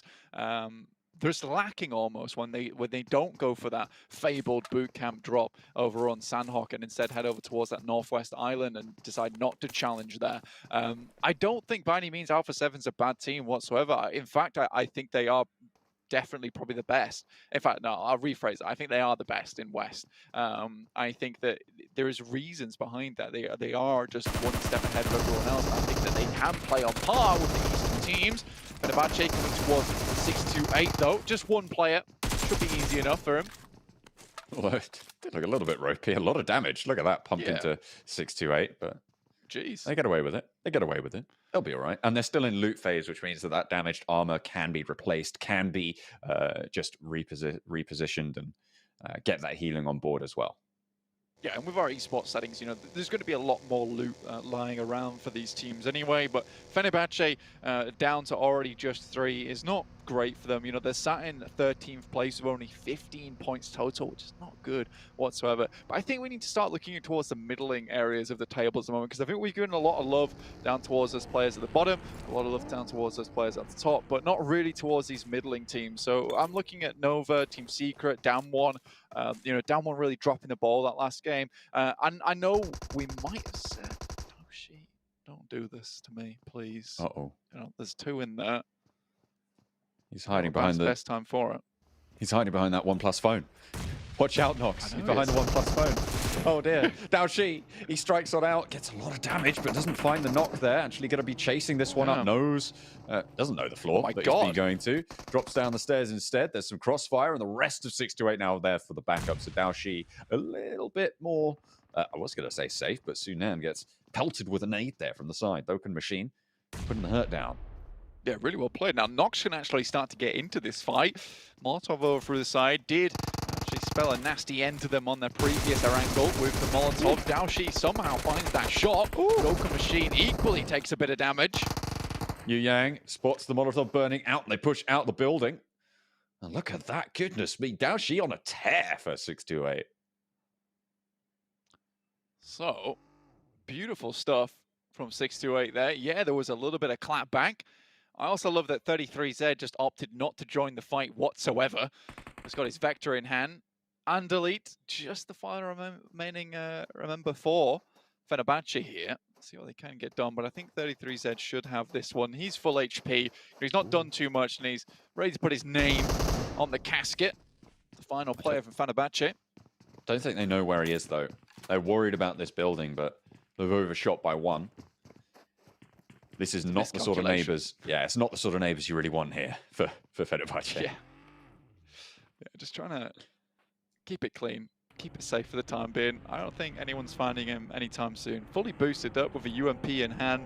You can see him there on your bottom left. He is full in concentration mode, just listening for any kind of sound cues that he might be able to leave. There is a vehicle. Actually, that's them faking him out, though, so he's got to really be careful. I respect the patience here. Anyway, back to my previous point about these middling of the pack teams. You know, Team Secret, really one that does surprise me a lot here. You know, 8th place, 29 points. I do think they look a lot better than they did in those league finals. You know, when we were looking back on that, John, it really did feel like Team Secret kind of hanging on by a thread towards the end of that one. I mean, they didn't even play, right? They were just holding out for hope. I think that Team Secret you know, there has been a resurgence for them here in the grand finals themselves. So I want to see more from them. They are still experimenting, though. They're probably the team that's had the most sub-ins so far, you know, mixing and maxing out Kid as well as Mad Toy. I'm not sure the reasoning behind that. We all know how good of a leader Mad Toy is. So perhaps, you know, on those messier maps like Sanhok, it's good to have Mad Toy in there so you can kind of lead them a little bit better in a map that is quite messy. Tweaker receiving the push from Godlike, and we'll get the first knock. Not really too many first aids, actually none there. For Pika, only down on the bandages, and 2 players from Godlike are still waiting in the wings. They're going to start to push on up. Jonathan's on the flank, and that's easy pickings from the Beast from India. Jonathan gets the flush as well. Stalwart lose player. 2 from Godlike have fallen down, and top around the rocks, maybe looking for more action as well. Very split. And against Clutch God, it's 2 1v1s really at this point here. Neither team really looking to regroup. Jonathan pops a nade over the top to top. Action spraying around with a micro Uzi, not really finding too much. Yeah, another nade goes into there, and Clutch God's in a precarious situation now because the nades are just taking a blow. They're kind of funneling him into a position where he can get shot at by enemy team. And so top will finish that one off. Unfortunately for Godlike, you know, this push has just gone all topsy-turvy for them. And Scry's in a great spot with these nades, as well as the Molotovs. And I think this is the good thing from Stalwart, is they're very patient with these fights. They know they don't have to go fully toe-to-toe with Godlike at the moment. Do get majority of the players back up, though. So now there is a position for them to take. But Scry on this off-angle, beautiful stuff, takes one down and will take the momentum out the sails here. Scry in danger, though, as Neo sends out wide. Neo moving down from the top with Jonathan as well, and just gets strafed on there. Neo falling. Now it's back to a 2 versus 2. Resist potential, maybe, to come on through for Godlike as well. Action over the top around the side. Neo goes down first, and Jonathan takes the tickle. Top sliding down the side, but it's not going to matter. The last frag comes on through, and it's eliminations. 3 total coming in for Stalwart. They'll take that one. It's not the best for them, to be honest with you. Only 2 players remaining here on Miramar. You really want to have 4 coming to those final moments. So just like Dave says, might be time to snake it to make it here in these final moments of the game. Action taking a fair lick of damage coming through from 7. One of my favorite players actually is Rip7. You know, I've seen him do so many ridiculous stuff over towards S2G. You know, when he's the last member alive, you still never can count this boy out because he is so clutch on S2G. So keep an eye on him. If you want to, you should do, into the future. Stalwart, though, down to 2. Like I said, it's not the best thing in the world for them. And holding on to this 3rd place spot, not going to be too easy now, especially now you're down to 2 players. So, like I said, with the Dave call-out, snake it to make it. It's time to make it happen for Stalwart. See how much further they can go. Still got 2 of them. Can't count top out. Try saying that 5 times I thought fast. you were just trying to say I can't count. I cannot count. I've been hiding it for too long. It's been weighing down on me. I can't count. That's it. I had to say it. Okie dokie. Looking at this, Daoshi moving forward, you know, 628. Actually, a fairly decent start to their game versus Fenerbahçe. Luckily, you know, they were all split quite heavily, and 628 were able to pick up on that, which went out well.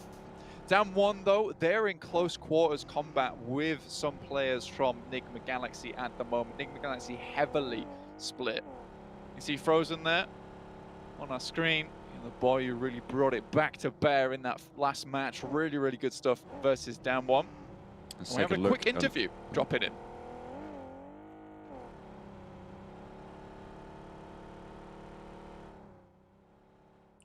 Ya şöyle diyeyim, mesela bir yere kafa girdiğim zaman ve bir yere push attığım zaman Yekta beni en şekilde supportlamaya çalışıyor.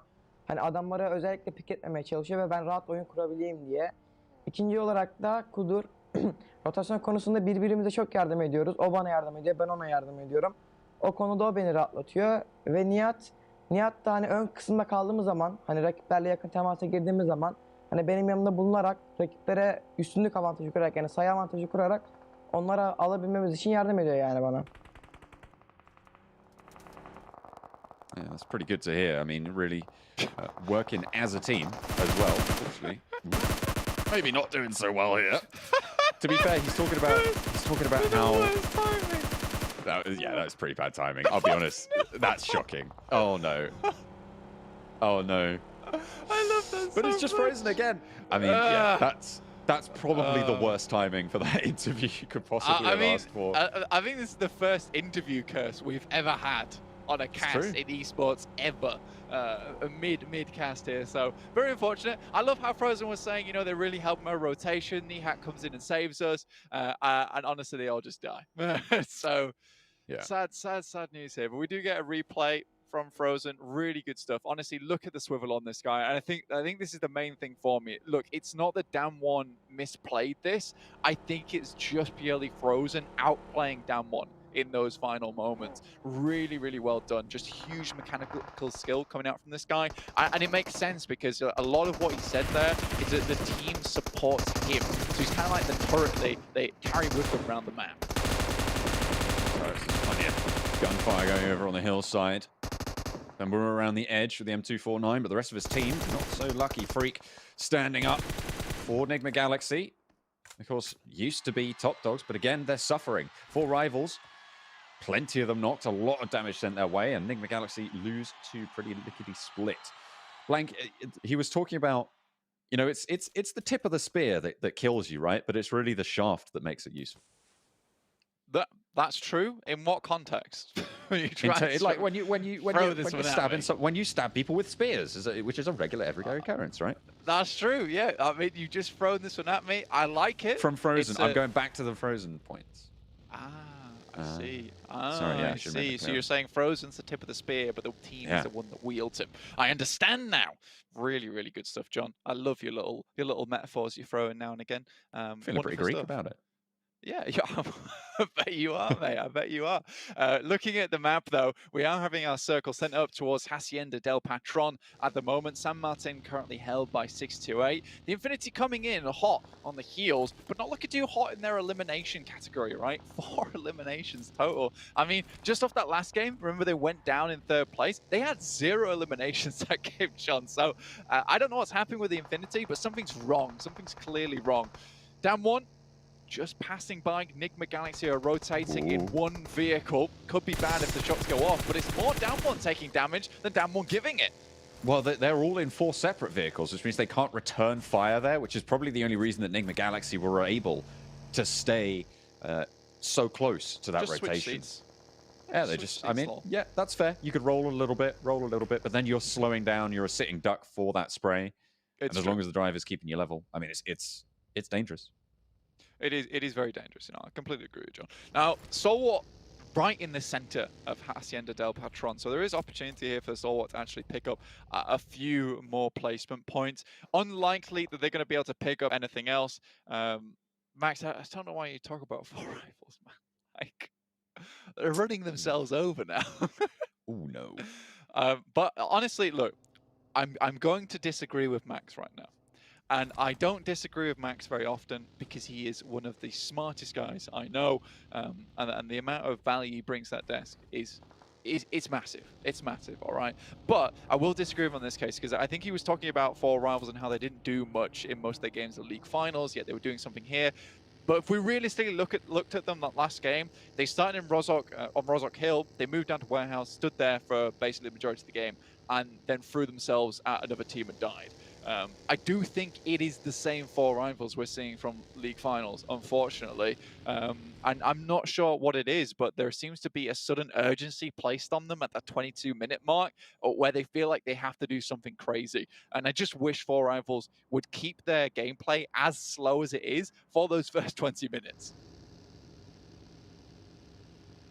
Just slowing things down. I mean, it might be the solution for them, but at the moment, they're sat in 9th place, Blank. It's not great, but I'll tell you what that does get you. That gets you $34,500 US, getting 9th place at the end, if you're able to stick out there. So I feel like that's, even if you're not playing super great, that's still pretty good. You do want to be a little bit further up as those jumps do start to really add up as you get up the tables from there, but they should be okay. They should be okay. The question is, do you want to be okay, or do you want to be the greatest? Yeah, I mean, but that's 4 rivals all the way, right? It's a 4 rivals result of 9th place, honestly. That's how it was in the league finals. It's how it was in the league play as well. They eked their way in. They didn't do poorly. They didn't do amazingly either. They know how to get to the end of the games. They don't really know how to close them out.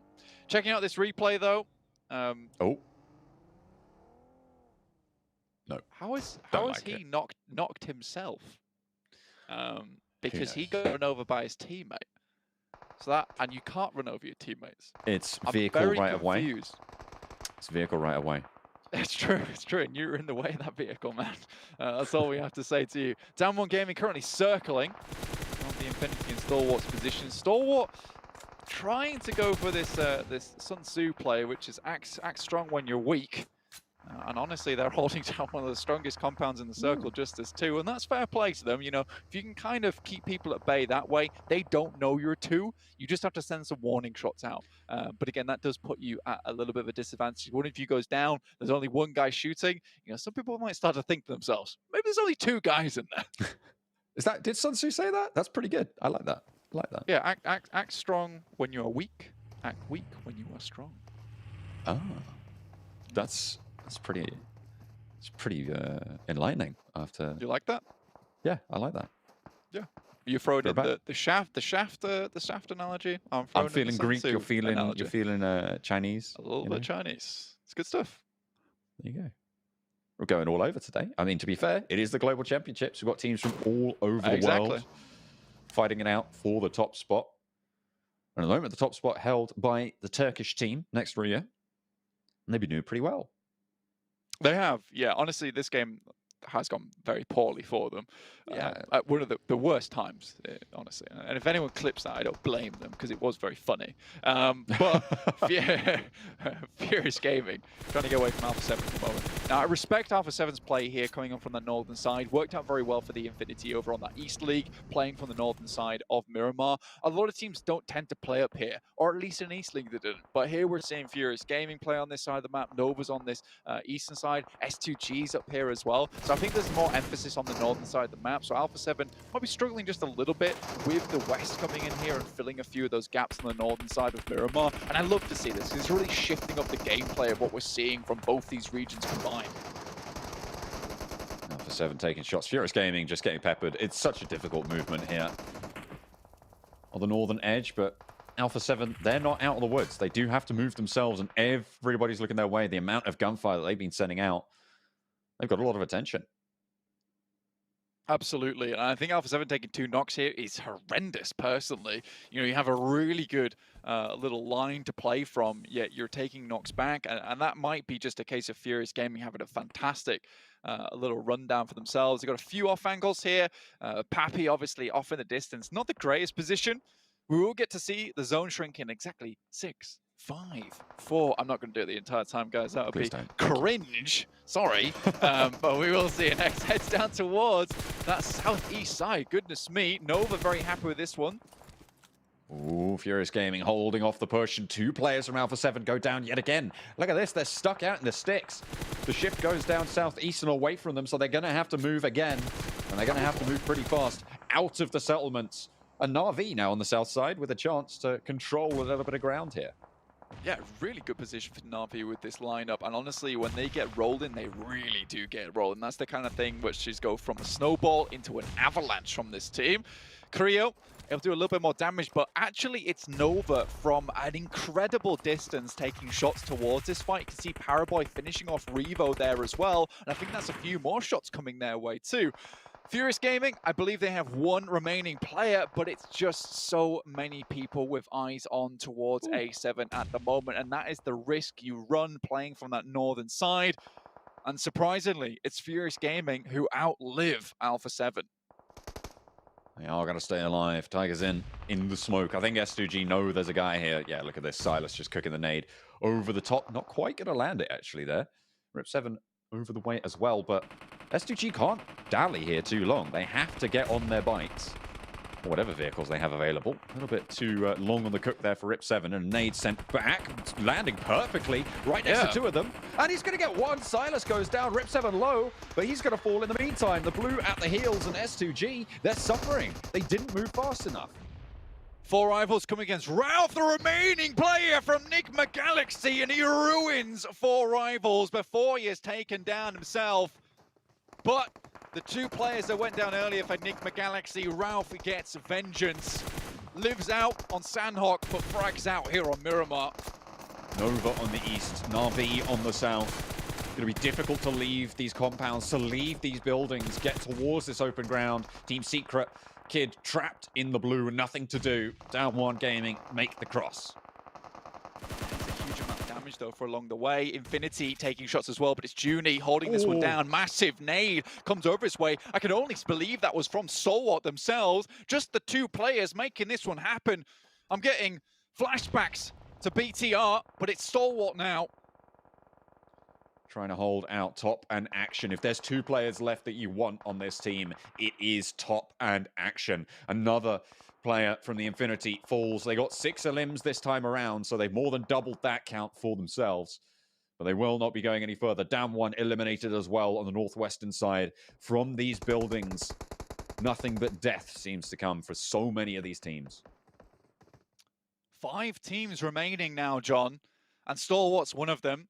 A hell of a challenge here in this game, and they've overcome it. Really, really well done. I think a 5th place, regardless of what happens now, is beautiful for Stalwart with the beginning they had. Nades coming through from Sunan. See what you can get done with this one. It's a long-range one.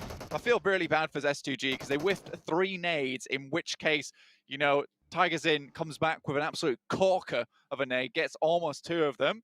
SIXTWOEIGHT rocking up the position. I believe they only have 3 players alive. Now Top has to stop this one from coming through. Nice nade, though, begins the fight.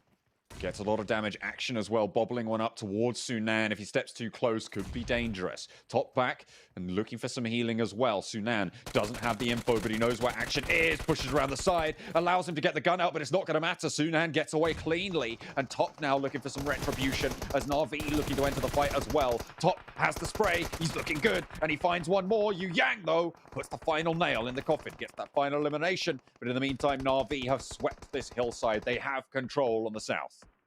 Nova just down to Paraboy remaining. Final player for this team. It's the last guy you'd want alive as well. He has just been storming it throughout the East League and now comes into the grand final. We're put down by Duck off in the distance. Deke Xavier hold out strong for a little bit longer, but it's Na'Vi who are starting to sweep now. And if there ever was a broom in the lobby, it would be Na'Vi themselves because they leave Miramar clean. So much sand everywhere. You'd think it'd be too difficult, but no.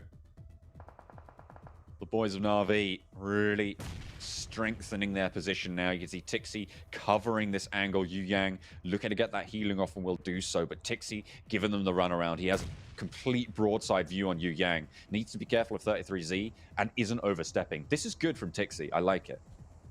Yeah, this is honestly a case of just holding back the rabid dog that we know Tixi can be and just keeping them at bay. But now looks for at least 1 flush there. It's another elimination on board. 33 so it goes out, but they'll finish him off. And now just 2 players remain. Now this is the Na'Vi that we want to see, and it's so frustrating watching Na'Vi at times because we know how good they are. Yet that fire, we just don't see it out of them sometimes. Most of the time we see that ember and then suddenly a bonfire and then back to an ember again. We'll see if Na'Vi can finish out this game, though I've seen stranger things happen on Miramar. I mean, they started this game with, I think, about 12 points coming on through. So a chicken dinner here would be phenomenal to launch them up those standings, get them back in that conversation. DX Xavier with the duo, Duck and Lamborghini, hunkered down. Keeping it quiet for the time being. Fingers on lips, trying not to make too much noise. I think Na'Vi has a clear idea of where they are, though, regardless of the amount of decibels these 2 players are putting out. And this is just going to be a slow, sad suffocation through for DX Xavier. All angles are now covered.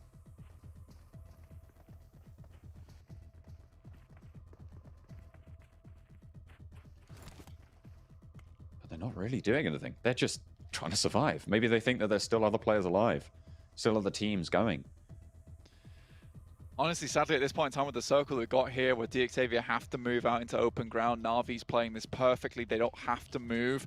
They can play outside of the circle as well because they know they have the entirety of the angles over on this eastern side, the western side, and the south side. They've cleared it all out. They know that there is only one location that DX Xavier can be.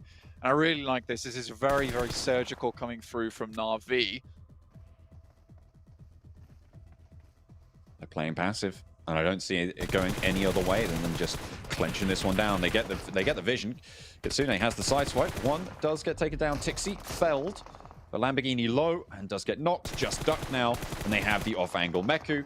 Looks to wing out and handle it. Na'Vi take the chicken dinner. Great finish there from Na'Vi. You can hear the crowd cheering as well. It's not a virtual crowd, it's real. It's in my room. All the hundreds of them in this tiny office. However, Na'Vi finishing out that game very, very strong. And again, this is the bonfire that I want to see come through from Na'Vi because they are a fantastic team. But you can see them, they're not celebrating as of yet. There's still a long way to go. The high fives are coming through. That's fine. I like it. But I think that this team knows that there is still a bit of a mountain to climb here. But that's the type of performance we want to see from Na'Vi. You know, we only really saw that ending taking out the Xavier, but they were also able to cleanly finish off the majority of the players from Nova and clean out that western side as well. It just really is one of the things where I want to see more of that from Na'Vi. Yeah, 10 elims on the game as well. It's a fairly standard chicken dinner total, but they are going to get a whole heap of points for that one. 25 points added to their tally. They should be pretty happy. Let's head back to the desk.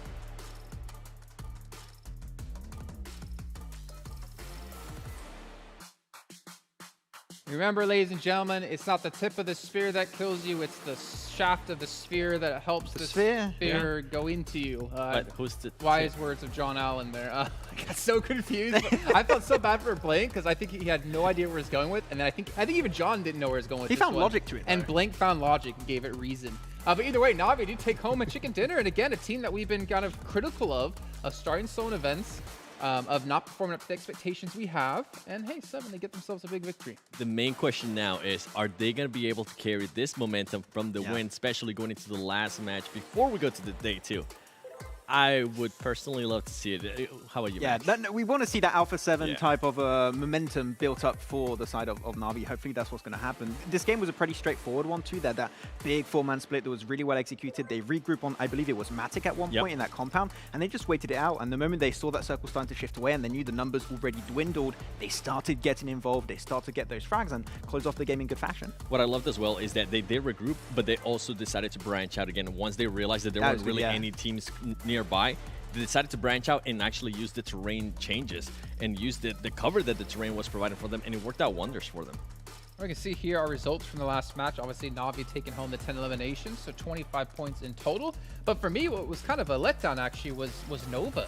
I feel like they were playing really kind of slow towards the end there. They were kind of using their position to their advantage. Yeah. And they had all 4 players left alive. Then unfortunately for them, just out of nowhere, they got completely eliminated out in this one. Yeah, it was actually really well played in the middle of the game here because they also had very similar to, for example, Na'Vi. They had a 2-2 split and they were trying to regroup on the compound next to the road. I think it was on Jimmy and King at one point. The execution was good, but I did not spot out exactly what happened to them, but they just got contested when I believe that would have been the easiest rotation in the game they could have went for. But when you have across the road, of course, 7, you know that's always going to get somewhat tricky for some teams, and unfortunately for Nova, that ended up being the case. Yeah, it didn't work once. I mean, I think we saw, what was it, S2G as well. They were trying to cross that road, and it just didn't work out for them. Even though they were trying to use the smokes, the teams being able to have that height advantage was just way too much for them.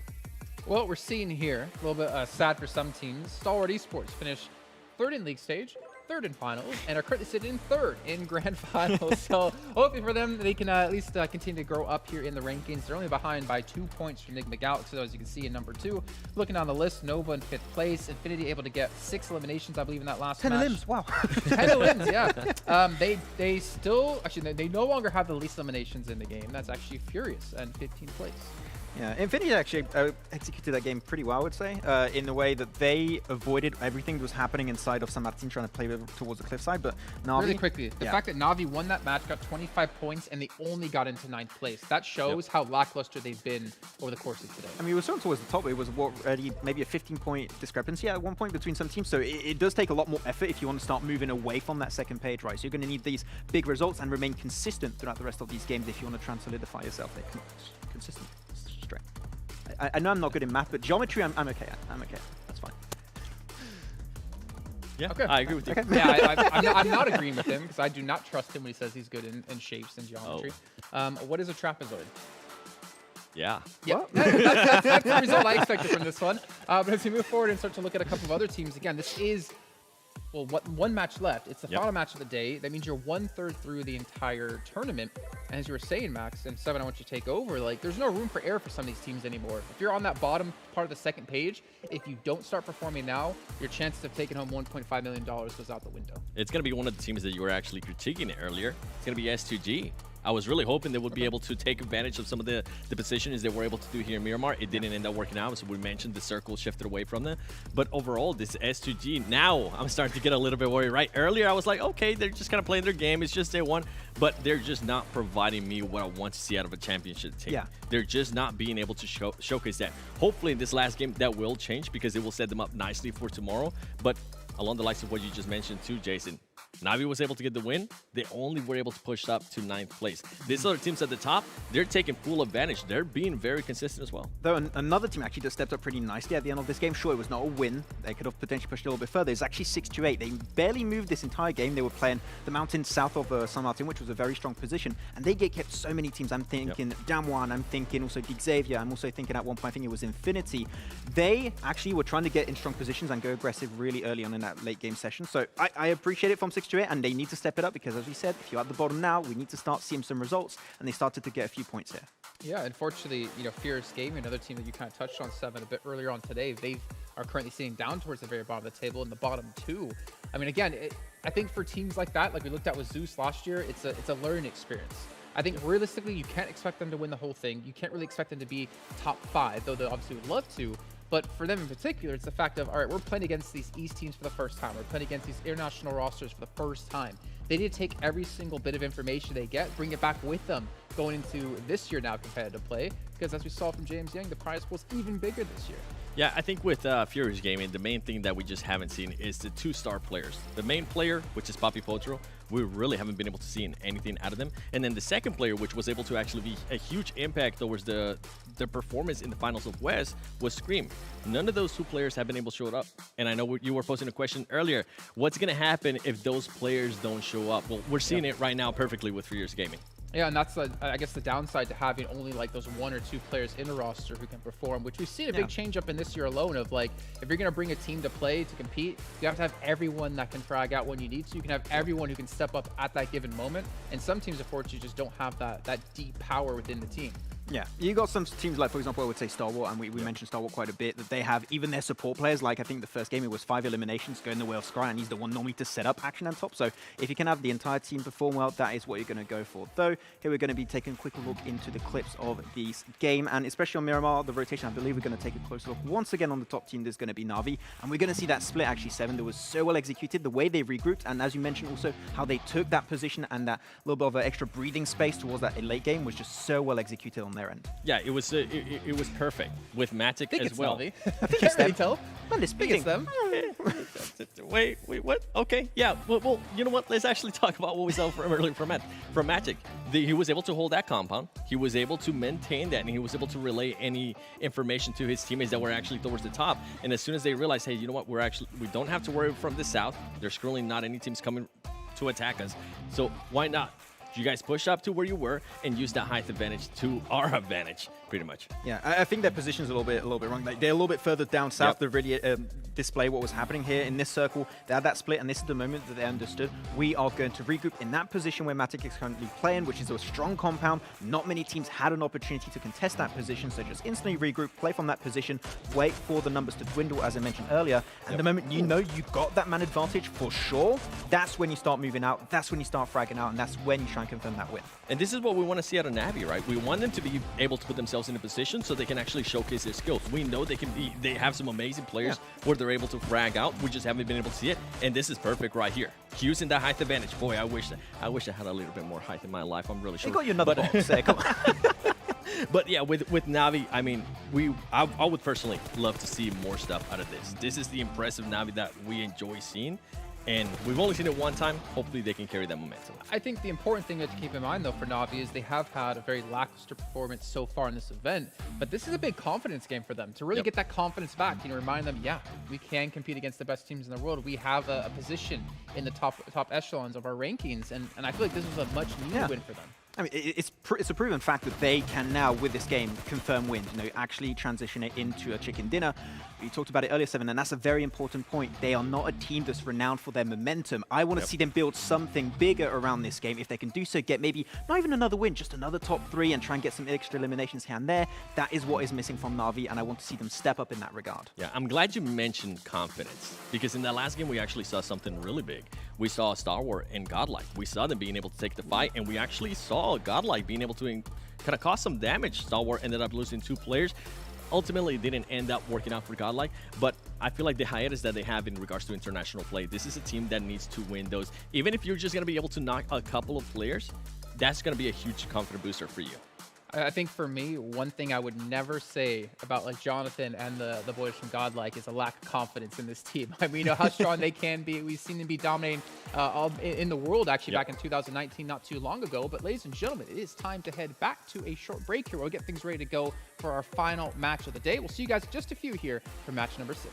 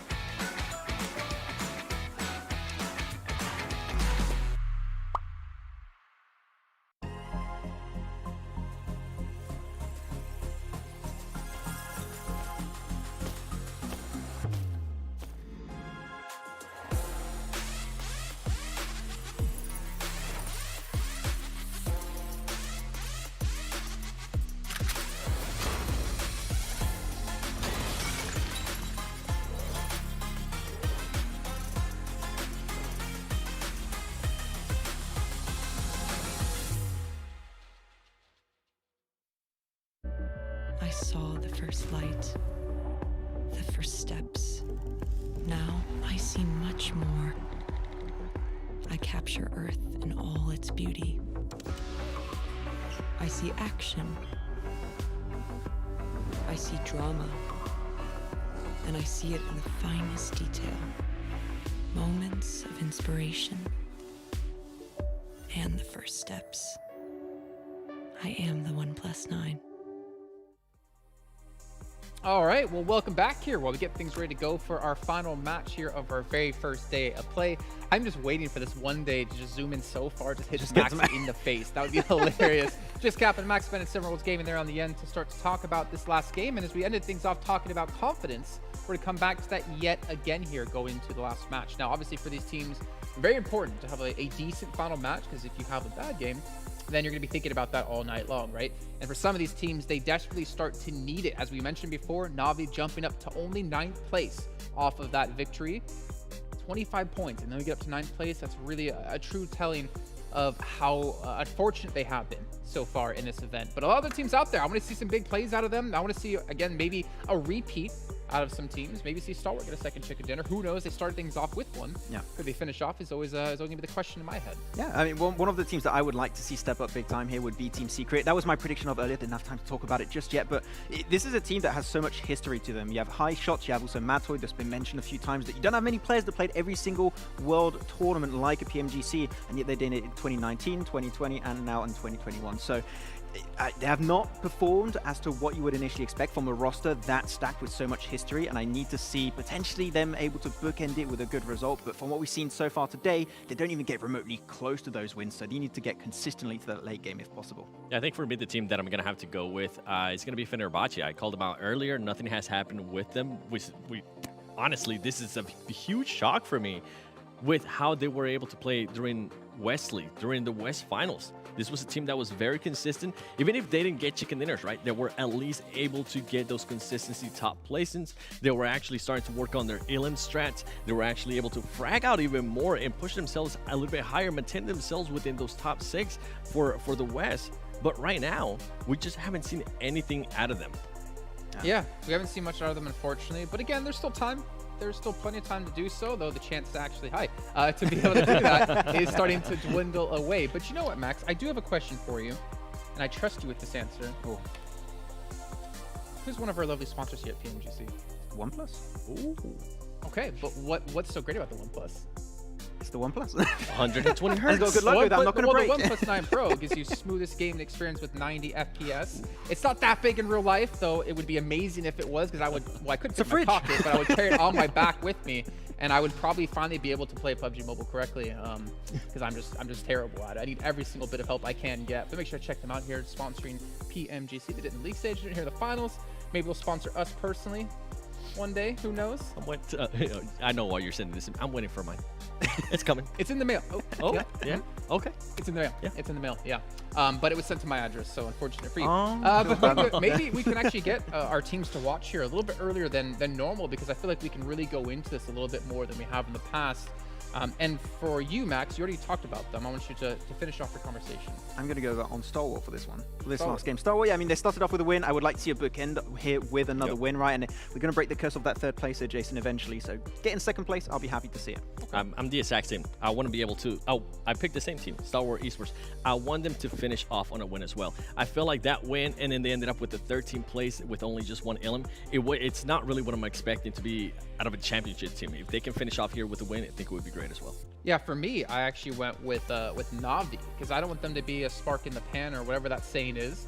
Yes, it's great they had a victory last match, but for me, it's more about, can they replicate a performance like that? They don't have to win, but I want to see them get really far into the match. I want to see them pick up some good eliminations, because I feel like for them, winning and then going back to losing again and the status they've been doing so far would be a big hit to confidence. I think I would take a top 5 for them as a win. Even if they don't actually get the win, a top 5 with at least maybe call it 3 elims, that would be a win for me, because it's completely different than what we're used to seeing. They get a win and then they end up with a 10th place, 13th place. That's just not going to work here if they want to challenge for that championship. Yeah, I'm going to sound like a broken record, but back to the point you mentioned earlier, right? Momentum. We need to see them try and build something upon a big win like this. If it's their morality that's feeling really good after that game, like, okay, we just got a big win, let's try and build something upon that. I think that is the mentality we need to see from this team. A top 5, as I said, I agree. If they get top 5, that's a win in my books. They'll be looking good. Also, a special mention to Nova. I mean, let's not play this down, right? They're the defending champions of PMGC 2020. They've been a little bit lackluster, though they've been kind of hovering around decent performances, but they've not had a breakthrough performance to propel them forward into first place and to take home another title. They're doing the exact same that they did last year.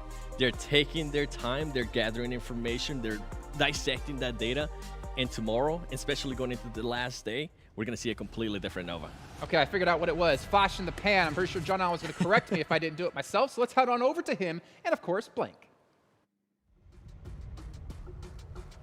And so then I said, you know, Jason, you just can't... Oh, sorry. Oh, yeah, absolutely. Hi, guys. Welcome to Erangel. No, actually, it was Blank who was getting more aggy about the flash in the pan in the backstage. I'm going to throw you under the bus outing me? Yeah, absolutely. Can't believe you're outing me about that. I was only getting aggy because you were attacking Jason and I was defending his honor in that moment. It's true. It's true. We are checking out the final game of the day here today on Erangel, which will close out our first day of the PMGC Grand Finals. Remember, there's only 3 days here total, so tomorrow is going to be even more critical for a lot of these teams, setting themselves up with a good base of operations, a good amount of solid points to really make that run for the big prize money on that final day. But today is all about setting that foundation for yourself here and getting ready to blast off tomorrow. A plane from the east down to the southwest. Zucky and North Georgia a little bit further afield than maybe some of the teams would like, but everybody dropping on out for the final game of the day. Team Secret, though, unfazed up to Severny. Straight up there, I mean, you know, we did see them play towards Kameshki quite a few times, but Team Secret's starting to strike out just a little wee bit here. It's good to see Fenerbahçe over towards farm side, taking up that position, gives them a lot of control early on around Milta, around those bridge areas on that eastern side. So Stalwart going to be a little bit careful about that one. But we do get this western shift down towards that southwest side, which has a lot of water in it currently, and a lot of Sosnovka as well, for practically half of it. And in that situation, you know, you're looking at this, and you're almost certain that it's not going to head towards Sosnovka. So you will get a mass exodus over towards Gatka region. But this starts off well for Nova here, and perhaps Jason might just be able to see Nova do a little bit better in this game, because definitely we couldn't count them out for the last game. They had some great off angles. Paraboy was playing out of his mind, so potentially here's a good chance for Nova to start picking up some points here. Only sat in 5th place, so it's a good position to start from. I mean, you know, they've been fizzling, they've been sputtering, they've been sparking just a little bit, but they haven't flashed just yet, you know? So we're waiting for that. We're waiting for that big spark flash fizzle combo.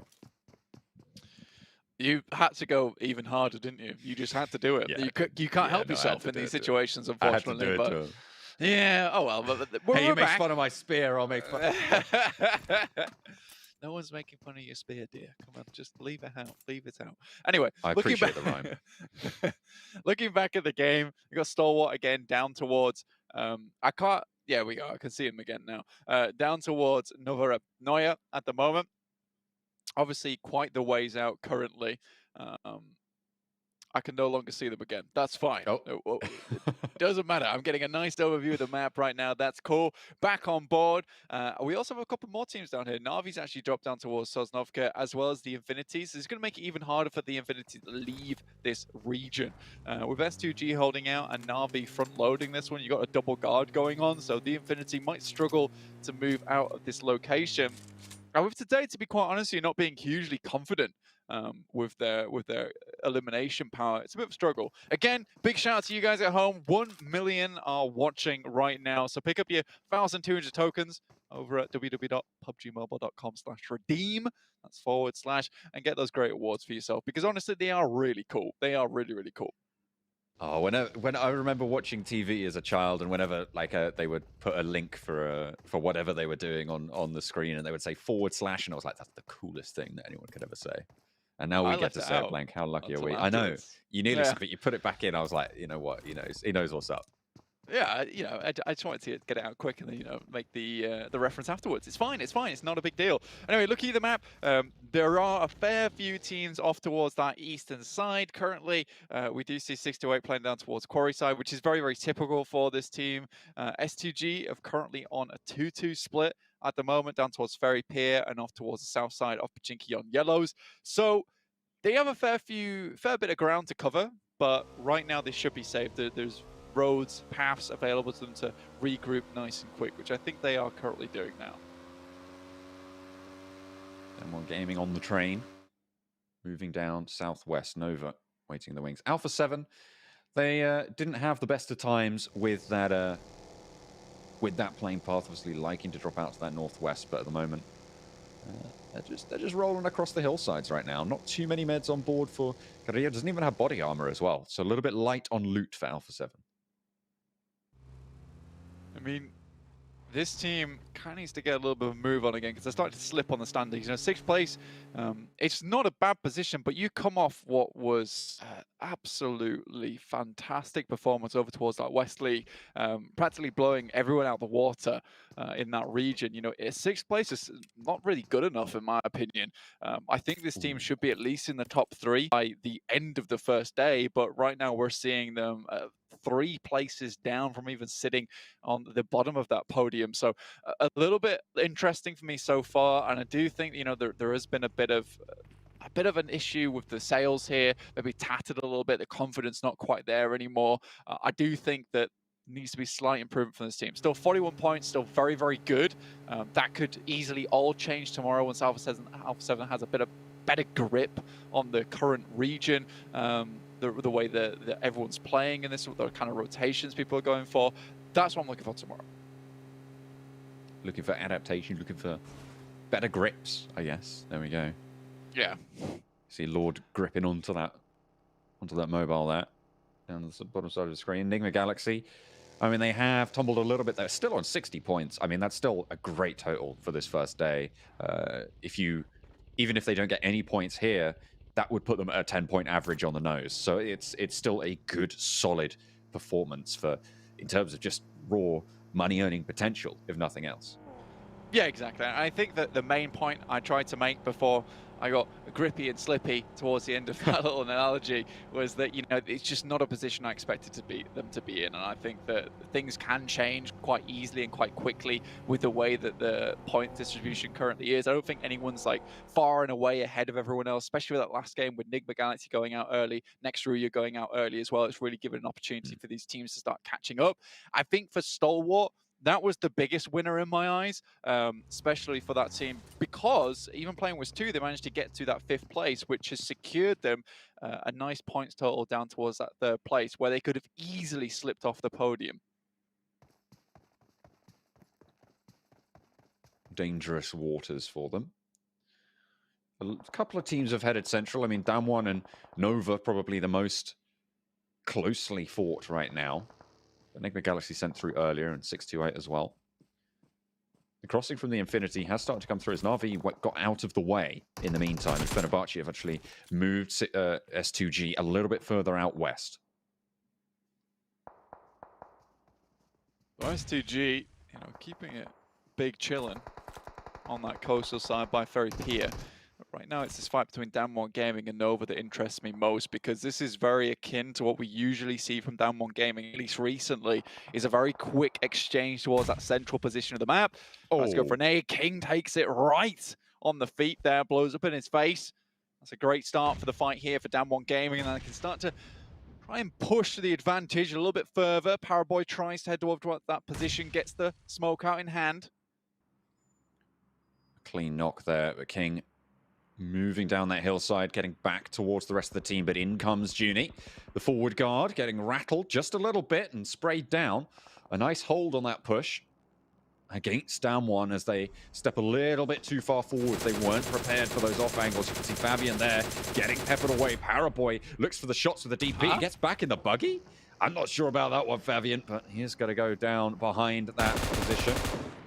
Now Paraboy moves on for more. Paraboy? He is not waiting around, not hanging about for anyone, and Damwon Gaming are going to suffer fatal consequences. An unbelievable fight coming through here for Paraboy. Takes down 3, won't get the full squad wipe, but what more can you ask for from the star player coming through from Nova? Really good stuff, and not only does that secure them that team fight, it secures them a very good central position on the map. And with Damwon being sent away to that northern side where teams are trying to find a little bit of a foothold, it's only really a matter of time before that final player gets picked up from Damwon. So honestly, really, really well played there to you boys from Nova. You see, now getting a cheeky little flush there on the northwestern edge. Godlike and 4 rivals close to one another. And speaking of footholds, Blank on the south side, the Infinity have managed to cross fully, and they're now actually taking a little bit of a crash over towards Fenerbahçe's position, but there's plenty of fighting going on in Gatka Fields in the meantime. Godlike moving in towards Gatka Main. Zepu pops the nade around the side, but Jonathan is in first and caught without gun in hand. Tries to hit the drop, but it's not going to be fast enough on the weapon swap. Finds yet another flash for Godlike.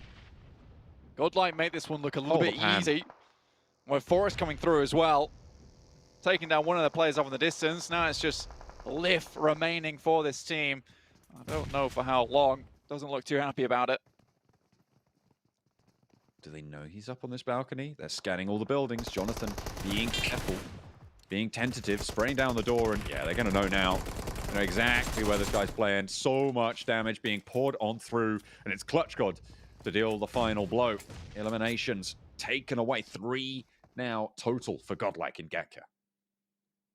Nice fight comes through from the Infinity to at least keep the boys from S2G back for a little bit longer, as well as Fenerbahçe. But I think S2G set up this fight very nicely for themselves going forward, especially their positioning right now, circling around the Infinity, trying to clean up the scraps from this previous fight that just occurred. Mela just sends off to the distance, managed to keep himself in cover, but Silas might just be able to take some shots, but Mela's just a little bit too quick on the draw there. But Na'Vi are coming across the bridge in the meantime as well, so Mela has to be careful in this position on the south. The rest of Infinity probably going to be looking to back it up. Mela should know that Tixie's here, and the rest of Na'Vi are going to be paying attention to this position as well. Shots raining in, and Matic has a beautiful angle. The question is, how long can Tixie last? Probably going to have to fall back to the building. Mela behind the buggy, still shots coming through, and Matic will take him down. Nice and easy there. Just a couple of DP shots, Seb's on a dinner plate. Your boys are in full right now towards the south side of the island. We move away from Sosnovka, and now Na'Vi can start to keep that momentum going. Like I said, they need to fan the fires, keep that bonfire lit, because we know how good these guys are. And if they can finish today on a strong note, coming in tomorrow, you know, that 9th place could easily change. I mean, they didn't. They started, I think, in sort of 11th place in the game before that, and obviously doing so well in the last one. They've catapulted all the way up and looking good to challenge all the way up towards 4th position, potentially. I mean, a 5-point differential, sorry, 6-point differential between them and Infinity. You can see 9th to 4th, a very, very tight field in the middle. And you were talking about that sort of, that peloton, right? That middling pack that is so, so tightly knit. And it's worth so much money to climb towards the top of. Yeah, it's easy to trip up over other people towards the middle of that peloton where everyone's fighting so hard. Damwon Gaming's final player in Forest trying to hold back the time from Team Secret. Managed to send Jumper back. Damwon, as far as here, looking like a 4-man team at the moment, but Jumper looks like he's got his number. Looks to throw a nade over the top. Kid as well on the angle, watching for the run out. Jumper with a nade right into the perfect position, but Forrest is out wide. Doesn't go down, but there's 4 players from Team Secret. And Forrest falls back. He gets out of the ditch.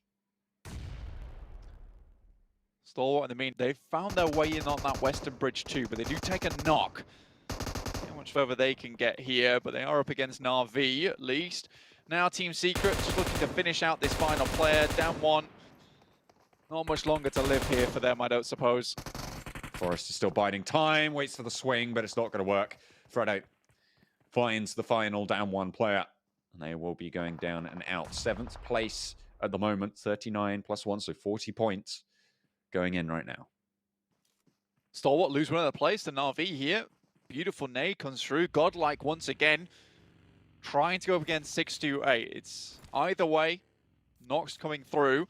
Klushko does get flushed, and now only down to 3. 628 still have an opportunity to bring that player back up into action. Godlike very much in the midst at the moment. 31 elims for next Ruya. That's nuts. 11 more than Nigma Galaxy. And 41.9% of those coming from Frozen? I mean, it's insane. It's pretty nutty, right? This guy has been on fire today despite the name. Honestly, next Ruya, despite them being in 1st place, we're still waiting for a little bit more from them. Here on Erangel, stuck center on the ridge sides, looking for any opportunity to move into this circle. Nova still with 4, though, after that brilliant start to their game earlier. Doing pretty well. 628, I mean, they have lost a player a little bit earlier on those hillsides.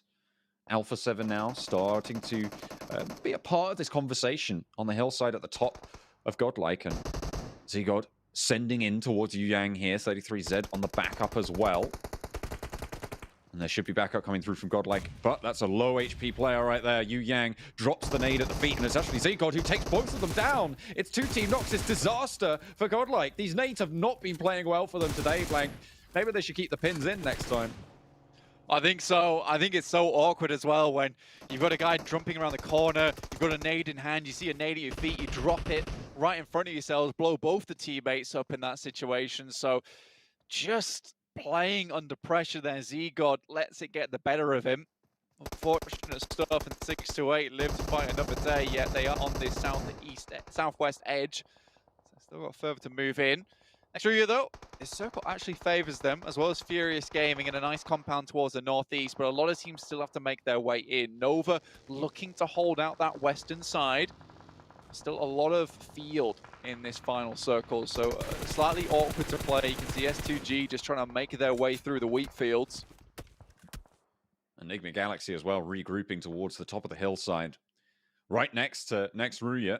Maybe looking to take that top spot back. Only 6 points separate them right now. So they'll be hanging on for that one.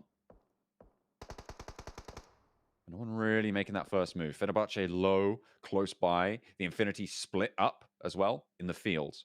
Godtani and Logan playing separate positions. Blank, Godtani made an incredible play in the East League from a field cabin, from a field shack. We'll see if they can repeat it. I think it's where they tend to play very well here, you know, back of one another. I do think when they lose Godtani, a lot of that confidence kind of just slips away.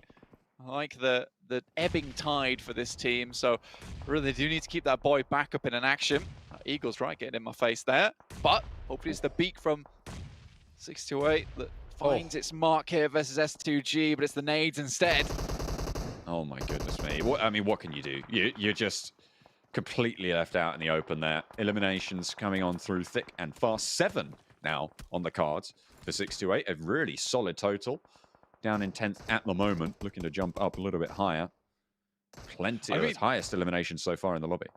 I mean, that's just 628 as 2 players decimating the entirety of S2G there, and that's the danger of playing in a shack. It's just so easy to lay the heavy ordnance down. Godtani goes down, and that is not what you want to see from this team. Na'Vi making that one happen.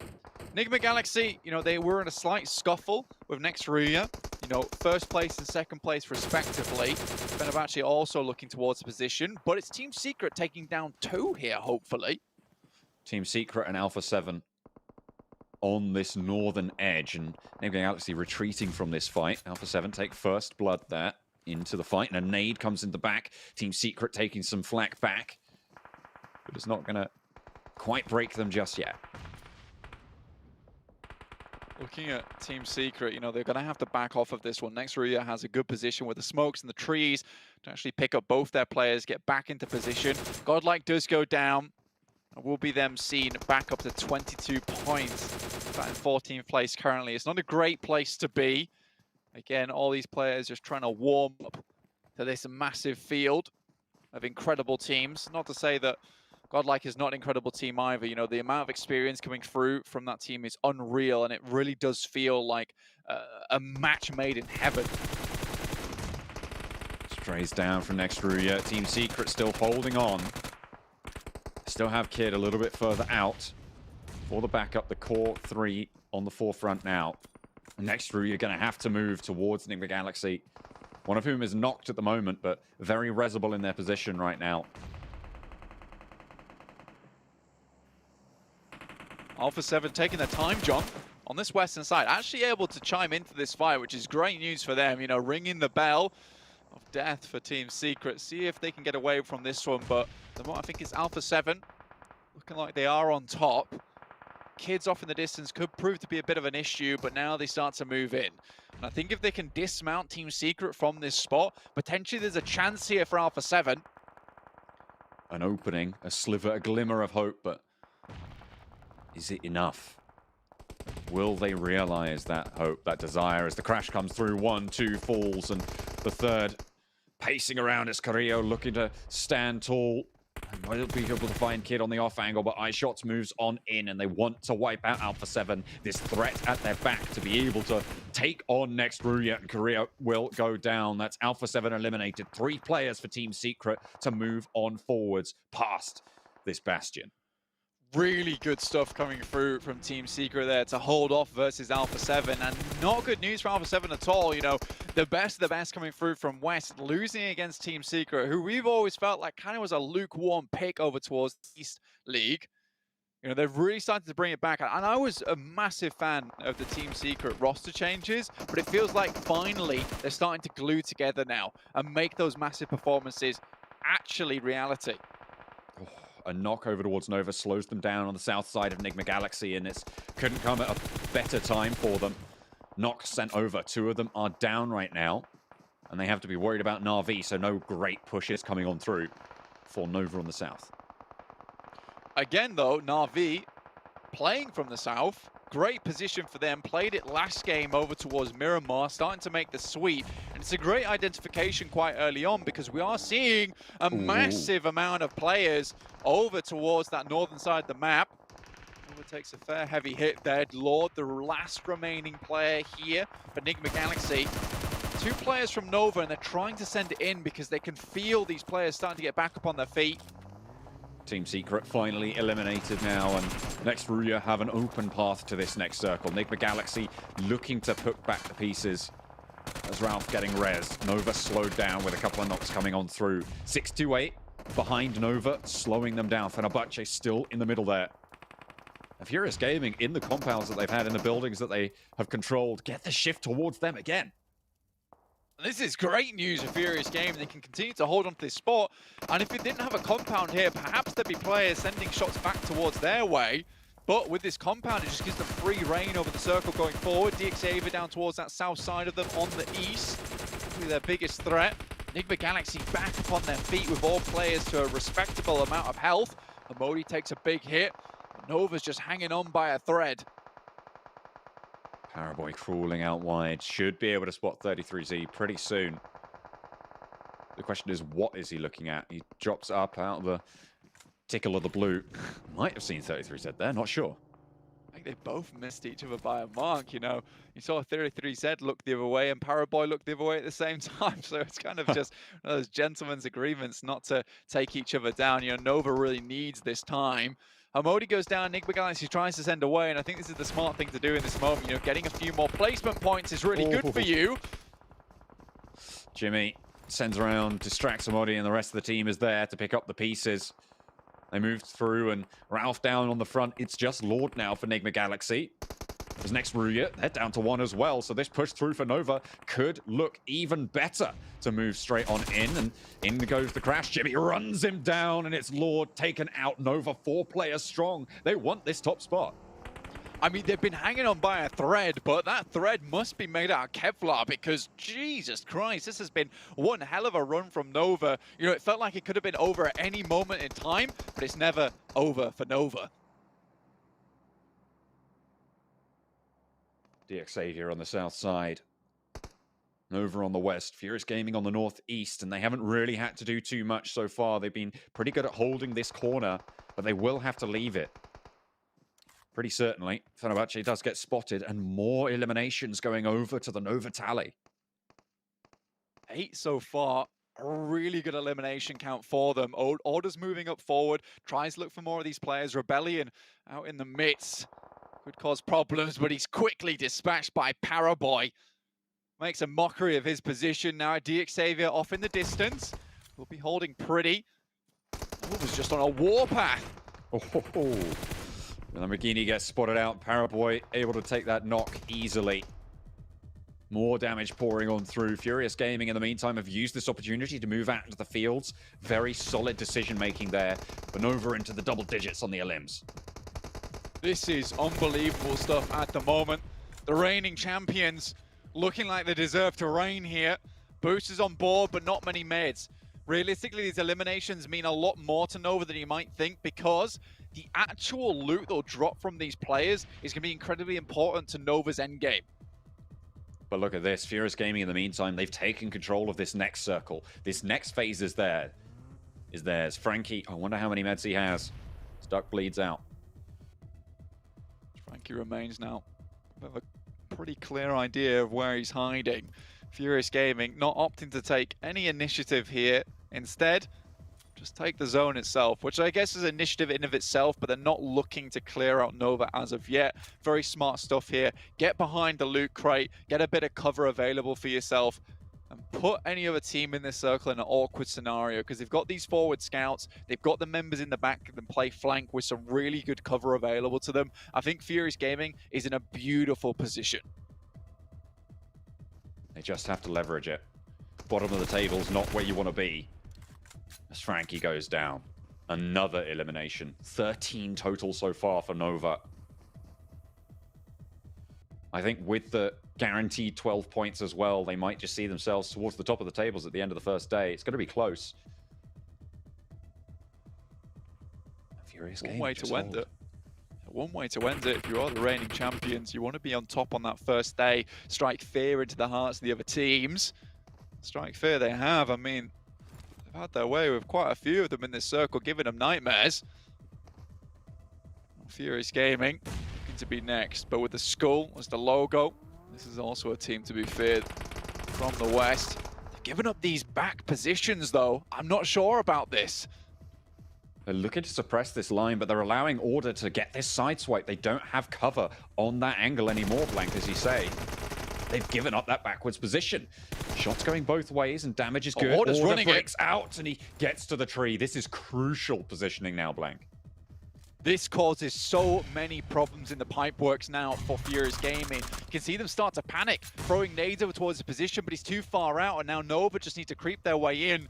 Order has to wait for an opportunity, though. That's the big problem, because they're playing downhill. Circle doesn't really favor the guys from Nova. Happy goes extremely low. And there's a smoke in their way now. They need to stop the push forward, sure, but one goes down on the front. Jimmy is traded out, but Pappy low as well. Gets that heal off the flush, and another knockover onto Paraboy. King and Order, the active players now for Nova, and two players from Furious Gaming fall. The nade over the top. It's going to be Molotov, but Order breaks out wide, looking for the angle. Order goes low, goes down, and King, a nade sent towards him, could be it, but it's a 1 versus 1. King moves forward. Nova looking to try and take the chicken dinner, close it down, but no! Who wins? It's Furious Gaming to take the chicken dinner right at the end. It was down to the wire, but they hold on out for the chicken dinner on the northeast side. Nova fall the final hurdle. Not there, an elation for Furious Gaming. Elation and relief, to be honest with you. I mean, Furious Gaming had the spot for such a long amount of time. It really shouldn't have been the case that Nova got that far. King almost cleaned it out. We saw how low Pappy got in those final moments. I was completely flabbergasted at the end there. Honestly, though, Nova have really put their mark on that game. Incredible stuff. I think the most unfortunate part of that is they don't get any elimination pickups towards the end there versus Furious Gaming. All players still technically alive in those final moments. Very, very well done to Nova, though. But Furious Gaming, this is how you end a game when you're in such a good spot, right, John? When you hold those compounds, when you're in a good position, take the initiative, take the zone, get set up, and then go from there. I do think there was a slight misplay at the end, actually taking away your backwards defenders, but alas, it works. I mean, they lose those angles, but they win the game. It doesn't matter in the end. Maybe something to learn from, though, and Nova falling just at the end there. Unfortunate, but Furious Gaming from the bottom of the tables get a chicken dinner. The pan has been flashed. I know, Blank, don't be too mad at me for that one. I'm sorry, man. But Furious Gaming, what a time for them to come alive. A time that they desperately needed to get a victory under their belt, but more importantly, get some confidence under their belt as well. But we were looking, honestly, at Nova in those final situations. Yeah. Like Nova, they're on 13 eliminations. They still have 4 more to pick up. It could have been our biggest game of the day, but they just fall short. But either way, they're still performing well. They're being quiet, like you mentioned before, Seven, and maybe leaving it all towards that last day to just climb those final 3 or 4 rankings. What do we say? Maybe tomorrow we'll start hearing about Nova. Well, they were like, you know what? We'll jump one up. We'll start. You can talk about us right now with Nova. I mean, the way that Order was able to rotate, I completely agree with what Blank was saying there. I was surprised that Furious Gaming allowed that to happen. But going to Furious Gaming, I mean, I gotta give him some props, because the player that I've been talking about and the player that in a way I was calling out and hoping that we will be able to see here, Papi Potro being able to clutch up against Nova too. I mean, that is going to be such an even bigger confidence booster for that player. Yeah, look at the points though. Total 13 eliminations from Nova. They're going to be top when it comes to points won this game. But talking about Papi Potro, you got to mention that play from Nova with having the off angle being given to Order was so well executed, but the response especially from Papi Potro behind that rock, making sure that Order could not go any further in that push, in that off angle, to make sure they were not going to get pushed back up against the blue, was the pivotal play to make sure they had an opportunity to win that play. And then it was down to the gunfights. They won the gunfights, down to the 1v1 versus King. Papi Potro, MVP of that game for sure. And something that worked wonders there, especially from Furious Gaming, is that they were able to throw away a Molotov, and it kind of forced Order to not just go in a linear, pretty much push towards them. It forced Order to just go towards this side, exposing himself even more towards Furious Gaming, and they were able to capitalize on that. Who was the player you're talking about, Max? That's Papi Potro. Okay, it's Order. I like hearing the way you say it. No, I like hearing the way you say it, man. Don't even get shy about it. Well, you see Order, though, going to be the MVP. 6 eliminations coming through, and that play obviously getting to the tree, trying to provide another angle for Nova to use. It was a smart move, but in the end, Fierce were just a little bit smarter, I guess, as you mentioned, Sam, with that Molotov coming and able to really force Order into a different position. But in the end, like, this is the first time we've seen Order. He was the MVP at the start of the day. He's the MVP at the end of the day, and you can see... Now, you got really French there for a second. Did. I got my inner Kalaris, but it became French for a second there. We had over 1,000 damage made by both Order and Paraboy, but the execution was really strong. And you got to keep in mind, when we were looking at them rotate, the entry point was a really good idea from them coming from the western side. You have that little bit of high ground position you can abuse with that third-person perspective, but there was too many teams for them to fight. There was Next Ruya, there was Team Secret, Nigma Galaxy, 628, Fenerbahçe. It was super, super hard for them to get involved. And one thing that Blank mentioned that actually they played around really well was they were just waiting out for teams to dwindle in numbers one by one. They picked up all the loot, which I feel bad saying Blank was right because he destroyed one of my points earlier. But it was a really good execution. They were able to buy more time with the utility they picked up to try and make sure they had a shot for that chicken dinner. All this Nova love. I gotta give even more love to Furious Gaming, because something that they did that I think worked out well for them is when they did have that compound, they didn't just wait there. They didn't just decide to, you know what, we'll just keep on waiting. Yeah. They were active. They were able to get those ilms. They were able to make sure they kept an eye on everybody and seeing where they were going to be going and trying to set themselves up for that win. So I think Furious Gaming, this is a huge game for them. We've always talked about, remember, we're talking about 19 ilms in one win. I mean, it wasn't 19, but... Well, I mean, at least for Furious, they were 15th, I believe, going into this match. They pushed themselves up to 10th. Unfortunately, Godlike has fallen to 16th, but as we look towards the front page here, Nova have snuck their way into second place. 0 chicken dinners. Every team around them has a chicken dinner, but 32 eliminations, the second most fragging team in the lobby so far. They've been putting on a stellar performance and put themselves in a really good position, only 9 points behind.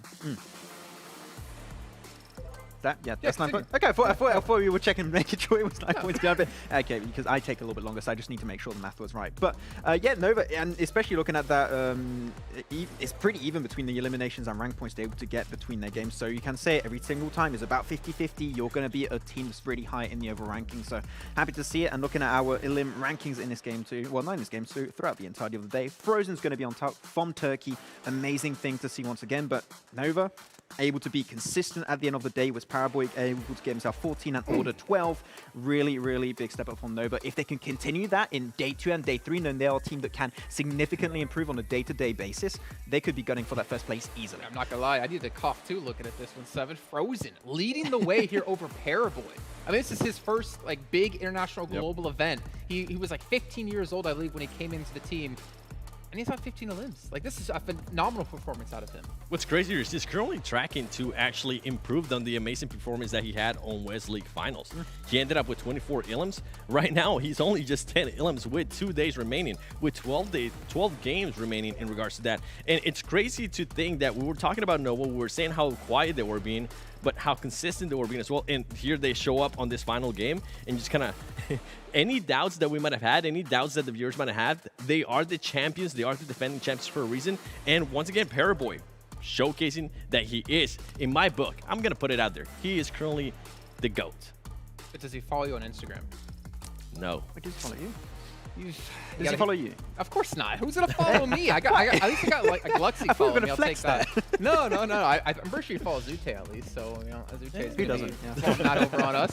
But still, like, yeah, this is exactly what we saw in East League with Paraboy, right? Even though his team was doing bad, which they're not doing bad whatsoever here. Yeah. But even when his team was like 16th place, he was still top 3 when it came to eliminations and damage, right? And we're seeing right here, he hasn't been the MVP a single time for his team, and yet he is leading by 0.5 MVP points. It's just he's just so consistent when it comes to performing every single game. If it's in terms of damage, survival time, any situation you throw his way, he will find a way to make it work in any way, shape, or form. And that's just why he's on top of his game every time. But now having Order back him up, being on top of almost MVP there, being actually in second place for the MVP race is impressive, is what we needed to see from them from the Eastern League. And now they're actually performing at the top tier. There's no room for mistakes, and they knew that coming into this. Yep. I think the only letdown for me, unfortunately, and I do love you guys. I mean, I predicted you guys almost every single time when it came to the league stage. We're not seeing Newsy from Infinity. I mean, he was typically like the one to always stand out. He was one of the top 2 fraggers, I believe, throughout the entire event. And he's been non-existent so far. I think at the start of that game, we saw some stats pop up, and I think only 2 players in the team had eliminations before that. That means you have 2 players in the team before this game that had 0 eliminations apiece. So they need to try and find the issues, fix them ASAP, because you only have 2 more days of play. That is maybe not going to be enough to step up. At least now they're starting to get elims, right? You know, that's so they're going their way. Well, here's a quick little recap. Looks like coming in for Furious and how things went throughout this match. And again, I think for them, like, such a big confidence booster. This is the perfect way to end off the day. Get a nice little victory, get some confidence back into your team. Again, this is your first big international event on a global scale. And that might give them the boost they need coming into day 2, saying that, all right, we can pick up victories. We can get wins.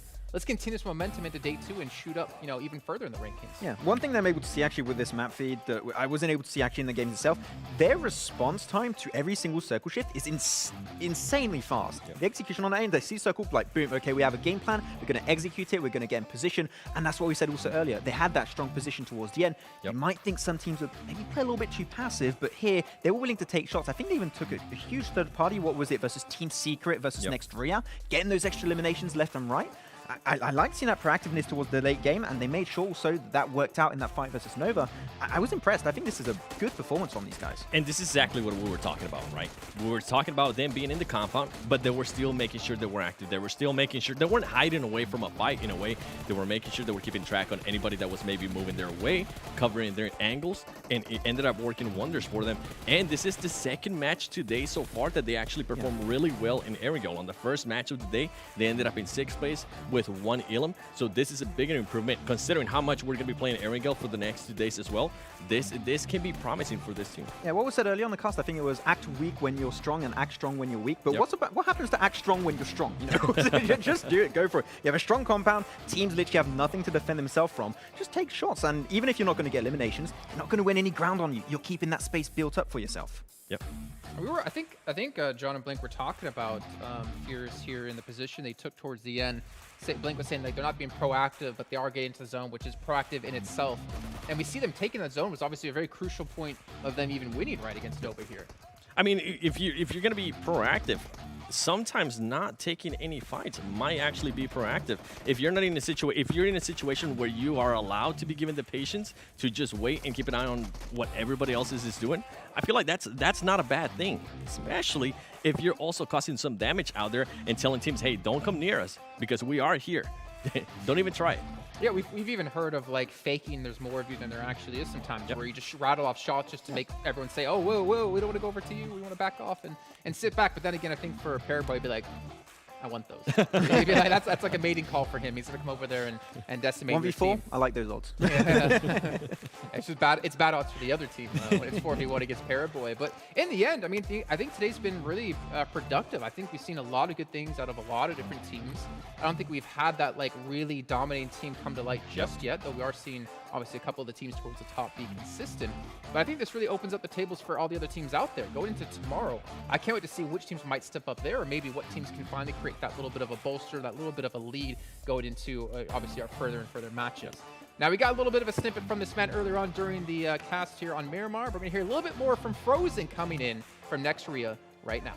Of course, from Singapore, this is the PUBG Mobile Global Championship Grand Finals. With me now, he's still pumping. He's so exhilarated. I can feel it from here. I wonder if you can feel it too. We have Frozen from NRX. Hello. Hi, good to see you. Hello. We have a few questions to ask you. Just bear with me. You and your team, amazing performances today, especially that 1v3 at the end of the 4th match. Can you break that down for us? Bugünkü 4. maçta yaptığım 1'e 3 karşılaşmayı hatırlıyor musun? Nasıl hissettin bu maç esnasında? Bu maçtan sonra herhangi bir stratejin oldu mu ya da sonraki maçlara uygulayacağım bir strateji var mı? Yani açıkçası oradaki 1v3'ü alacağımı biliyordum çünkü çıkışıma smoke çok güzel bir şekilde atmıştım. Zaten takım arkadaşım Yekta da smoke'ları atıyordu ve orada hani dikkati bir tık daha üstüne çekti. Hani üçü de Yekta'ya fokusken arkadaki adamı vurmaya başardım. Yani geri kalan 2 kişiye de vuracağıma emindim zaten. Bizimkiler bayağı arkadan bağırıyordu falan. Bayağı heyecanlı bir ortam olmuştu. Açıkçası alacağıma emindim yani. Aldım Allah'a şükür. Yes. And he said he was so excited during the game, but after that, especially during the game, their team member helped to him by using the smoke, and after that he tried to push the other team, and one of team member who is Yekta helped to him too much for 1 versus 3, and he believed to himself to win against the 3 enemy, and he just finished and got the scores. Yeah. And next matches he will continue to do.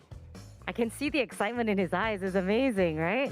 Yes. You can feel it. How does it feel? Talk to us about how it feels to be at the top of the table on day one, at the end of day one of the grand finals. Birinci günün sonunda top listede olmak konusunda nasıl hissediyorsun? Sonraki günler içinde bu hissiyatın seni bir yere götürecek mi? Ya zaten antrenmanlarımı sürekli bir şekilde yapıyorum yani sık sık yapıyorum. Maçtan önce analizimi de yapıyorum. Elimi de ısıtıyorum. Ya ben devam edeceğini düşünüyorum. Hani istiklalimi bozmuyorum asla. Hani elimden geldiğin en iyisini yapmaya çalışıyorum. İnşallah devam eder yani bir sonraki günlerde.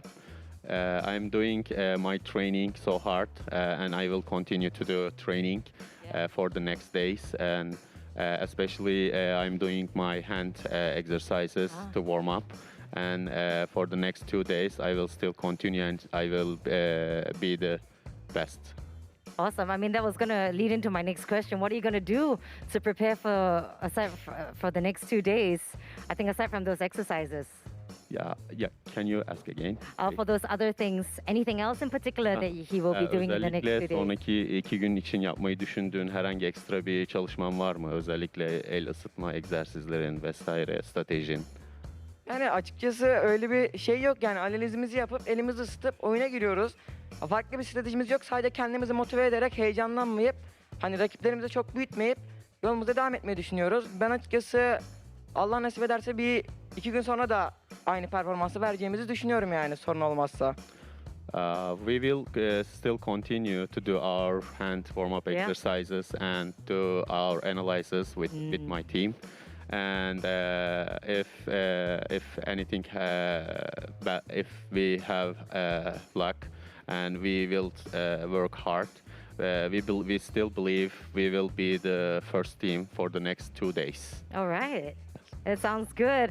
Thank you very much for your time, Frozen from NRX, and from all of us in Singapore. Thank you very much to our translator as well, saying our big hellos. And I think this was the sign. We're sending you all our love from Singapore. Back to you, our analysts at the desk.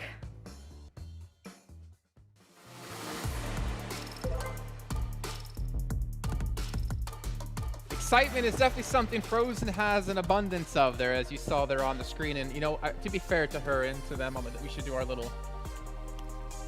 Hey, I'm doing the slap. Yeah, there we go. Okay, stop. Max! Stop it, Come on, Max. There we go. But a great little interview from Frozen, obviously talking about his hand exercises, talking about how he gets ready for matches, talking about the confidence he has, and a little bit of nerves he was having, especially in that 1v3 we did see him clutch out. But for a 15-year-old to come into this with $1.5 million for first place on the line, he's keeping himself composed quite well, Seven. He definitely is. One thing that definitely worries me a little bit is day 2, right? Let's say for some reason he doesn't perform the first 2 matches.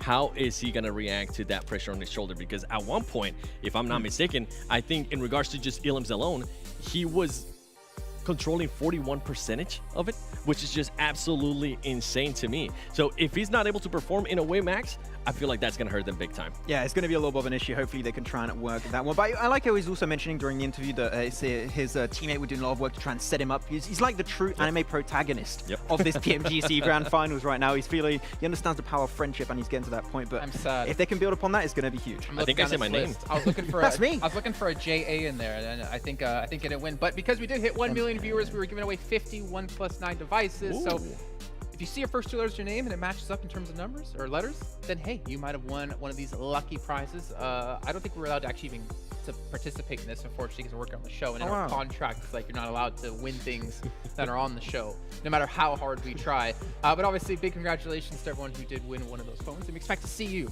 in PMGC next year, now that you have it. Ooh.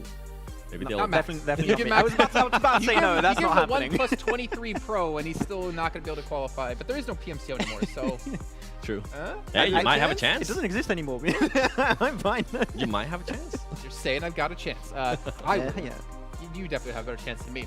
But maybe give me some highlights and some lowlights for you. Teams that stood out, teams that really performed well, and you're happy with, teams who maybe underperformed. Let's start off with 7. Yeah. Okay.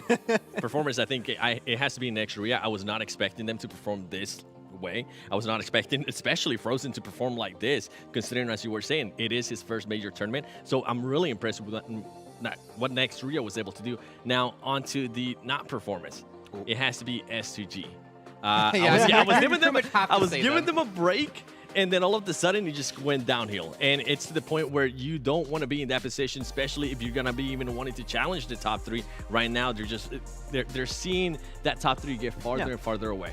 Okay, Max, real quick. I would have to go with the highlight of the day was for me Nigma Galaxy. I talked about the Arabic region so much and how they've improved throughout the past year. Able to get himself 2 second places on the first 2 games. After that, able to get a win over on Sanhok, which we were saying, no, that was going to be the highlight map. And they did indeed deliver. Yeah, if they can continue and build upon that in the second day and hopefully the third day too, they could be representing the Arabic region in that first spot and taking home $1.5 million, which would be absolutely insane, Jason. Yeah, it's more than I'll ever make in a year. But gentlemen, thank you so much for joining me here on the desk. And obviously a big shout out as well to Mustache Dave, Necro, John Allen, and Blank, who are covering the matches live in game. And thank you all at home for watching as well. But remember, we still have 2 days left here before we can crown our victor, give him the trophy, give him the $1.5 million, but more importantly, being the best team in PUBG Mobile in the world. We'll see you guys at the same time tomorrow for day 2.